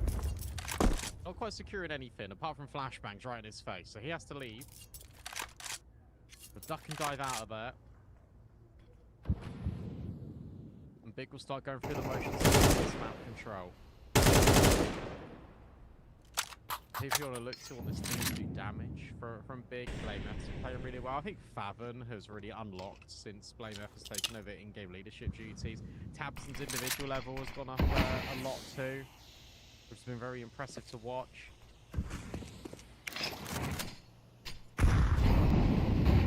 That's a sharp nade by Siren. And look at the reaction here. Actually, he's going to move over. Zorta's got to be careful. Short and second player. Favon dropped instantaneously. Dilladez here too. So many defenders here with BB.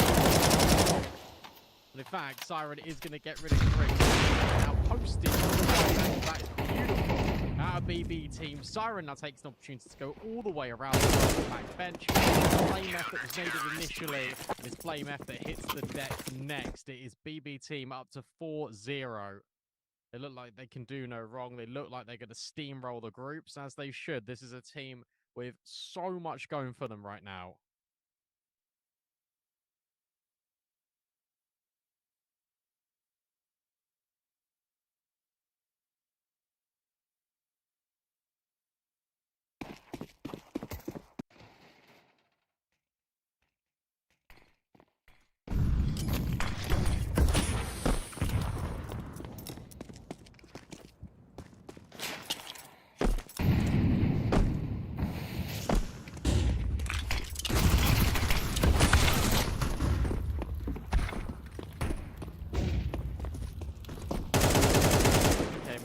I mean, he is able to get the trade, but this is still a player advantage. Big went even faster towards this B bomb site, and this time it works out.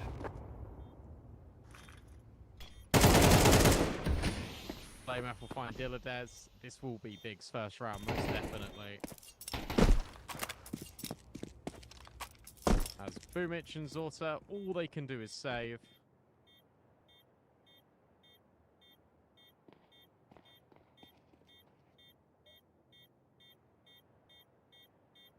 So the acceleration, that's going to pay off for Big. Good call out of Blame. He leads the charge, gets that double opener, and he gives Big that first round on this T side.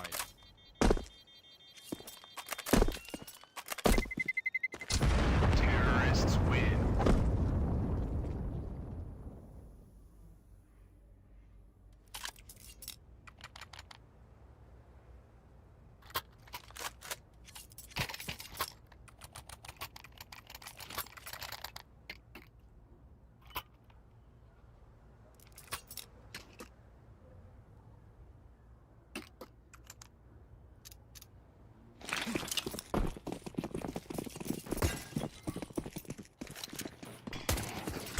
Come on then, what we got here in round 5 or 6, I should say. My apologies, math ramps is hard. When you're alive? I mean, 4 plus 1. Brilliant. Nice. It's going to be an A hit. It's going to be Zorta here. I'll tell you what, they're going to pop out of Palace instead. Dilladez tries to cover the sniper. And to be fair for Zorta, he gets away just about. This is now going to start to scale. Zorta backs up around the corner. Incendiary drops forward to give big space. Are working. They've been very good at getting into the bomb site, but it's just about holding on. BETBOOM will get rid of Dilladez, but there's one more player on the back lines that you need to worry about. Great to find Magno, but keep an eye on Siren Boom, which is now giving him even more room. It really has to fall onto Siren. Shot from Brick. In steps Siren. First kill was his. He knows JDC was in towards middle. To find him, has to get this kill, can't do it. JDC manages. And Big will win back-to-back rounds. What a bloody round. And Big are so back, kind of like other people in the call. Look, unfortunately, there were things going down. There's delays everywhere, left, right, and center. But alas, we've got this game. And hey, Brandon, how you doing? Hey, good. That was close. Felt like it was out of masterclass. Well, what do we have here for the 7th gun round going down both ways? BETBOOM forcing up into this, not necessarily the best utility to deal with any of this mid pressure that will come eventually. Big just going slow, single man towards A, 2 going to go for that late mid control in behind the top mid and window smokes, and 2 potentially coming through unders. No, they're just going to regroup and send it all the way back to A now that they've managed to place JDC here at mid. Yeah, off they go. In fact, JDC is going to go with them. I mean, there's a lot of utility here for this execute, and there's not a whole lot of utility for BB. So what they need to do instead is try and catch a good timing. Kind of like this, except it's Favon that deals out the damage. Now Big, they're finding multi-kills. Dilladez wants to get involved, but it's Favon again over from Palace. He'll grab a triple. JDC will at least get one kill back. Sorry, it's Dilladez to JDC, but I mean, it's not going to do anything. It's a 4v2. It's the bomb planted. It's round certainly over. Also, got the AWP. He's not going to go for this. And Dilladez just about get out from jungle. So there's 3 rounds on the spin from Big. As soon as they made that Tech 9 Rush B round work, they are now just popping every which way onto these bomb sites, and BB just can't hold on. Unfortunate, really. But look, they'll be able to at least take the AWP and the AK to the next, maybe go for a low buy around it and play for a few rounds in the future. But yeah, Big, going to be very happy with keeping 4 alive here. So far, so good. Getting that 3rd T round on the board nice and early. And this half is certainly firing the hell up. We enjoyed what we saw from BETBOOM yesterday. They looked like a whole different squad. So good to see that Big are really taking it to them right now.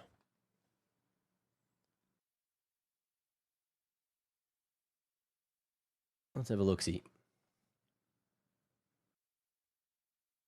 Everyone's staying hydrated, getting ready for another big round of Counter-Strike. On paper, it should be slightly easier here for Big moving into the next.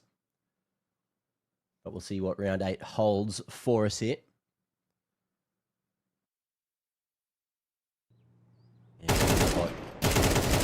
Sweaty. Necessary to have one of those hand rags if you are a sweaty gamer. Mate, it happens. You know, sometimes your genetics just don't let you hold a mouse cleanly. Yeah, no, that's valid. I'm surprised it's so hot over there, considering it's like coming up to, what, 10 p.m. local? But it's like, oh no, wait, well, you've seen, like, Cologne, right? It was 32 degrees at midnight or something. Like, it was crazy. Really? That's gross.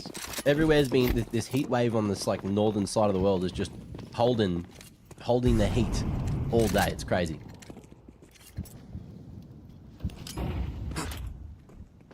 Well, let's see if Big can keep holding the heat. They've won 3 rounds in a row now.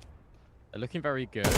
Rix has still got his AWP. And I mean, what, this is a saved AWP for Zorta. This is Dilladez with an AK, and the rest of the squad for BB are just on rags. Like, they're just not on anything good whatsoever. So good luck.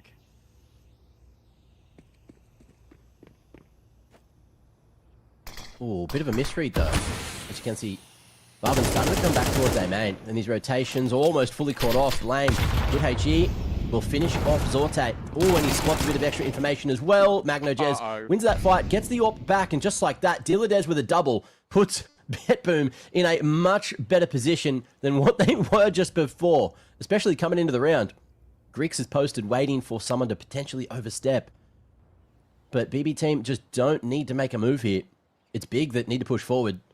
And Farvant arguably needs to be the hero. Does he expect one on either side of Con here? Man, it stares. This timing's good. The CT's doubling up and pushing into Con. Spots one, not the second. And now there is the element of surprise. However, Grix finds Dilladez with attention drawn away. The 2v4 almost working out here. Oh, there you go. MztrDale drawing attention away and looking to cut him off on the cross to sight. Elbow spotted, almost dealt with. MztrDale, he wants to take the fight to him here. Flash across the top, but aggressive angle wins it for BB. Can't believe it. I can't believe they win the round like that. I mean, Dilladez does everything, but the fact that Magno is able to not only hit the 5-7 headshot on Blame, but then pick up the AWP and do this, I mean, it's remarkable. He does secondary AWP sometimes on this team. But the fact that he's already 13-5, the fact that he's showing this level of confidence, that's the Magno Yes we love to see. And that is a mood killer for Big. Like, they felt like they had the right reads, they had a complete idea of where this is going. They completely made Zorta out the round. Just get undone by Dilladez. Nice shot from Grix. He'll get rid of Zorta, who's been having a really rough go of it so far on Mirage. When it comes to kills, lack of impact, really. That's the worry. We'll fall here, 4 versus 5. And now the defense have got it all to do again.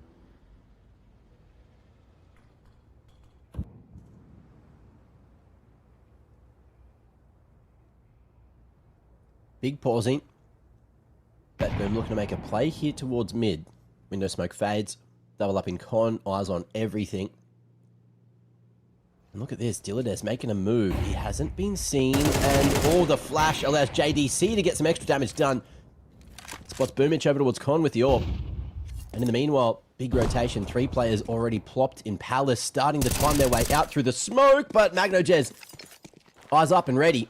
Able to bring it back to the 4v5. And he's going to try and cheat this rotation over to B, but it's a bad read. Now, this is your classic, let's gamble B. If it's B, we'll give it a bloody good go. And if it's A, we'll probably just save. Although saying that, Magno, this is risky. And yet, he could just deny the bomb, and he does. What? That's brilliant. He just tracks and traces tabs and right through that smoke. And in fact, the flashbang's going to let him go even further, but Grix will find him. Time now starting to be an issue, but Grix is holding for Boomich. His AWP for Big is bailing them out, and then some. Siren will find JDC at the bare minimum. Touching this one up is going to be incredibly tricky, especially because they know exactly where he is. Grix has already swapped to an AK.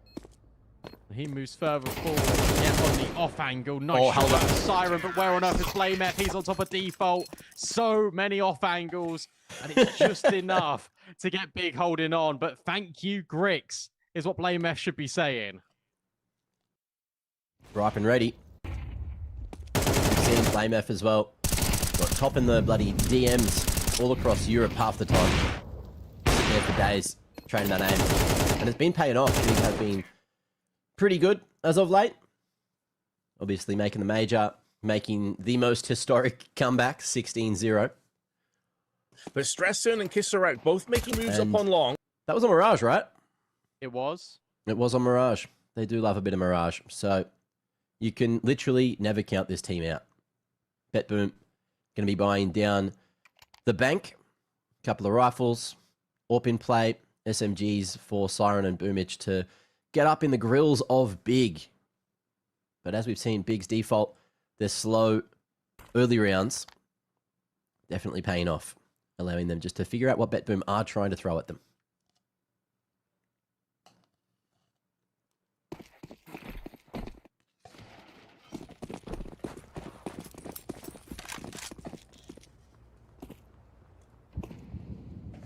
into one of these low-buy rounds that actually have got a little bit more venom to it. Maybe you have made ends meet worse before. Dilladez loves this peak in top middle. So careful. If you're JDC, BlameF will trade. In fact, he'll get a second. Magno will follow through. 3 versus 3. Nade doesn't land cleanly on towards Grix. In fact, it doesn't land on him at all. But Siren potentially could be the next point of contact, or baited in by Magno. As he takes stance over towards this B bomb site, that's where Big are going to go. And Zorta is maybe cheating a rotation over. Have they got a molly to oust Siren? They do, but do you really want to deploy that? Maybe. It'd be a good time for you to go if you're Big, because BB team have rotated all away. It's just Siren and an MP9.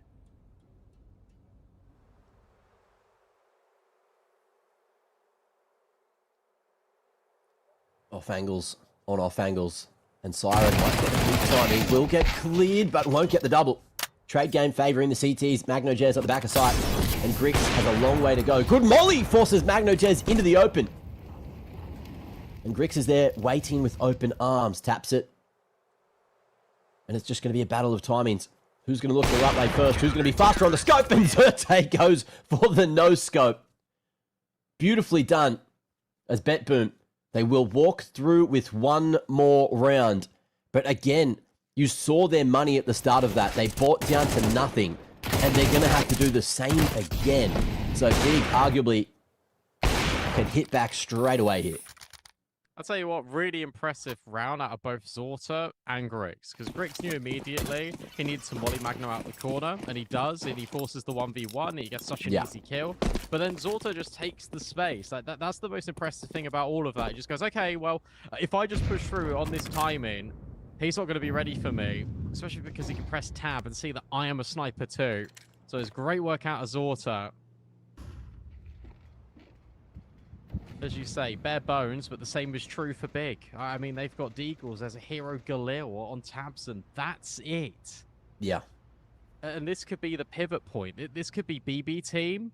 The difference between 6-6 and 8-4. Magno is 17-7.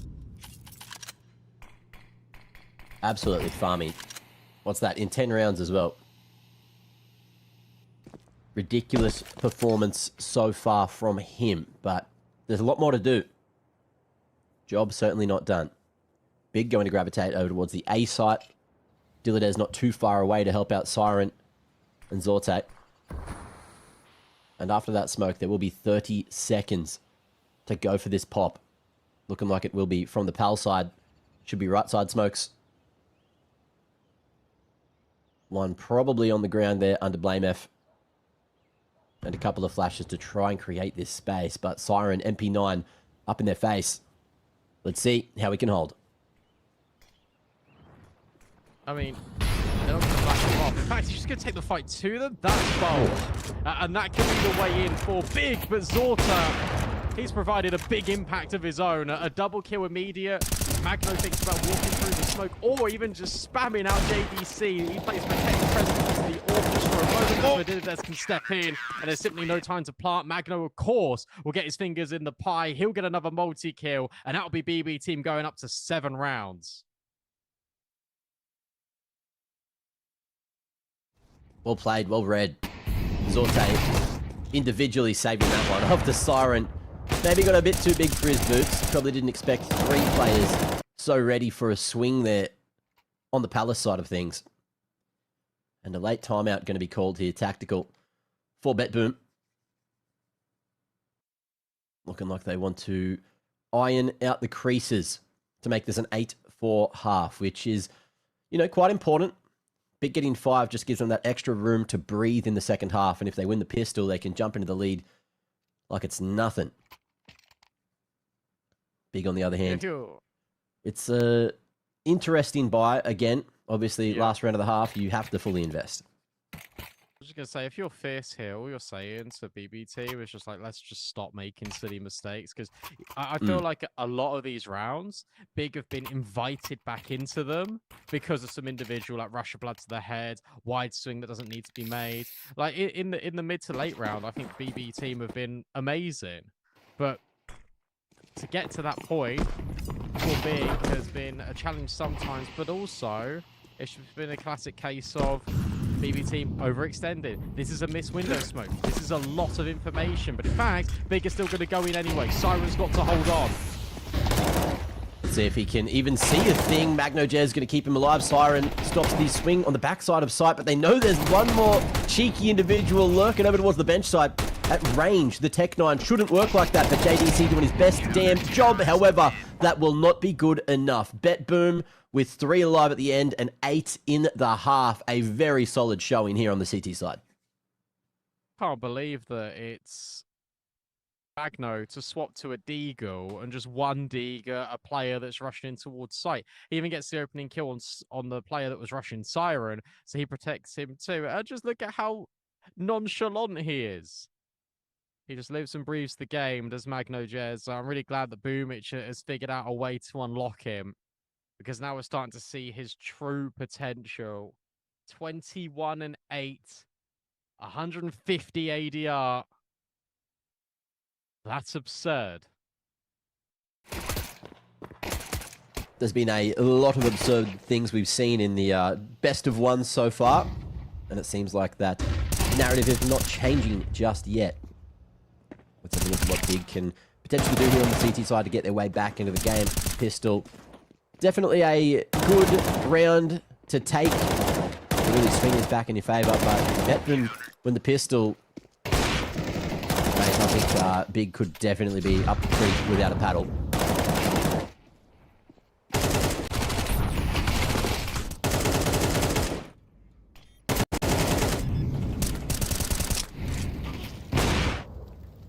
Tricky, right? Like, they've got to rebound it immediately. And if they don't, then it's just going to be a momentum game for BB team, especially with the form that Magno is on, especially the way that Zorto is powered up right towards the very end.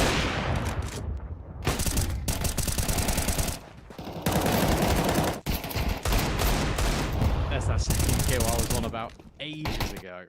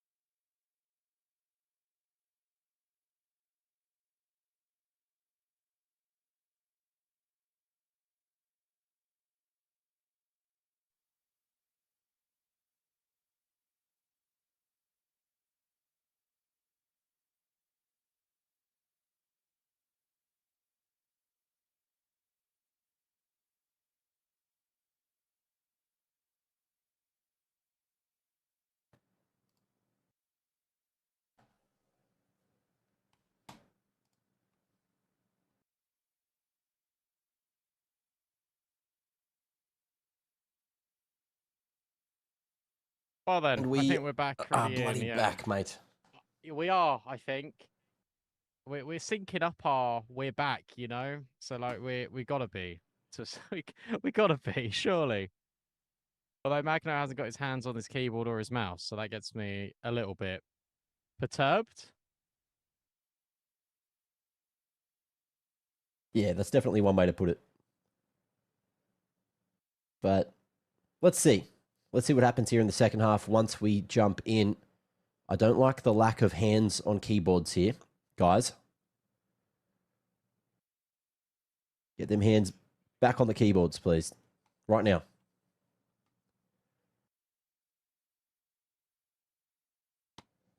Please. Please. Boys. Come on. Hey, no, that's not a keyboard, Siren. That's a drink. Put it down.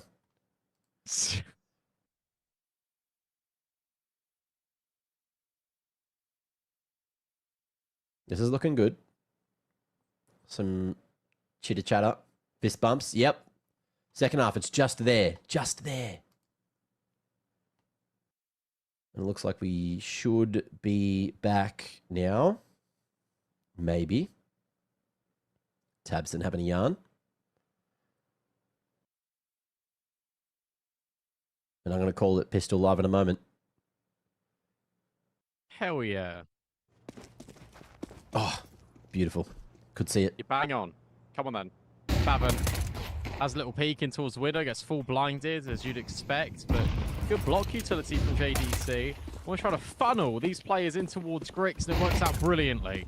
Siren hits the deck first, and BB team just can't see anything. They think about going towards the window. They change their mind. It's a good molly onto JDC, but they know that Grix is in the connector. They just can't deal with him. A third kill out of Grix.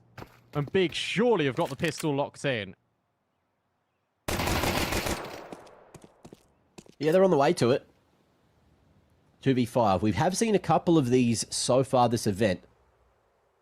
And with how spread out Big are, BB team do have an opportunity here. Grouping up, hitting B. If they can get past JDC, there should be room to plant, which will definitely help them out for that second round of the half.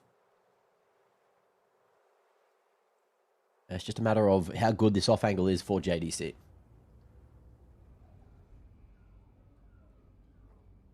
Someone in chat has asked why they're playing without hand warmers, because it's like 30 degrees. They're already warm. JDC, has he got hot hands? Did you say this off angle needs to work? I mean, even if it doesn't, he's still got Favon, and it works for at least a kill, which is perfect. And the fake plant will do nothing apart from give Favon a kill. Big are back.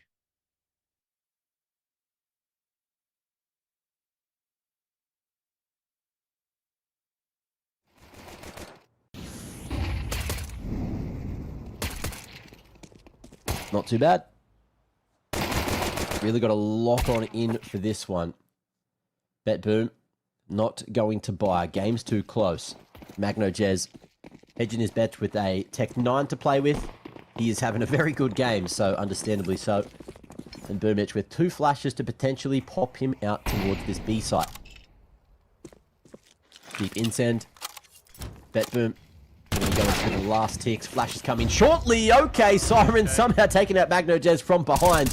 But in the meanwhile, JDC, good position over towards short. Going to be able to cut him off. Bomb plant goes down. There's money for the next round. Boomich with the, what, 2-tap? Insanity. And somehow, they've done way more damage than we ever thought they would. Incend forces Zorte into the open. And that should be everything done and dusted. Boomich, no more for him. Big round, considering the lack of investment they brought in. Yeah, fair. I mean, what, you get 2 kills and a bomb plant. That really isn't bad at all.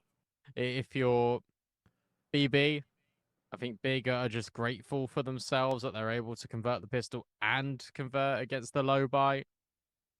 No craziness happening. But now BB team can invest everything. They can have everything at their disposal. You can get all the guns. Get all the util. Have all the fun. We like fun.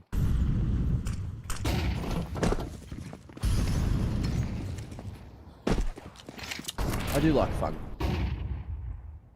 Let's see how much we are going to have of that here in the second half.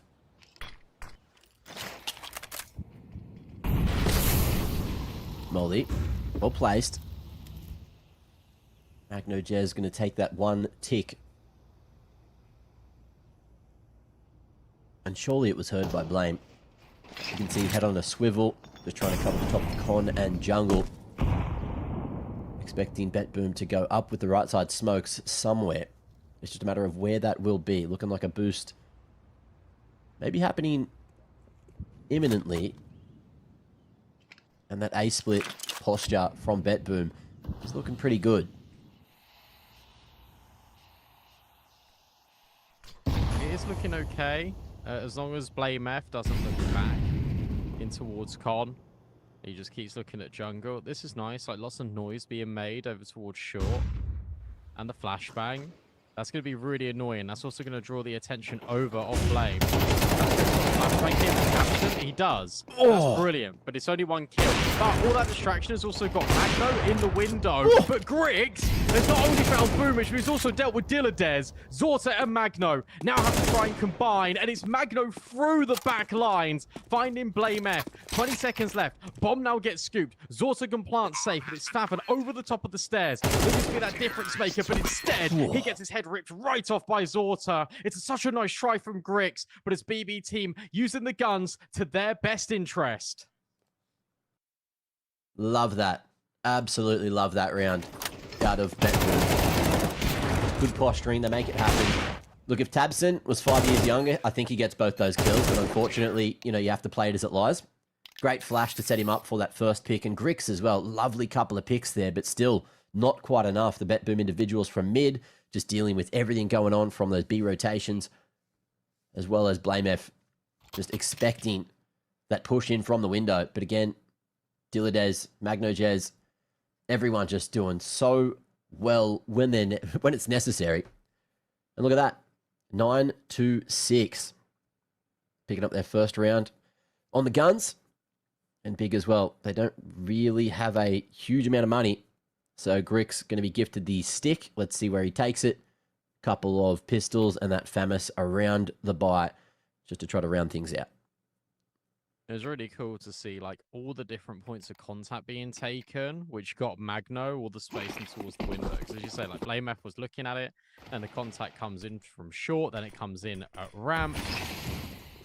You lose track of everything, and that means that you lose track of Magno, who goes through the window into your spawn. That's the last thing that Big are expecting. Can Favon crack a skull with the Deagle? No, but it's okay. Rich is right next to him. In fact, the York reached true. Second shot doesn't come as easy, but it will be BB team getting out of there. And Rich is getting stuck on Favon, and Favon will still hit a headshot anyway.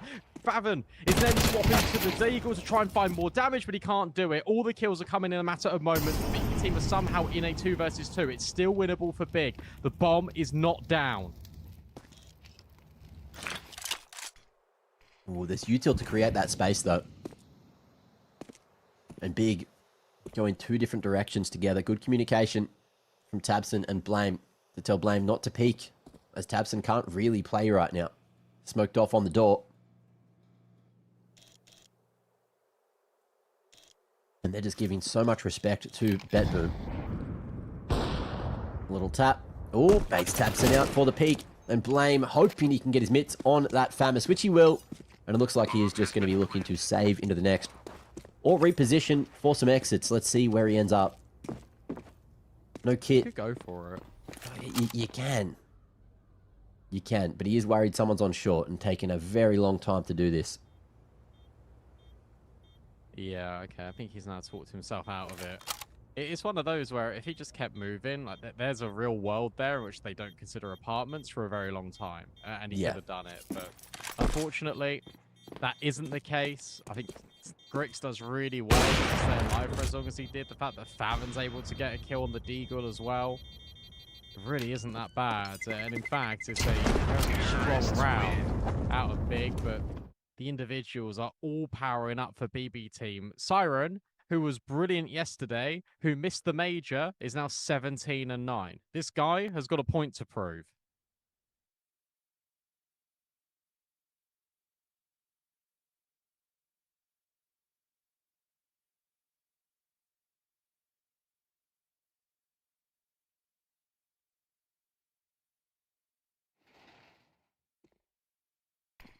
Three more necessary for BETBOOM to close things out here. Let's see if the saved FAMAS can lay down any groundwork here for Big. Blame in a power position, but needs someone to help him out here to enable him to be that difference maker. Tabson's got that one flash, which is ready towards triple. He can flash through con, set Blame F up if necessary, or into con if BETBOOM walk this direction. And that's where they're currently postured for. Two players looking to make their way in. Incend Won't tag up Blame, but he does make the footsteps, dropping towards Sandwich instead. Smoke towards the top of Con as well, just to deny vision. And MztrDale with the Mac-10. He's just going to be the money man, looking to find as much information as possible. Head on the swivel. Boomich dealing with Favin. And just like that, you don't think that there's any world where this one works out. Mac-10 retrievable. Pick onto MztrDale, brings it back to the 3v3, and that flash finds efficacy. And now you can give it a go if you want to, right? I mean, you've got the biggest investment in the round as a FAMAS. You're in a 3v3. Siren, Boomich are so low. And sure, that might not be commed. You might not know about it, but that just means it's all the more favorable for you. Tabson will find Boomich. There you go. 3v2. No kit. The bomb is starting to get a little bit low on time, so that might be the only issue here. Big called this off? Yeah, looks like it. Never mind, they just want to play exits. They want to hold on to the AKs. I really thought they'd give that one a little bit of a look. But BlameF instead will find Dilladez. Is he able to get the second kill? He is. So nice damage being inflicted onto BB team. But when we come out of the player cams and go back into the game, you'll see how much money they've got. And the reality is it's not going to matter. At least Big will be able to scavenge some AKs.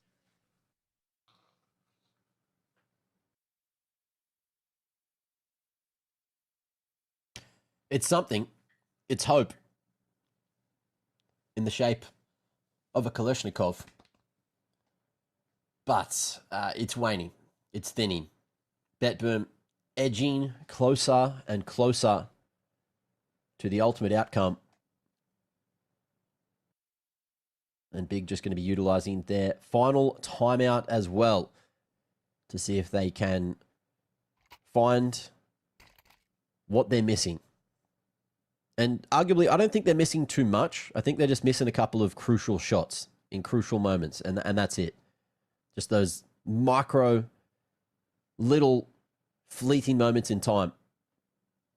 And BETBOOM is just, winning them round after round. You go back to like the 1v1s as well between like Zorte and Grix in that first half.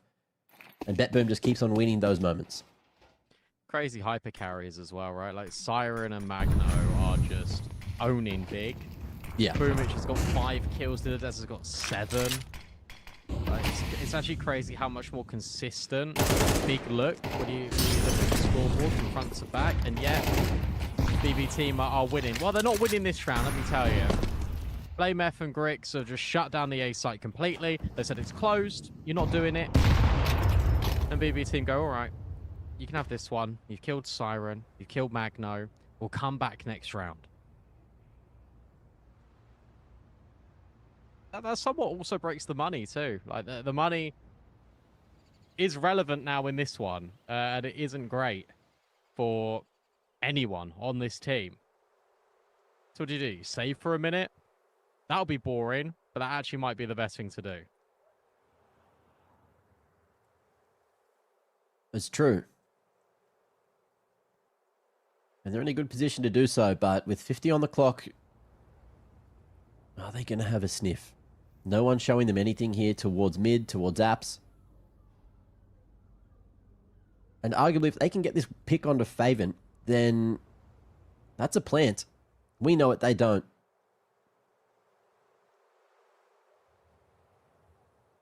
And JDC, he's just peeked mid, got the info that no one is there with 20 seconds. So he'll reinforce the B site, look to take point, and draw attention away from Faven here over towards Jail. But again, BB, they are not moving this direction. They're just locking in the back of apartments to save. So,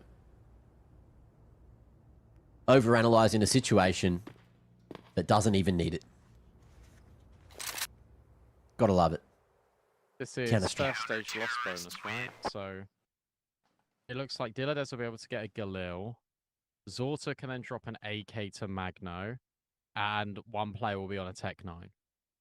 I understand why you're breaking it down, though, right? Because, again, during this tournament, we've had players go for ridiculous rounds that we, 9 times out of 10, don't see that happening in.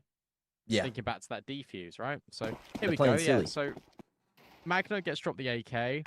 Siren's the only one that goes wanting, but they do have a pretty comprehensive buy. The only thing they are lacking is util. But maybe they don't need util if Magno can just pop heads. I would be remiss to say, like, I think, given the way that Siren's playing, Boomich, you should probably have given him the AK.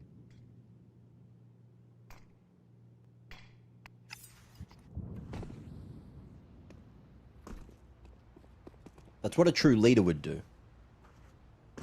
But maybe he's going out first. Maybe he's relying on Siren's aim with that Deagle, with that lurk in Palace, to just slide a Juan Deag over to Tabson or Blame. Currently smoked off and just waiting. That'll fade. Blame takes out the heavy carry. I was going to say hyper carry. I went to say heavy carry. Didn't work. Didn't really work. But Magno Jez is dead. And the A site is open for the taking here. It is. Blame is going to run through this. Oh, yeah, he is. And that's a bit of a costly mistake because Grix now just gets caught as well. Tabson will at least find Siren. Brings it back into the 3v3. But there are even more trades, but they're all going in favor of the CT squad. It's now falls to Dilladez. 30 seconds left. I think he knows where both of them are. That's the tricky bit. No, he doesn't have an idea about CT. Favon takes the contact. JDC with the swing. And whilst it did look a little bit touch and go, Blame F will thank JDC because he will bail big out of a tight scenario and keep BB team off of map point.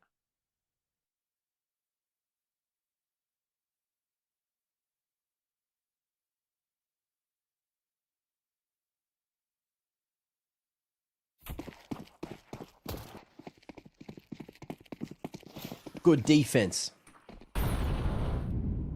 Let's see if they can do it. What do they need? 5 more.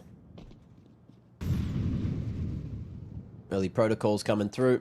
Anti-rush utility towards apartments. Eyes on mid with the A1S and AK. And it's just a matter of time. No flashes, no nothing, just a P250 for Zorte. And arguably, look, with these low buys, we've seen BETBOOM win in certain ways, win financially by getting a couple of picks, and with those dinks, you can see Blame. He is hoping that there is no random HEs tossed into window. Fortunately for him, there's no utility for BETBOOM at all.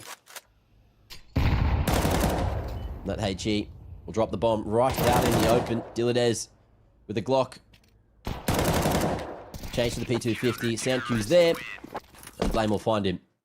Clean round, which is what you want to see if you are a big fan. Tell you what, right? Look at the consistency of Big when we come back again into the game. So it comes back because yes, these are equals to JDC, but look, 20 for Blame F, 15 for Grix and JDC. Like these are players that are contributing in a big way. Favon's on double digits. Tabson's getting there. Boomich isn't. Dilladez isn't. Zorte just about. Someone needs to be that third hero. That third prop for the BB team. Or you need Magno, Jez, and Sirens to get like an ace. Like it's one of those two things. But from what I've just said, that doesn't sound sustainable. And then relying on one of your players to step up and have another massive round, that also feels unsustainable. BB team are losing grip on this T side of Mirage.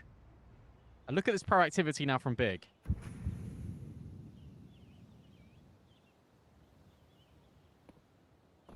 I love this setup. BETBOOM have one flash, and it is not going into A main. Grix. He's been crispy on the scope, and oh, he's going to miss that one, but sets up for Tabson. Now there's one man remaining, that's Magno Jez, who just needs to buy time and pick his fights, but into the crossfire they go. And this is looking good for Big again, unless Zorte can save the day. What was that? Almost a bloody 1v4 here. Good trade game. Bomb plant in the open. Smoke to CT, and there's one still up at jungle. Oh, where's he go? I like this. He just didn't slide into CT. Tucked away at triple. JDC and Favon playing this together. Zorte hoping he doesn't show his shadow, and he's timed it! He's split the wickets, and he's going to be able to do it all, BB! Doing it again! That's 12 in a round where Zorte should not have won. That was awesome. I love that. The reposition, the decision, he goes, you know what, I'm not going to go into CT. I'm going to hide behind this triple bomb, and I'm going to take my timing. Because if you can just swing on the timing, that's how you can isolate the 1v1. And the fact that he's ready for Favon, it's the slight jump up, it's the split second he needs. And I said, look, someone needs to step up and have a big round. There you go, Zorte does. And BB team have got 3 chances to try and close this game now.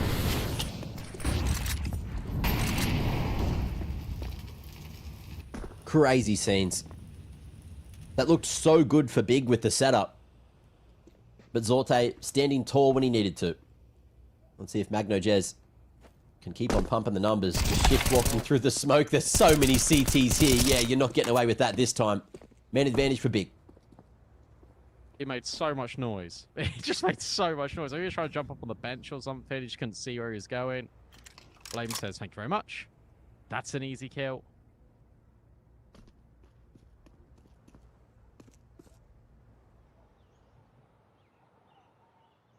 What do BB team elect to do?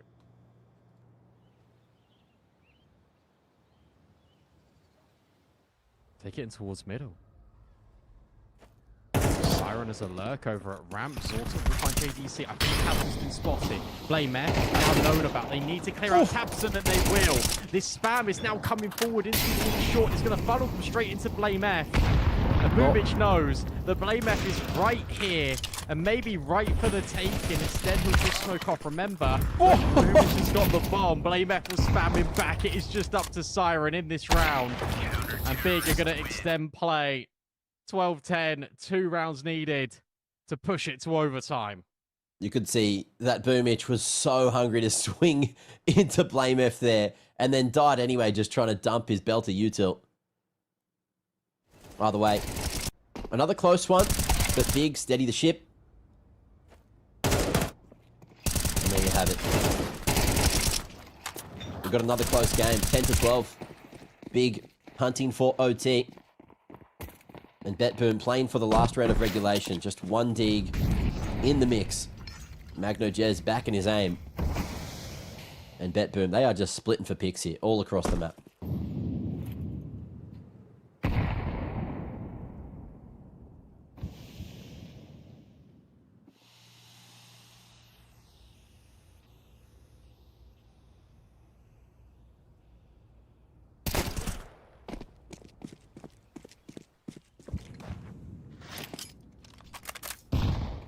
Going OT. You reckon? I can smell it. Yeah. Yeah. We're going to get another one. True. The day started to speed up, so it would only make sense if we get an overtime as well.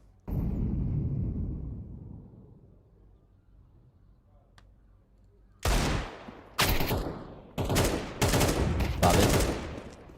Dealing with the ecos. Saying, look at that. Pad my stats. Whoa, that looked good. Shots didn't. And Zorte, 1v5 with the Deagle. You wouldn't read about it, and you're not gonna. 1 for 1 at the end. Minimal damage onto Big's economy. They're going to need not a lot of financial help here. Should have plenty to buy up everything they need and more. BETBOOM, on the other hand,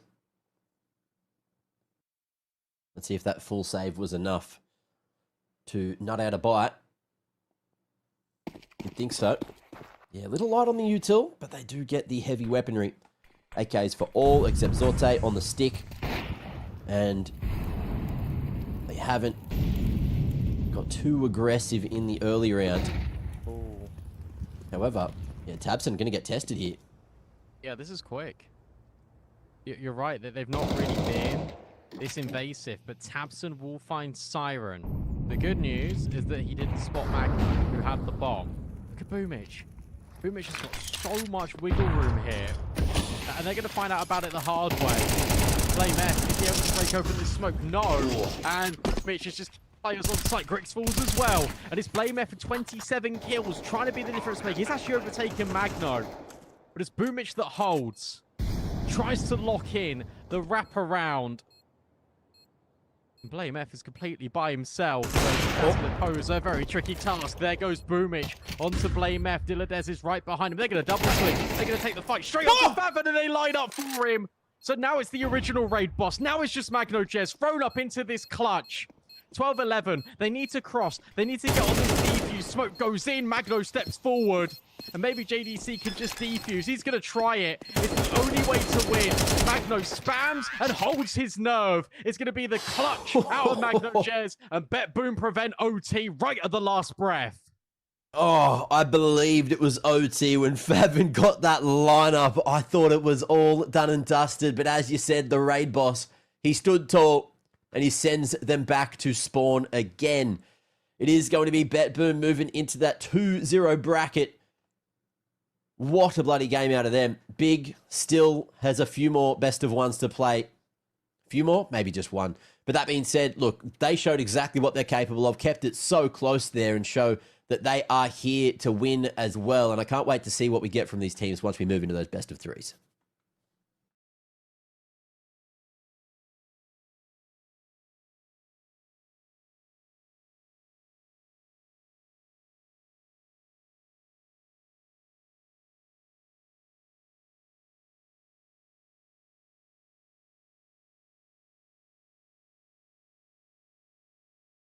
With Daps instead of him is a whole situation.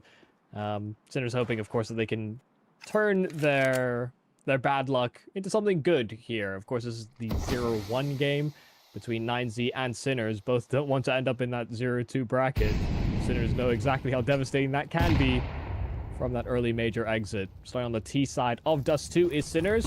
9Z on the defense and being very aggressive about how they approach it. Luchov already sprung into action, pushing the B tunnels, and they also swing off of Cat as well. But they don't find the secondary kill, so man advantage here for 9Z. Luchov is one of those players that had a really good accounting of himself leading into the major and during it. I would say it's the triple threat of Luchov, DGT, and Huazo Peak that you've got to be very careful for. Main has also bit the dust, though, and now it's a case of Sinners making moves over onto the A side. DGT is going to decapitate B-Stick and then go on to Motto. But Stresson and Kisarek both making moves up on long. Going to make this a little bit more tentative for Max. He knows he's about to get flanked into. This is where you're expecting to see Luchov maybe spring into action, but he has to wait for that smoke to clear first. And just leaping into the air is Stresson to take down Max. And Luchov takes a pasting. 28 HP left. They know exactly where he is.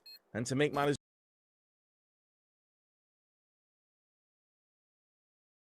left, they know exactly where he is. And to make matters worse, the bomb's already been planted. Surely he doesn't have a chance here. Oh, nearly did.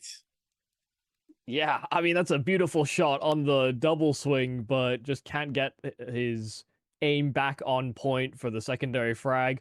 Luchov must be kind of pissed. I mean, he made a solo play into the tunnels, got his kill, and then from a 5-on-4, Sinners were able to get it back to the 4-on-4, pick the player off of middle, and then just collapse into the A split. Really spun 9Z out. You know, Luchov got his, but the rest of the team couldn't necessarily maintain that advantage. Oh, the flashes are good counter flashes. I'm amazed that Main has survived that. Yeah, sure, it's on 1 HP, but had no right to live. He was so late to call his retreat. You know, if you actually just immediately run away as soon as you spawn a player emerging out of those long doors, you can make it around that corner in time, so you don't take that damage. Marin was a little slow to make that rotation, so yeah, he'll be counting his lucky stars. I like the boost, but that smoke's going to start to fade. And when it does, Huazo Peak had an opportunity, then they decide against it. Wise decision. Molly in. I don't think that's going to reach Huazo Peak. It's a little bit too shallow. Not sure if they're going to fall for that and potentially walk into a trap. Luchov puts his 5-7 to use and backs out back to short side again. Goes that double peak, and they had no idea as to B6 positioning, and they've just given away 2 lives. Yeah, they thought it was going to be a long rotate from spawn, maybe. Tried to take that risk and get into the lower tunnels quick, but they're completely off the mark. Max needed that kill. That was the one kill that could have Today, I'm actually joined by a splendid caster. I've never said the word splendid that I can remember, you me, so that's just for you. Anders unfortunately took sick yesterday after a marathon of podcasts and all those shenanigans. So Yumi is stepping in, very capable, very good caster, and it's great to have you alongside, man. So thanks a lot for filling in for today. No, absolutely. I mean, it's. I know that things didn't necessarily go to plan as far as yesterday's games were I guess laid out to be. So it's nice that, you know, we move into a day 2, hopefully a little bit more fresh legs under us. You know, hopefully Anders can make a recovery as well, because there's a lot more still to this tournament, and you know, not every game as well went the way that you would have necessarily coordinated if you looked at just the initial seeding of the tournament. You know, whether that was FaZe getting upset by Tai Lu yesterday, also 9Z eyeballers.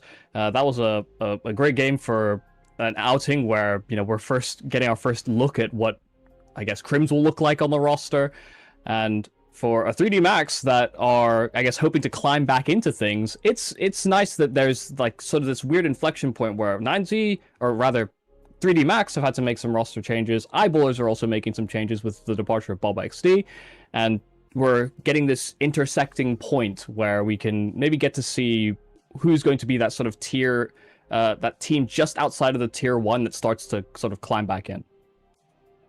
Yeah, I think that's one of the kind of narratives about this event overall, is that there are so many teams with roster changes. Obviously, a team that everyone's going to be interested in, we will see them later, is going to be FaZe. We had a chance to cast them once yesterday.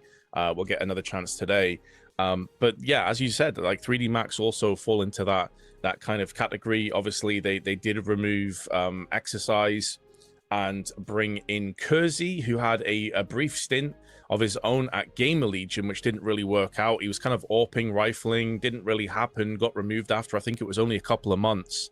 And it kind of felt like to me, and I think Anders said this yesterday, that at that point, he's 24 already, it felt like his career was going to go down a very sort of dark and potentially miserable path. So first off, what's your take on 3D Max picking him up in the first place? Because obviously he's not AWPing with 3D Max. That's still going to be Maka. He is actually rifling instead. Yeah, it was, I mean, it's very perplexing, because he also had a pretty solid outing yesterday on the rifle, which was surprising to see, because we do think of Kersey as an AWPer. That's our first impression of him when he joined Gamer Legion, like you were saying. And when we look at it through that lens, we're like, how on earth can this man be a rifler now? But if he's capable, it's fine. I mean, if Stown can become an AWPer for NIP, then why can't an AWPer become a rifler in reverse? So we'll temper expectations as we go through it. But yeah, I was very surprised, I think, as were many in the community. Oh, hold on. Is it happening? Are we going to get a cash? We didn't get to cast it a single time yesterday. There's a bunch of the new... Oh, why do I have to It's just not going to happen in best of 1, surely. Like, it'll maybe rear its head in the best of 3s. No one's messing with cash at the moment. No tier 1 team, no team in like the top 25 is touching that map with a 10-inch pole. Yeah, I'm sorry, guys. I cursed it there. It was never going to happen, was it? It's going to be Inferno instead. A bit of an odd map. I mean, statistically speaking, it's not really a great one for either team. You look at 3D Max, they have 27% win rate after 11 maps played recently, including losses to Alliance, Magic, Liquid, G2. Sure, they also lost to Falcons, which obviously there's no shame in that. But on the other side of the coin as well, you mean like Eyeballs have only played it 3 times. They've won it 1 out of 3. So this is like kind of one of those weird handshake maps where maybe neither team is fully comfortable on it, but I suppose you can at least say 3D Max are typically playing against better opposition on a more frequent basis when it comes to Inferno. Yeah, no, absolutely. And I think one of the questions I have to ask about how these teams are going to look coming into this map as well is just simply, what does the tempo look like? I think when we used to look at 3D Max, there was always like a, you know, people would always say gimmick, but it was very tempered. They would always try and attack things more in the mid round, and they would come in with a couple explosive rounds. When I think of the Eyeballers, their greatest successes actually were just explosions. You know, when they slowed things down in the mid round, they'd sometimes run into difficulties with nade management. Their trading would be a little bit off, or they'd get picked off on a lurk somewhere. And, you know, when they really brought that tempo up, and this is what I think BobXD was so good for the team for, was that, you know, they could use that higher tempo and really just cascade the rest of the game. But now I'm kind of worried for the Eyeballers. I know they had a good game against 9Z yesterday, but just in terms of this team stylistically, how we're going to see the pieces morph around maybe a slower style, and just how good Crims is going to be down the stretch for this team, considering this has kind of become a weird, I don't want to say retirement home. I wouldn't say Eyeballers is a retirement home for the Swedish legacy, but in a way, it is a stopping point after a descent from tier 1 for a lot of those guys. And I just hope that Crims can do so as gracefully as he left Fnatic. Yeah, I can see where you're coming from. I mean, JW's been grinding really hard with Eyeballers now in that sort of tier 2 2.5 bracket for quite some time. The last couple of years, they've kind of built this team from nowhere up until they're now ranked 36th in the world, which is really impressive. And I get your point about Crims. Like, obviously, he's towards the end of his career. It felt like he was probably going to retire. If anything, that's the only way he was going to get out of Fnatic, but that just wasn't the case. So it's good to see him reunited with JW again after all these years. And they do have a ton of very solid, potent, younger players. Like Maxter in particular was very impressive to me yesterday. I actually said this stat yesterday as well, Yumi, but he has a 94 out of 100 rating when it comes to clutching on HLTV stats, which is absurdly high. And we saw it a couple times yesterday. He pulled off 2 or 3 clutches very impressively. But Eyeballers were kind of carried by the man on your screen right now. One of the unlikeliest of players, JW, AWP IGL extraordinaire. You look at his stats, he's below a 1.0 rating over the last 3 to 4 months. And yet he came out absolutely on fire yesterday, picked up a ridiculous play, probably one of the plays of the tournament when it's all said and done. I know it's a weird thing to say considering it was just day 1, but it was an absurd play that he landed. And he was feeling himself with the AWP as well. It was like he just wound back about 5 or 6 years. So that was cool to see, but I kind of get your point as well. It's like strategically is the word I was looking for there. I don't think that they're necessarily going to be able to go blow for blow with a lot of teams at this tournament. 3D Max lend themselves to being a more tactical based team. That's kind of how they got to the, you know, the top levels in the first place. And can you really rely on JW to have like monster games game in, game out? I honestly don't think you can. Yeah, I don't know if I'd say I'm surprised when JW pops off, but I do agree with your idea that it's just not a consistent win condition, and it can't be. You know, some of the greatest upsets the Eyeballers have pulled off have typically been when JW is overperforming by an exceptional margin, which I think is, like you said, sort of a big factor as to the successes they had yesterday. I do believe that there is something to be drawn on there, though, because, you know, as an in-game leader, you don't want to necessarily set yourself up for success. There's very few that do. You know, maybe the likes of a Lux, for example, on Legacy once upon a time, or maybe even a Big Uzera to a certain degree, where so much of the game is sort of hinged off of that one piece. As an AWPer, it becomes more difficult to do that, but in a way, that's kind of what I'd like to see, you know, just as a fan, just as someone that enjoys seeing these pop-off JW games. If that can be enabled even slightly more in some ways, and maybe that's what Crims will end up doing. You know, sometimes what these younger rosters need is a little bit of a, maybe not fatherly figure. I don't know if Crims will take on that responsibility, so to speak, but another mentor within the roster can really help improve the mood and actually just open up the possibilities for some of the more legacy pieces to actually say, I'm turning my brain off and just killing people now. And I think, do you know, everything you just said kind of perfectly encapsulates Hobbit at Paravision for me. I think he fits a very similar role and very similar narrative. And he's also a guy, keep in mind, that like he can still stand tall and deliver massive performances and carry games. We actually saw that yesterday when Paravision played. So against Alliance, I believe it was. So like, yeah, I completely agree with you. And he's also like, Crims is like one of those legendary Swedish figures within the scene. When you think of those legendary Swedes, you're thinking of like probably Get Right, Forest, Olof. Crims is definitely in that discussion for me. So if you're a Maxter or a Dex or one of these guys, yeah, you probably look up to the guy and you have a lot of respect for him, and you should do. Sure, some of his best years maybe were wasted at Fnatic teams that were not necessarily, you know, trying to be one of the best teams in the world. Yes, there's a bit gatekeeping when it comes to the Swedish region and kind of regurgitating some of those players that maybe were past their peak. But now he has an opportunity to like dip down and try and bring up that next level of talent. And I really do rate Maxter in particular very high, by the way. I think he's one of those players you should be looking at in this game. Yeah, no, absolutely. I mean, Maxter is a central point to why this team is relevant. You know, whether he's you know, when he has bad games, eyeballers usually underperform. I think it's fair to see a direct correlation in that. I think just to stay on the Crims topic for just a little bit, you know, there were many times when he was in Fnatic between the different rosters. I think there were times where Fnatic were trying to build successful rosters. The team with, you know, Blame F, Matish, for example, I think was a great example of that. And there were definitely points where you could tell Crims was becoming more of a voice or becoming more impassioned.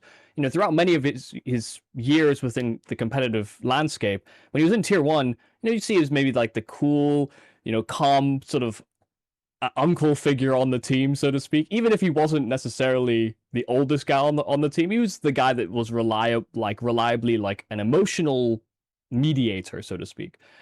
But then as he went through all these different rosters, there were times where I saw Crims pissed.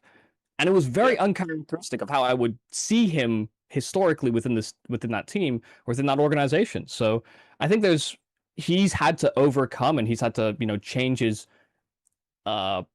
impact and what he delivers to the team and to the team environment in adapting his emotional control. You know, whether he has to be a bit more impassioned or a bit more encouraging in certain moments.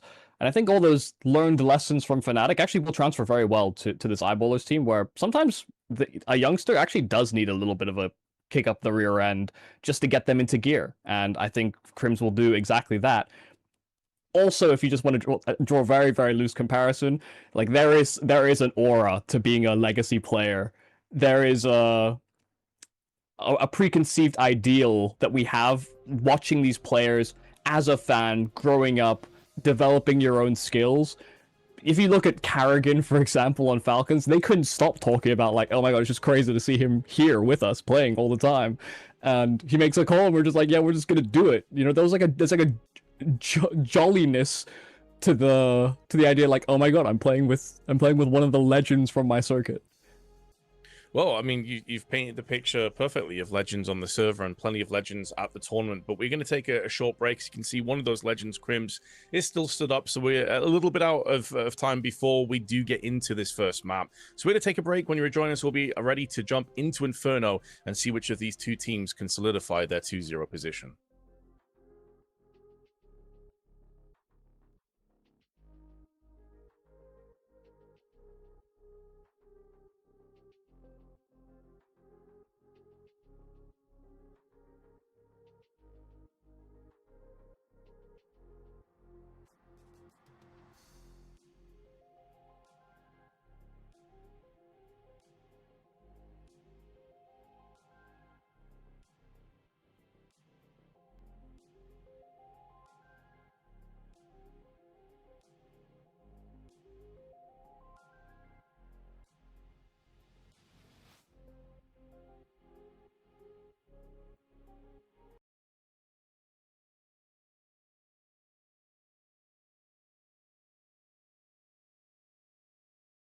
They'd even have Bro, because the event before, they were playing with Daps instead of him.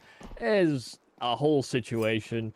Sinner's hoping, of course, that they can turn their bad luck into something good here. Of course, this is the 0-1 game between 9Z and Sinners. Both don't want to end up in that 0-2 bracket. Sinners know exactly how devastating that can be from that early major exit. Starting on the T side of Dust 2 is Sinners. 9Z on the defense and being very aggressive about how they approach it. Luchov already sprung into action, pushing the B tunnels, and they also swing off of Cat as well. But they don't find the secondary kill, so man advantage here for 9Z. Luchov is one of those players that had a really good accounting of himself leading into the major and during it. I would say it's the triple threat of Luchov, DGT, and Huazu Peak that you've got to be very careful for. Main has also bit the dust, though, and now it's the case of Sinners making moves over onto the A side. DGT is going to decapitate B-Stick and then go on to Motto. But Stresson and Kisarek both making moves up on long. Going to make this a little bit more tentative for Max. He knows he's about to get flanked into. This is where you're expecting to see Luchov maybe spring into action, but he has to wait for that smoke to clear first. And just leaping into the air is Stresson to take down Max. And Luchov takes a pasting. 28 HP left. They know exactly where he is. And to make matters worse, the bomb's already been planted. surely he doesn't have a chance here. Oh, nearly did. Yeah, I mean, that's a beautiful shot on the double swing, but just can't get his aim back on point for the secondary frag. Luchov must be kind of pissed. I mean, he made a solo play into the tunnels, got his kill, and then from a 5-on-4, Sinners were able to get it back to the 4-on-4, pick the player off of middle, and then just collapse into the A split. Really spun 9Z out. You know, Luchov got his, but the rest of the team couldn't necessarily maintain that advantage. Oh, the flashes are good counter flashes. Well, I'm amazed that Mayne has survived that. Yeah, sure, it's on 1 HP, but had no right to live. He was so late to call his retreat. You know, if you actually just immediately run away as soon as you spot a player emerging out of those long doors, you can make it around that corner in time, so you don't take that damage. Mayne was a little slow to make that rotation, so yeah, he'll be counting his lucky stars.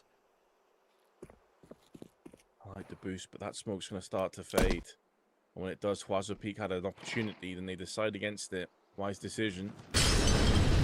Molly in. I don't think that's going to reach Huazo Peak. It's a little bit too shallow.